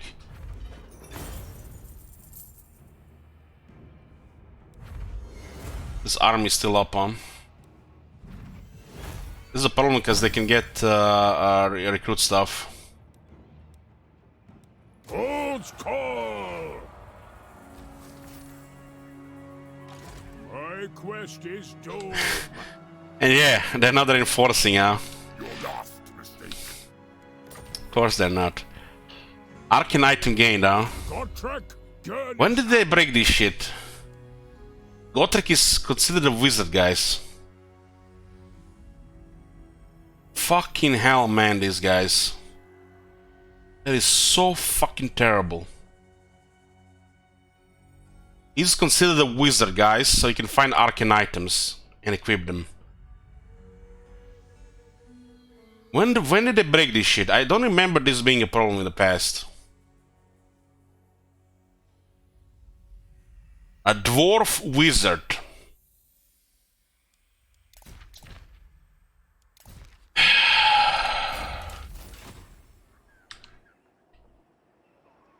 Gotrek Gurnison. Let us begin. Born to die. There's a follower we can get for research if you're not researching. It's gotta be merged because it looks like it's gonna be auto-resolve here. So a lot of their army has survived here. Gotrek Gurnison. Giants.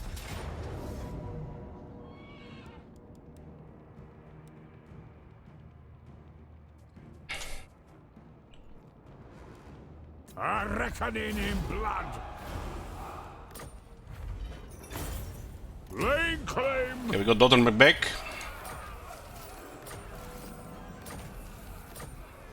I am the Supreme Patriarch. This is impudence. Do not waste my potential. How's the range of this guy? Sigmarite Arch-Lector. You can see he got the rank from Gotrek.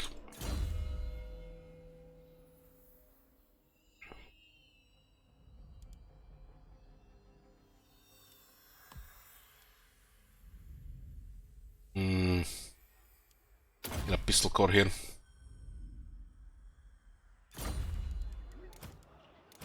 We cannot afford this army. I serve Sigmar.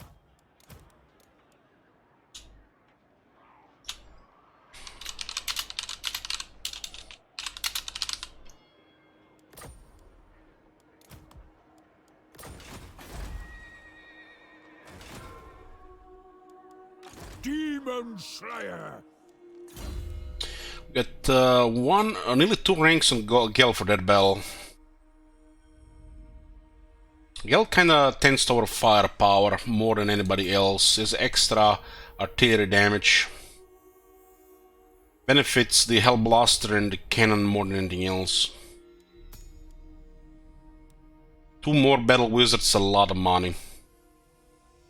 So we're just gonna save skill points and unlock his unique skills.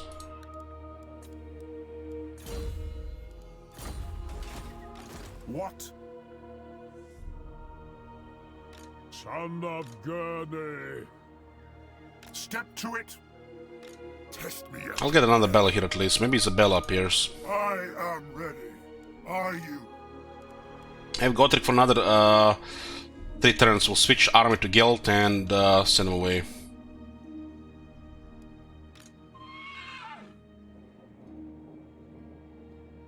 Gotrek Gurnison.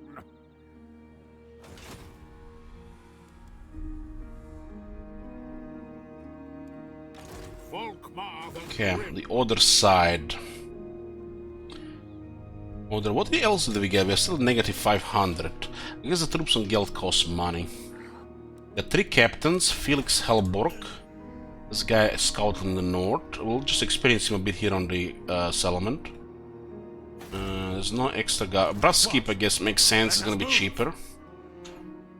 I trust no man. And we need to keep as an army moving towards Camberbed. We can still get authority here. Moving off. And I don't think they'll live though. Our guild traits. He had Architect, which is good. His skills Ruin 2, a Warhorse and Sigmar Sword. Sigmar Sword would have been fine if he didn't have the Warhorse, but since he get Warhorse, both are bad.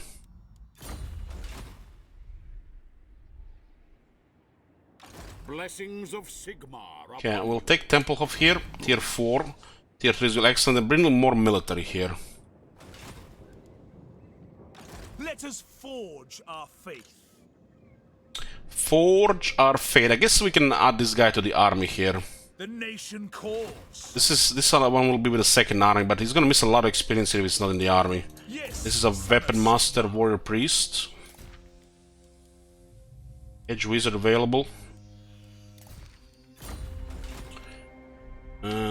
Regarding this stuff here, We'll remove some of this stuff here.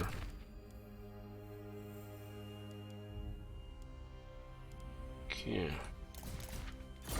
We'll switch some of the stuff to Gelt.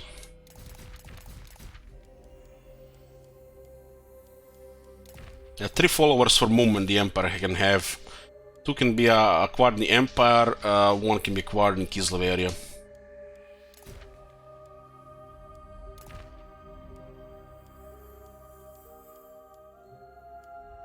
Keep Tollkeeper here for now. We might go to Reikland. Ballet is good. It's kind of having like a stronger wizard buff. Zelda is only for the lords, we don't really need it here. Still standard. Would be -12 leadership with a Griffin banner now. Want Gel to be pretty fast. I'm gonna put Zella for now. I don't really care about the other stuff. And we'll attack Temple of here. There's a big army inside and they have 10 units, 28 units here. We have nearly replenished here. Looks like a close victory. Nobody dead. Looks like a pretty good auto-resolve. As we'll get the replenishment here unless they got shit ton of troops. This guy might not even have range here. This auto-resolve is good here, but we'll not take our chances with bullshit. The Sylvania is going down.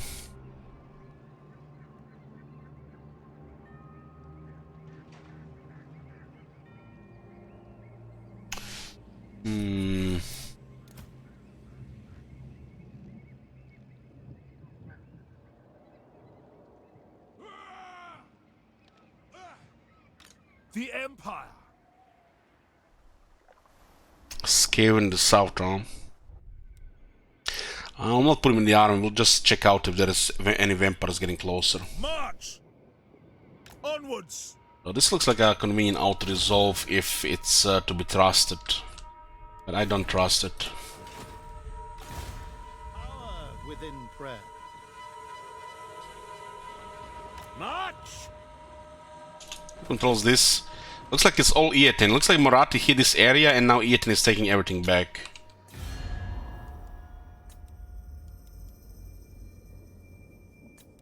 What?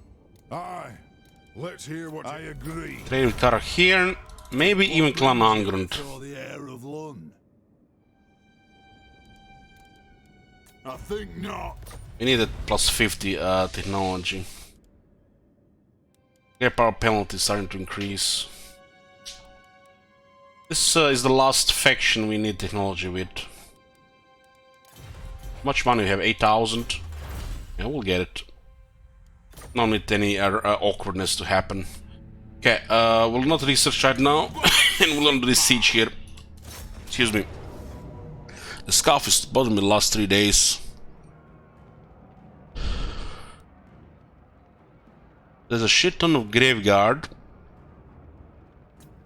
The power is -20, huh? This is honestly quite a generous auto-resolve if it's to be trusted. But don't get fooled, our flagellants are better than Graveguard.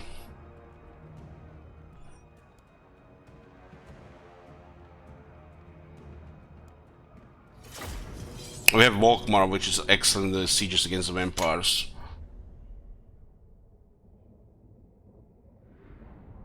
We've seen some bad examples from auto-resolve, and we don't need to risk anything here for the sake of convenience. We were getting way too comfortable with the new auto-resolve since the update. And some of those results felt like lazy and rushed battles to me. Kinda, I don't know. How much ammunition does Team Tank have? 40.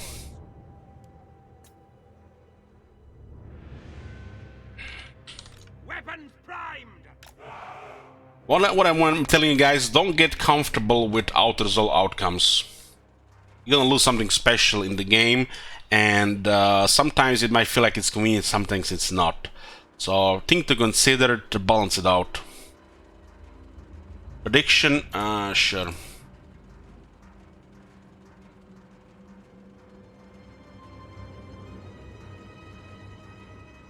We have 3 artillery units here. This is not really an artillery unit, but you could, you know, some war machines.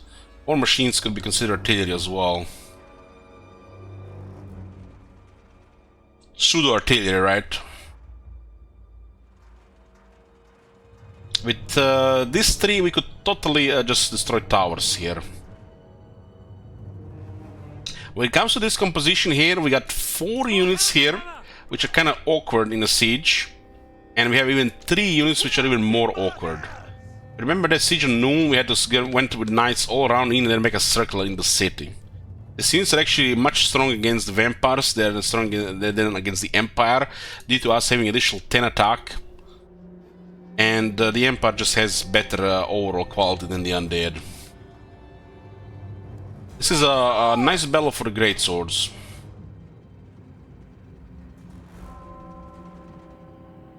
This army feels like you have quite a bit of stuff here, and it still, you know, works quite nice.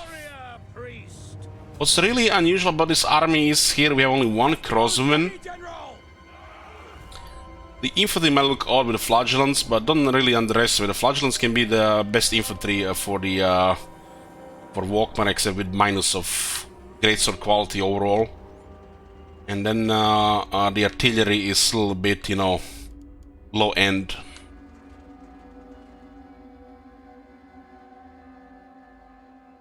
We still have to grind through a ton of Graveguard. Faith is my shield. Got nearly 12,000 health in Volkmar.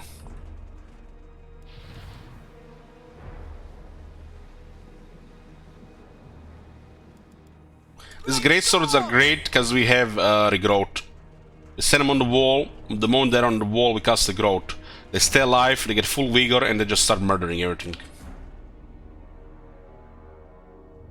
Ideally, we want great swords with 1 flagellant on each side.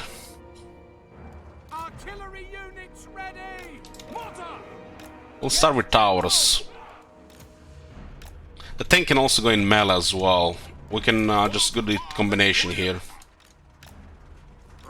The prayer's just too much for the undead. Free company.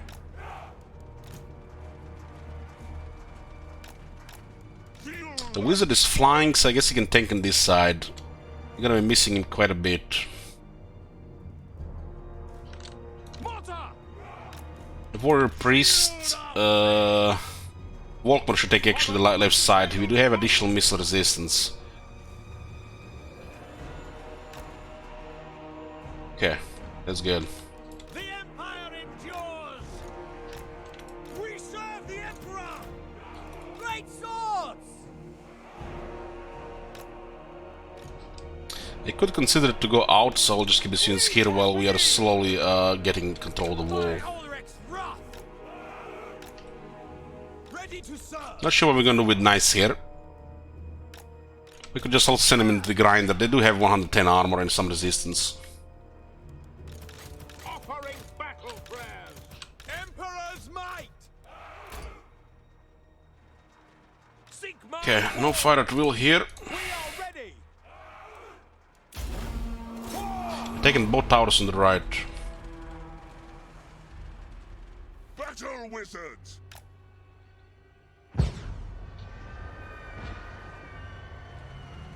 By the Jade Griffin. Volkmar also says regeneration, but the towers can do some damage. That's actually vampire towers. I think that's slightly more inaccurate.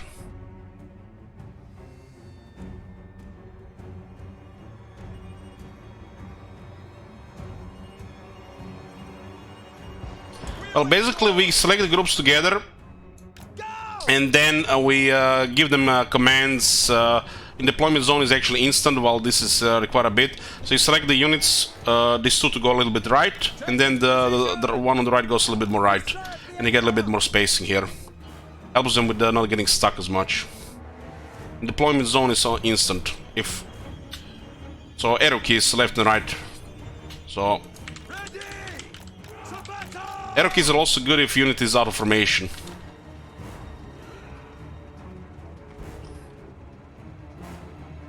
Wizard is actually getting hit here.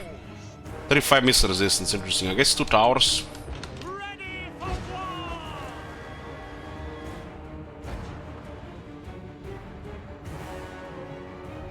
I don't mind if Wizard loses half the health. Power is 83 here, plus Arc Conduit. Volkmar is taking no damage. I guess these towers could be magic as well.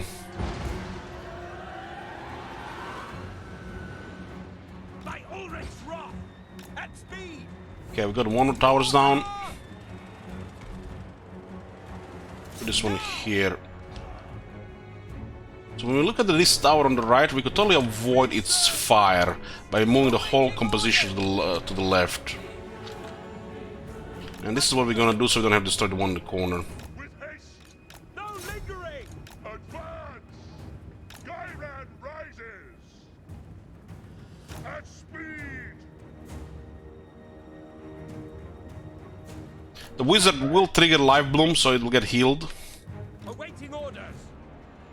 And we definitely want to start these 3 towers. I don't want to send Greats to the door, I want to send them on the wall. We have a regrowth, which is really nice with the Greats on the wall. Why just not send the corner of the walls only 2 towers? It kind of looks terrible for 2. Terrible. We just do it like this, it looks a little bit better. Send us out. We serve the Emperor.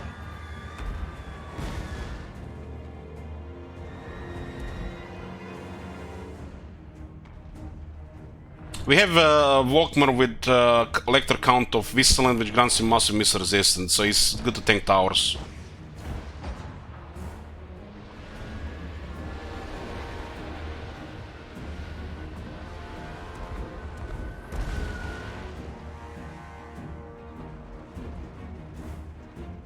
We are Sigmar's heir. Mortar!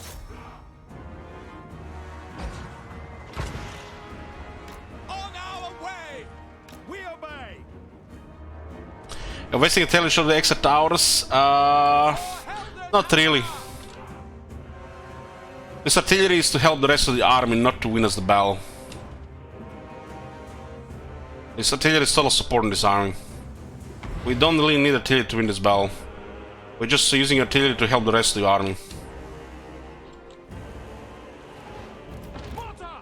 So if we are using something we don't really need here, it's like we are wasting it.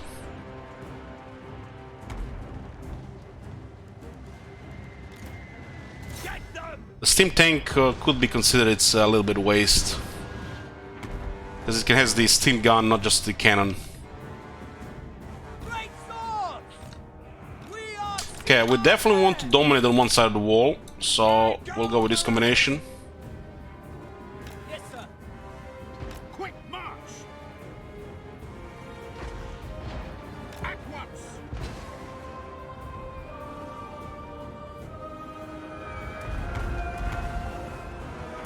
If we had to destroy all 4 with this artillery, that would be wasting it. 3 I think is acceptable. Keep in mind, the Soulfire has no limits. And these units will have double prayers. The undead can just cry. Mortar! Prepare for combat. Now! This tank is also good in melee, so we don't really have to just use him in range. It's a hybrid unit.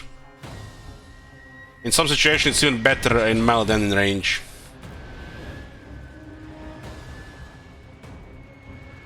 These mortars are mostly used to help against the enemy range, more than anything else.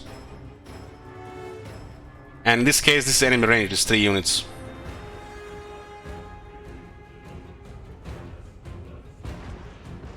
We're just being thorough here. Methodical, surgical, whatever you want to call it. Do the siege right.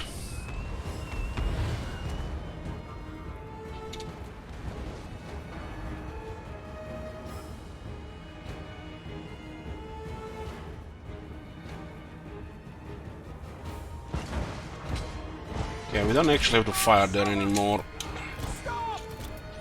Okay, this 3 will go here. We'll have Priest and Volkmar give the first prayer. At speed!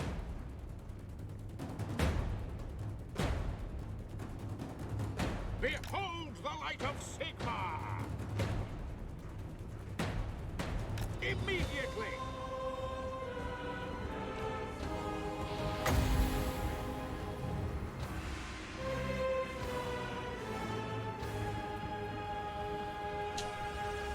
We have double prayers there for massive attack.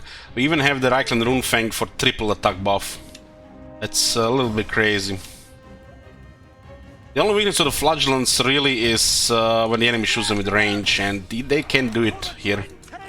So they really shine against the undead.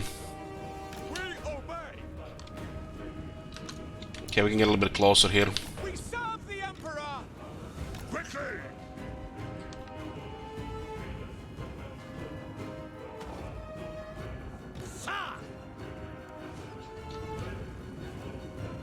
Crossbowman! Sigmar guides us! By Ulrich's rock! Moving now! Make sure nobody's in edge of this tower. Free company! Militia! And now we can move Volkmar out of range. Quickly now! This is where we start attacking. With haste! Send one of the Flagellants to break the door, it'll be faster. Ready to smite! Give them a Shield of Fate, it's a ward save. We'll restore Greatsword's vigor. High priest! We can also give attack buff here already. It shall be! We don't want to do all three at once, it'll make no sense. This is 117 right now. 117. Curse the foe! Get them! Yes, my lord! This buff is also a very long one. So we will just chain it. You can actually apply both buffs, or you can just have one applied and the another. Cena is actually taking a little bit of damage. We'll send this guy closer and drop a heal on both of them. The power of life is mine! Free company! So what do we have here? Roses can rain all around. The Emperor! Handgunners! Okay, at this point we'll apply another melee buff. Send the great swords to grind. With speed! Okay, the door has been broken. We're not sending Flagellants there, they're just gonna get killed. I'm gonna send Volkmar and Priest. We'll apply another melee buff here though. Another resistance buff. Volkmar has like no cooldowns on this shit. Okay. We'll give the regard to these Flagellants since they lost vigor and they're taking damage. Keep them alive. And get Volkmar and the Priest through the door. Start the grinder in there. The Knights should get a little bit closer. We don't really need them this here. Once we pin them in the middle, we'll send the guns on the wall. These units should kill all the infantry here. We're waiting for the next regrowth. What can we do with the mortars at this point? There's some great weapons there. Okay, give me buff on 3 units here. This is what the vampires can do, while the Lord of Life can do. I can also fly above the wall and apply Tormentor Sword, because it's convenient. I'm waiting for regrowth for great swords. Fully supporting these 3 units, they can clear most of the wall. But we're also going to the middle. There's actually trouble coming here now. We should probably give proper shield here. Yeah, we need it. Those guys gonna do massive damage.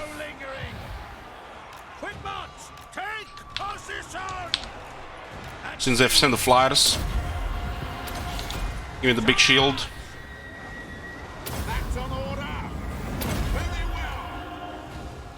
Okay, and now these units are to 4% ward save. The healing's will be more effective. Give them regrowth here. Initially, Vargas will do damage no matter what. Okay, let's move back. They actually put a lot of shit here, but our shit is stronger.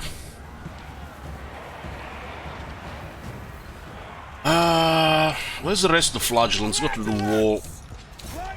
3 combat militias on the slave side. I can start climbing on the right. We can set handgunners here now that the flyers are out of the equation. Yes, sir. Gotta click at the edge here. We'll get another heal here. You see, with support of magic and the prayers, these units are performing exceptionally here. And we'll send our really tough characters to start grinding infantry here. Does VCA use magic buff troops randomly? It can be just wasted or sometimes a little bit too good. We have bombardments here. And we have banishment. And let's make them cry. They're hopeless.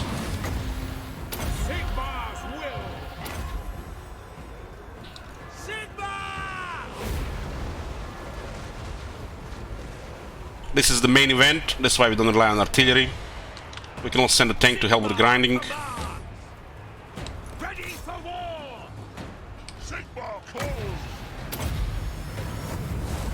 Restore vigor on the third flagellant.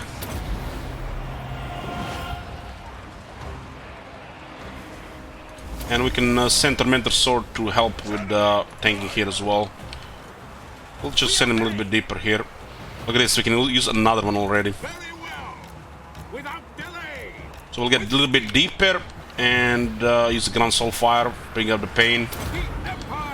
The undead really are bad against this. And just spin them again. And you activate more defenses. Another Tormentor Sword.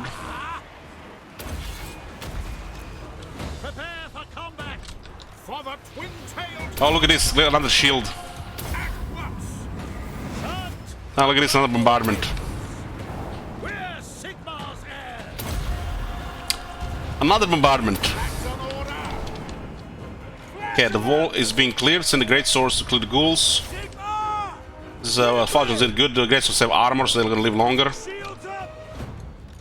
These guys can deploy here to shoot. Yeah, get some more buff here. Send another heal here.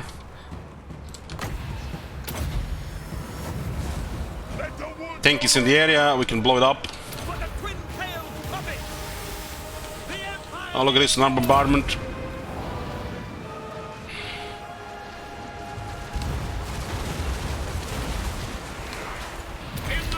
Oh, look at this, another shield. 20 seconds. Okay, so what do we do about this? The guns are in position. Should keep one on the wall. These guys could use some assistance here. You just give like heal 4 targets here. Make sure the flagellants are flashing. There are limited 4 targets, but you can move the things around, which will change which targets are affected. Should send these guys some melee here to help these flagellants.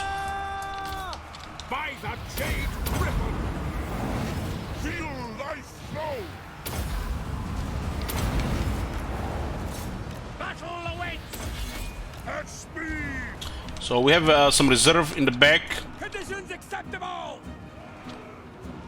Send these guys on the wall. And send more guys here, why not? Mortars are empty. We can send the knights in as well. The enemies, the damaged officially, so the knights can start the grinding too. We'll wait for the attack bonuses when the knights get in.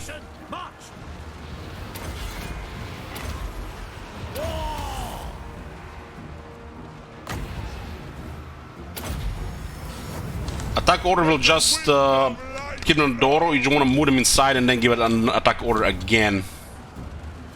And then we continue with the battle prayers, buff everybody here.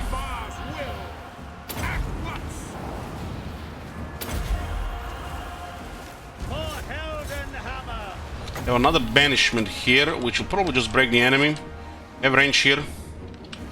We have to get lucky with this one now. Oh, they're done.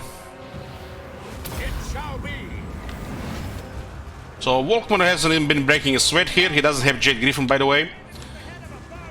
And we didn't even have to use half the army. The guns didn't do really much. So not really wasting any artillery there, you see. They're just to help with some of this stuff which, you know, are out of the range of melee at the time.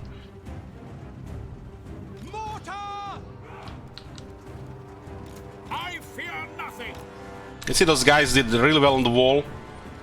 87 kills, 200 kills, 97. This guy did 50 here. But you know, infantry takes casualties, melee infantry. If they lose half of their strength, it's still acceptable. If they lose more than half, that's not good.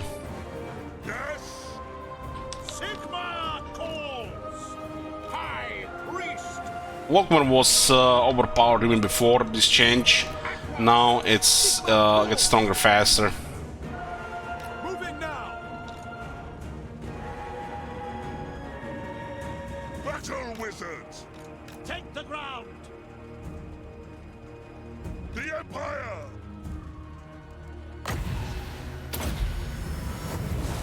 Power of life! As you say! Curse The main strength with Volkmar comes when you combine him with a warrior priest. You don't need 2 warrior priests, but if you put 2, it's absurdity. It was even before. So the main power with Volkmar comes when you have another priest with him. So Volkmar itself might seem very good, but when you put another priest to Volkmar to get another set of prayers that work with Volkmar, it's overpowered. Bombardment on the priest is 60 seconds, on Volkmar is 20 seconds.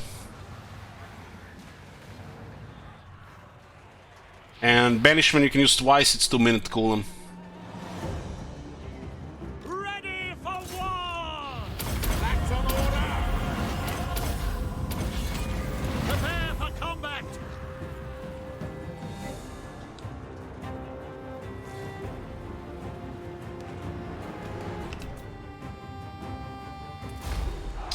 Close victory, they nearly had us.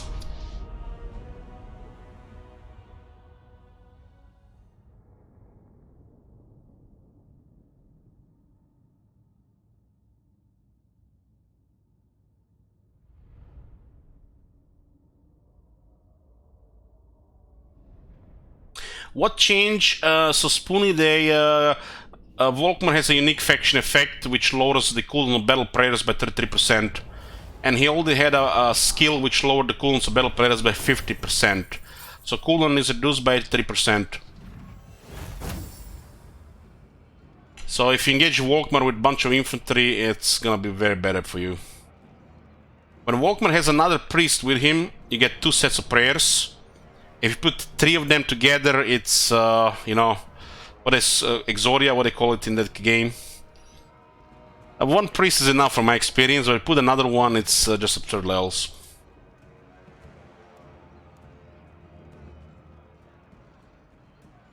We need more apprentice wizards so we can use more healing magic. The instrument of Sigmar's will. So, Cult of Sigmar, cooldown minus 30% to battle prayers and accusation.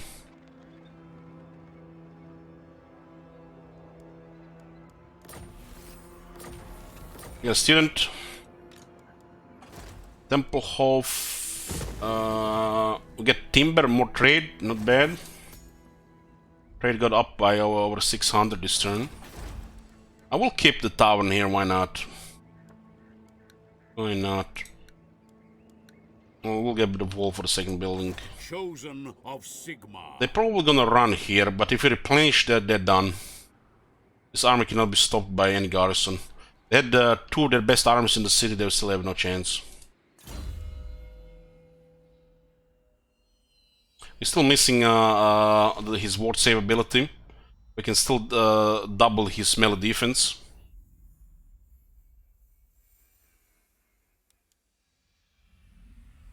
And our items are not that crazy. They're good, but they're not crazy.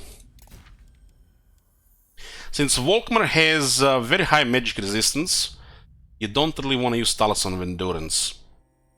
The Donson is better. 15 physical and 15 magic resistance is 50% ward save. But if the enemy has magic attackers, the ward save is better. Yeah, I guess he has the Shield of Fate, so it doesn't really matter for him. Talisman and the Endurance is actually better than other characters. The Donson is a little bit better than Volkmar. We could also just put another magic resistance item on him.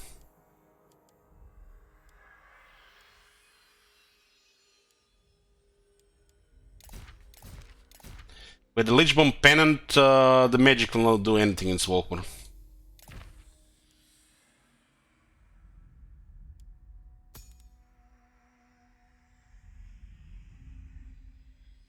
We had one skill point here. We have no any veterans on the Flagellants. These Flagellants will probably die and they'll not be replaced, but we'll keep them for now. It's just an early game fun unit. No other veterans in the army, so we don't have to really unlock anything else.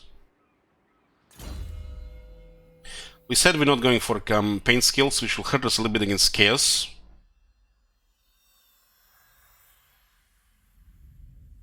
I think hold the line makes a lot of sense here. It does not work in auto-resolve, because this ability only active on the battlefield. But Volkmar and units next to Volkmar get more defense. Steam Tank and the Warrior Priest in that situation, all those Emperor Knights that arrived. So hold the line makes a lot of sense here. Since we're not gonna have anybody else with it. Freakum Militia, we don't have the technology for extra damage, but they have 12 right now. They do more damage than the handgunners, but they have shorter range. This is great for Volkmar because it also bows the priest. That priest will nearly always be with Volkmar. We have also extra more defense here.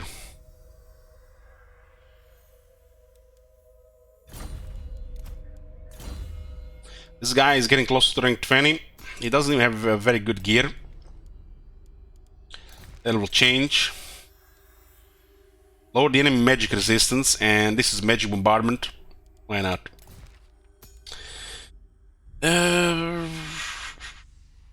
48 attack right now. What is this guy? Cunning, poison. So both Volkmar and him have poison.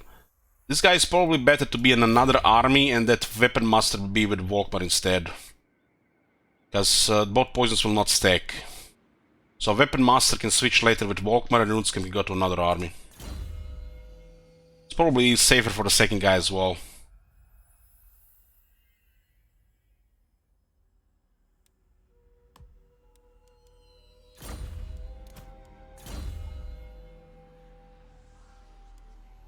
Two more ranks for immortality here. We could get some damage here, but I've been using mostly just for healing. Like, you seen when the Volkmar was fighting, we could have used Dwellers below, but it would be just waste of Winds of Magic Power Reserve, because we have bombardments just non-stop. Better use this power to heal the rest of the army. While Shield of Thorns there could have been nice, especially they had higher quality units. Nothing really important this stage here. I guess I'll just make this cheaper and lower cooldown. Comes in handy sometimes. Volkmar the Grim. We got another student. Where did we equip it? Student here, another 10% research.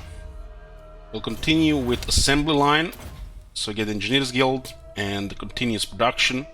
I like this technology, it's still in the early game.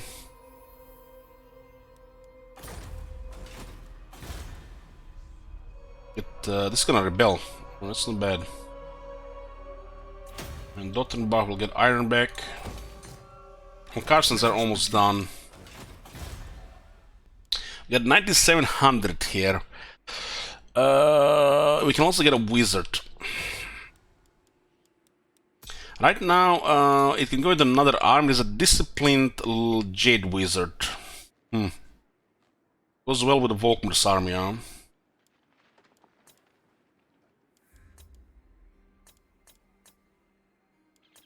There's a knowledgeable Celestial Wizard. It's just a little bit too good to pass. This one is perfect for Volkmar. 2 extra attack. We do have cavalry, great swords, and flagellants.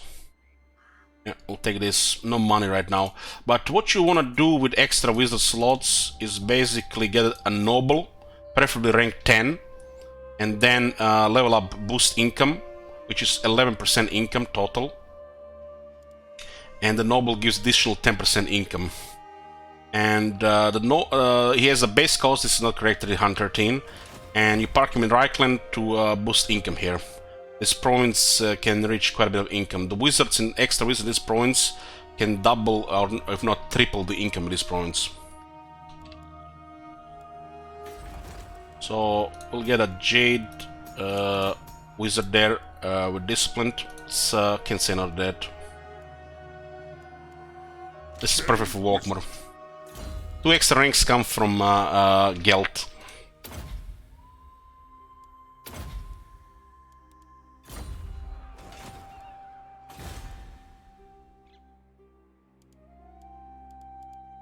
We need this for quest, huh?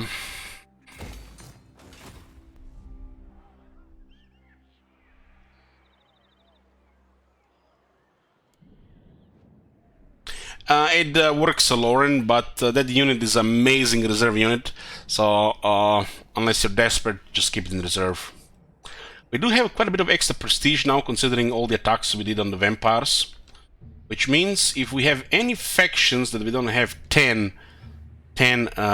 filter with, we should consider get increased a bit, so we get that extra authority. Stirling is a good buffer here right now. It might not last though.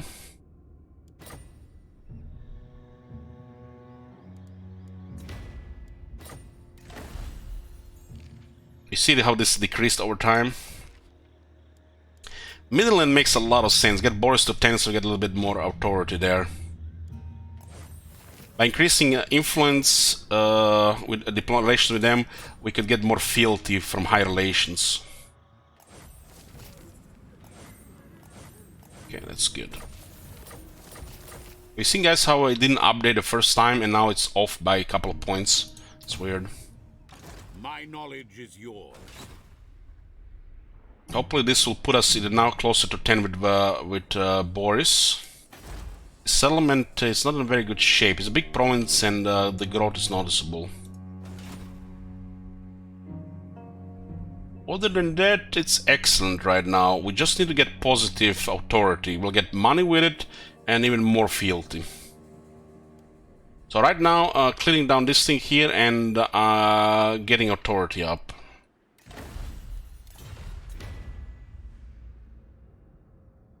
Gotrek is with us for another 3 turns. We'll switch his army to Gelt and this will fix the economy.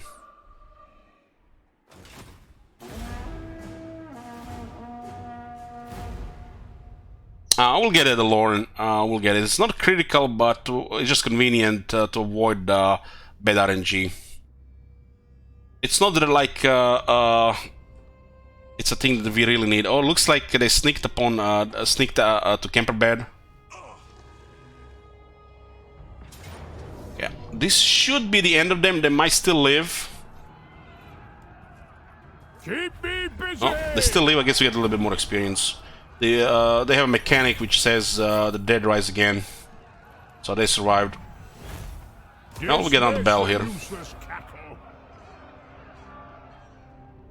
So it looks like there's a big army of vampires close to Reikland. They're taking down Camperbed. Marienburg is offering us defensive alliance. Huh.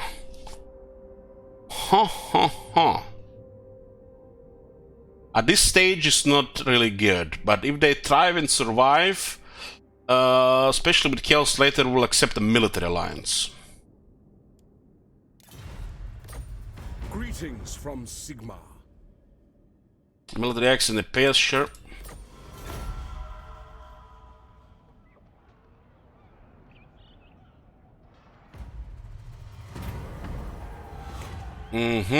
This is not good to Confederate. We need authority right now, so we'll assert our dependence again.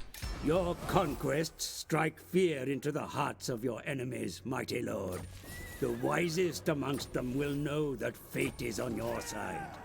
I have foreseen it. All is available. It was Magnus of Nuld who ended the turbulent time over 3 emperors by defeating the Chaos Lord Aswar Kul. The wake of such victory, the Empire was united. To withstand another such invasion, must be united again. Even more provinces under Emperor's rule. So we're basically just managing the Empire right now, clearing the vampires, uniting the Empire, and we'll have to be dealing with Chaos and some other stuff later down the road of the campaign. How this campaign progresses, it feels good to me. I just wish the rework had more options, more tools for the Empire to do, to manage all the Empire, like get the whole Empire in one direction, proclaim edicts to, you know, who's the enemy of the Empire and who they're gonna fight. Just not enough tools to make this rework effective. Just feels like it's just directing the flow of the campaign for the player. Nothing else.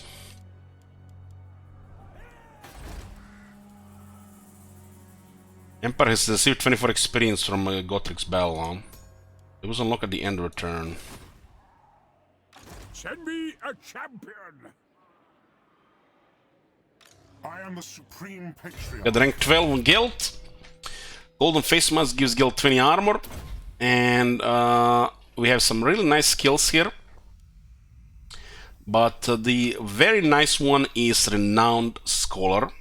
We get 20% research and 2 additional battle wizards. We'll unlock technology faster, and we can get some money wizards, which will just buff income in Reikland. So his gold magic finally comes in handy. 10 units need to be transferred here. We'll disband the lower ones. This is 11 units need to be transferred here. We can disband one of the archers. Ready. Gotrek, journey son. Where's the slaughter? And we'll finally end these guys here. Even slayers must rest. No. This should be the end of them finally. Yeah. Senseless, violent. And the Von Carsons are done. And this is also gonna be it for this campaign, boys. To be continued. There's still plenty ahead of us.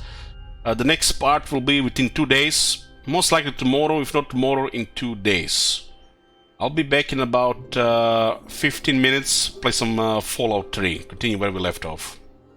Thank you guys for watching, and see you in a bit.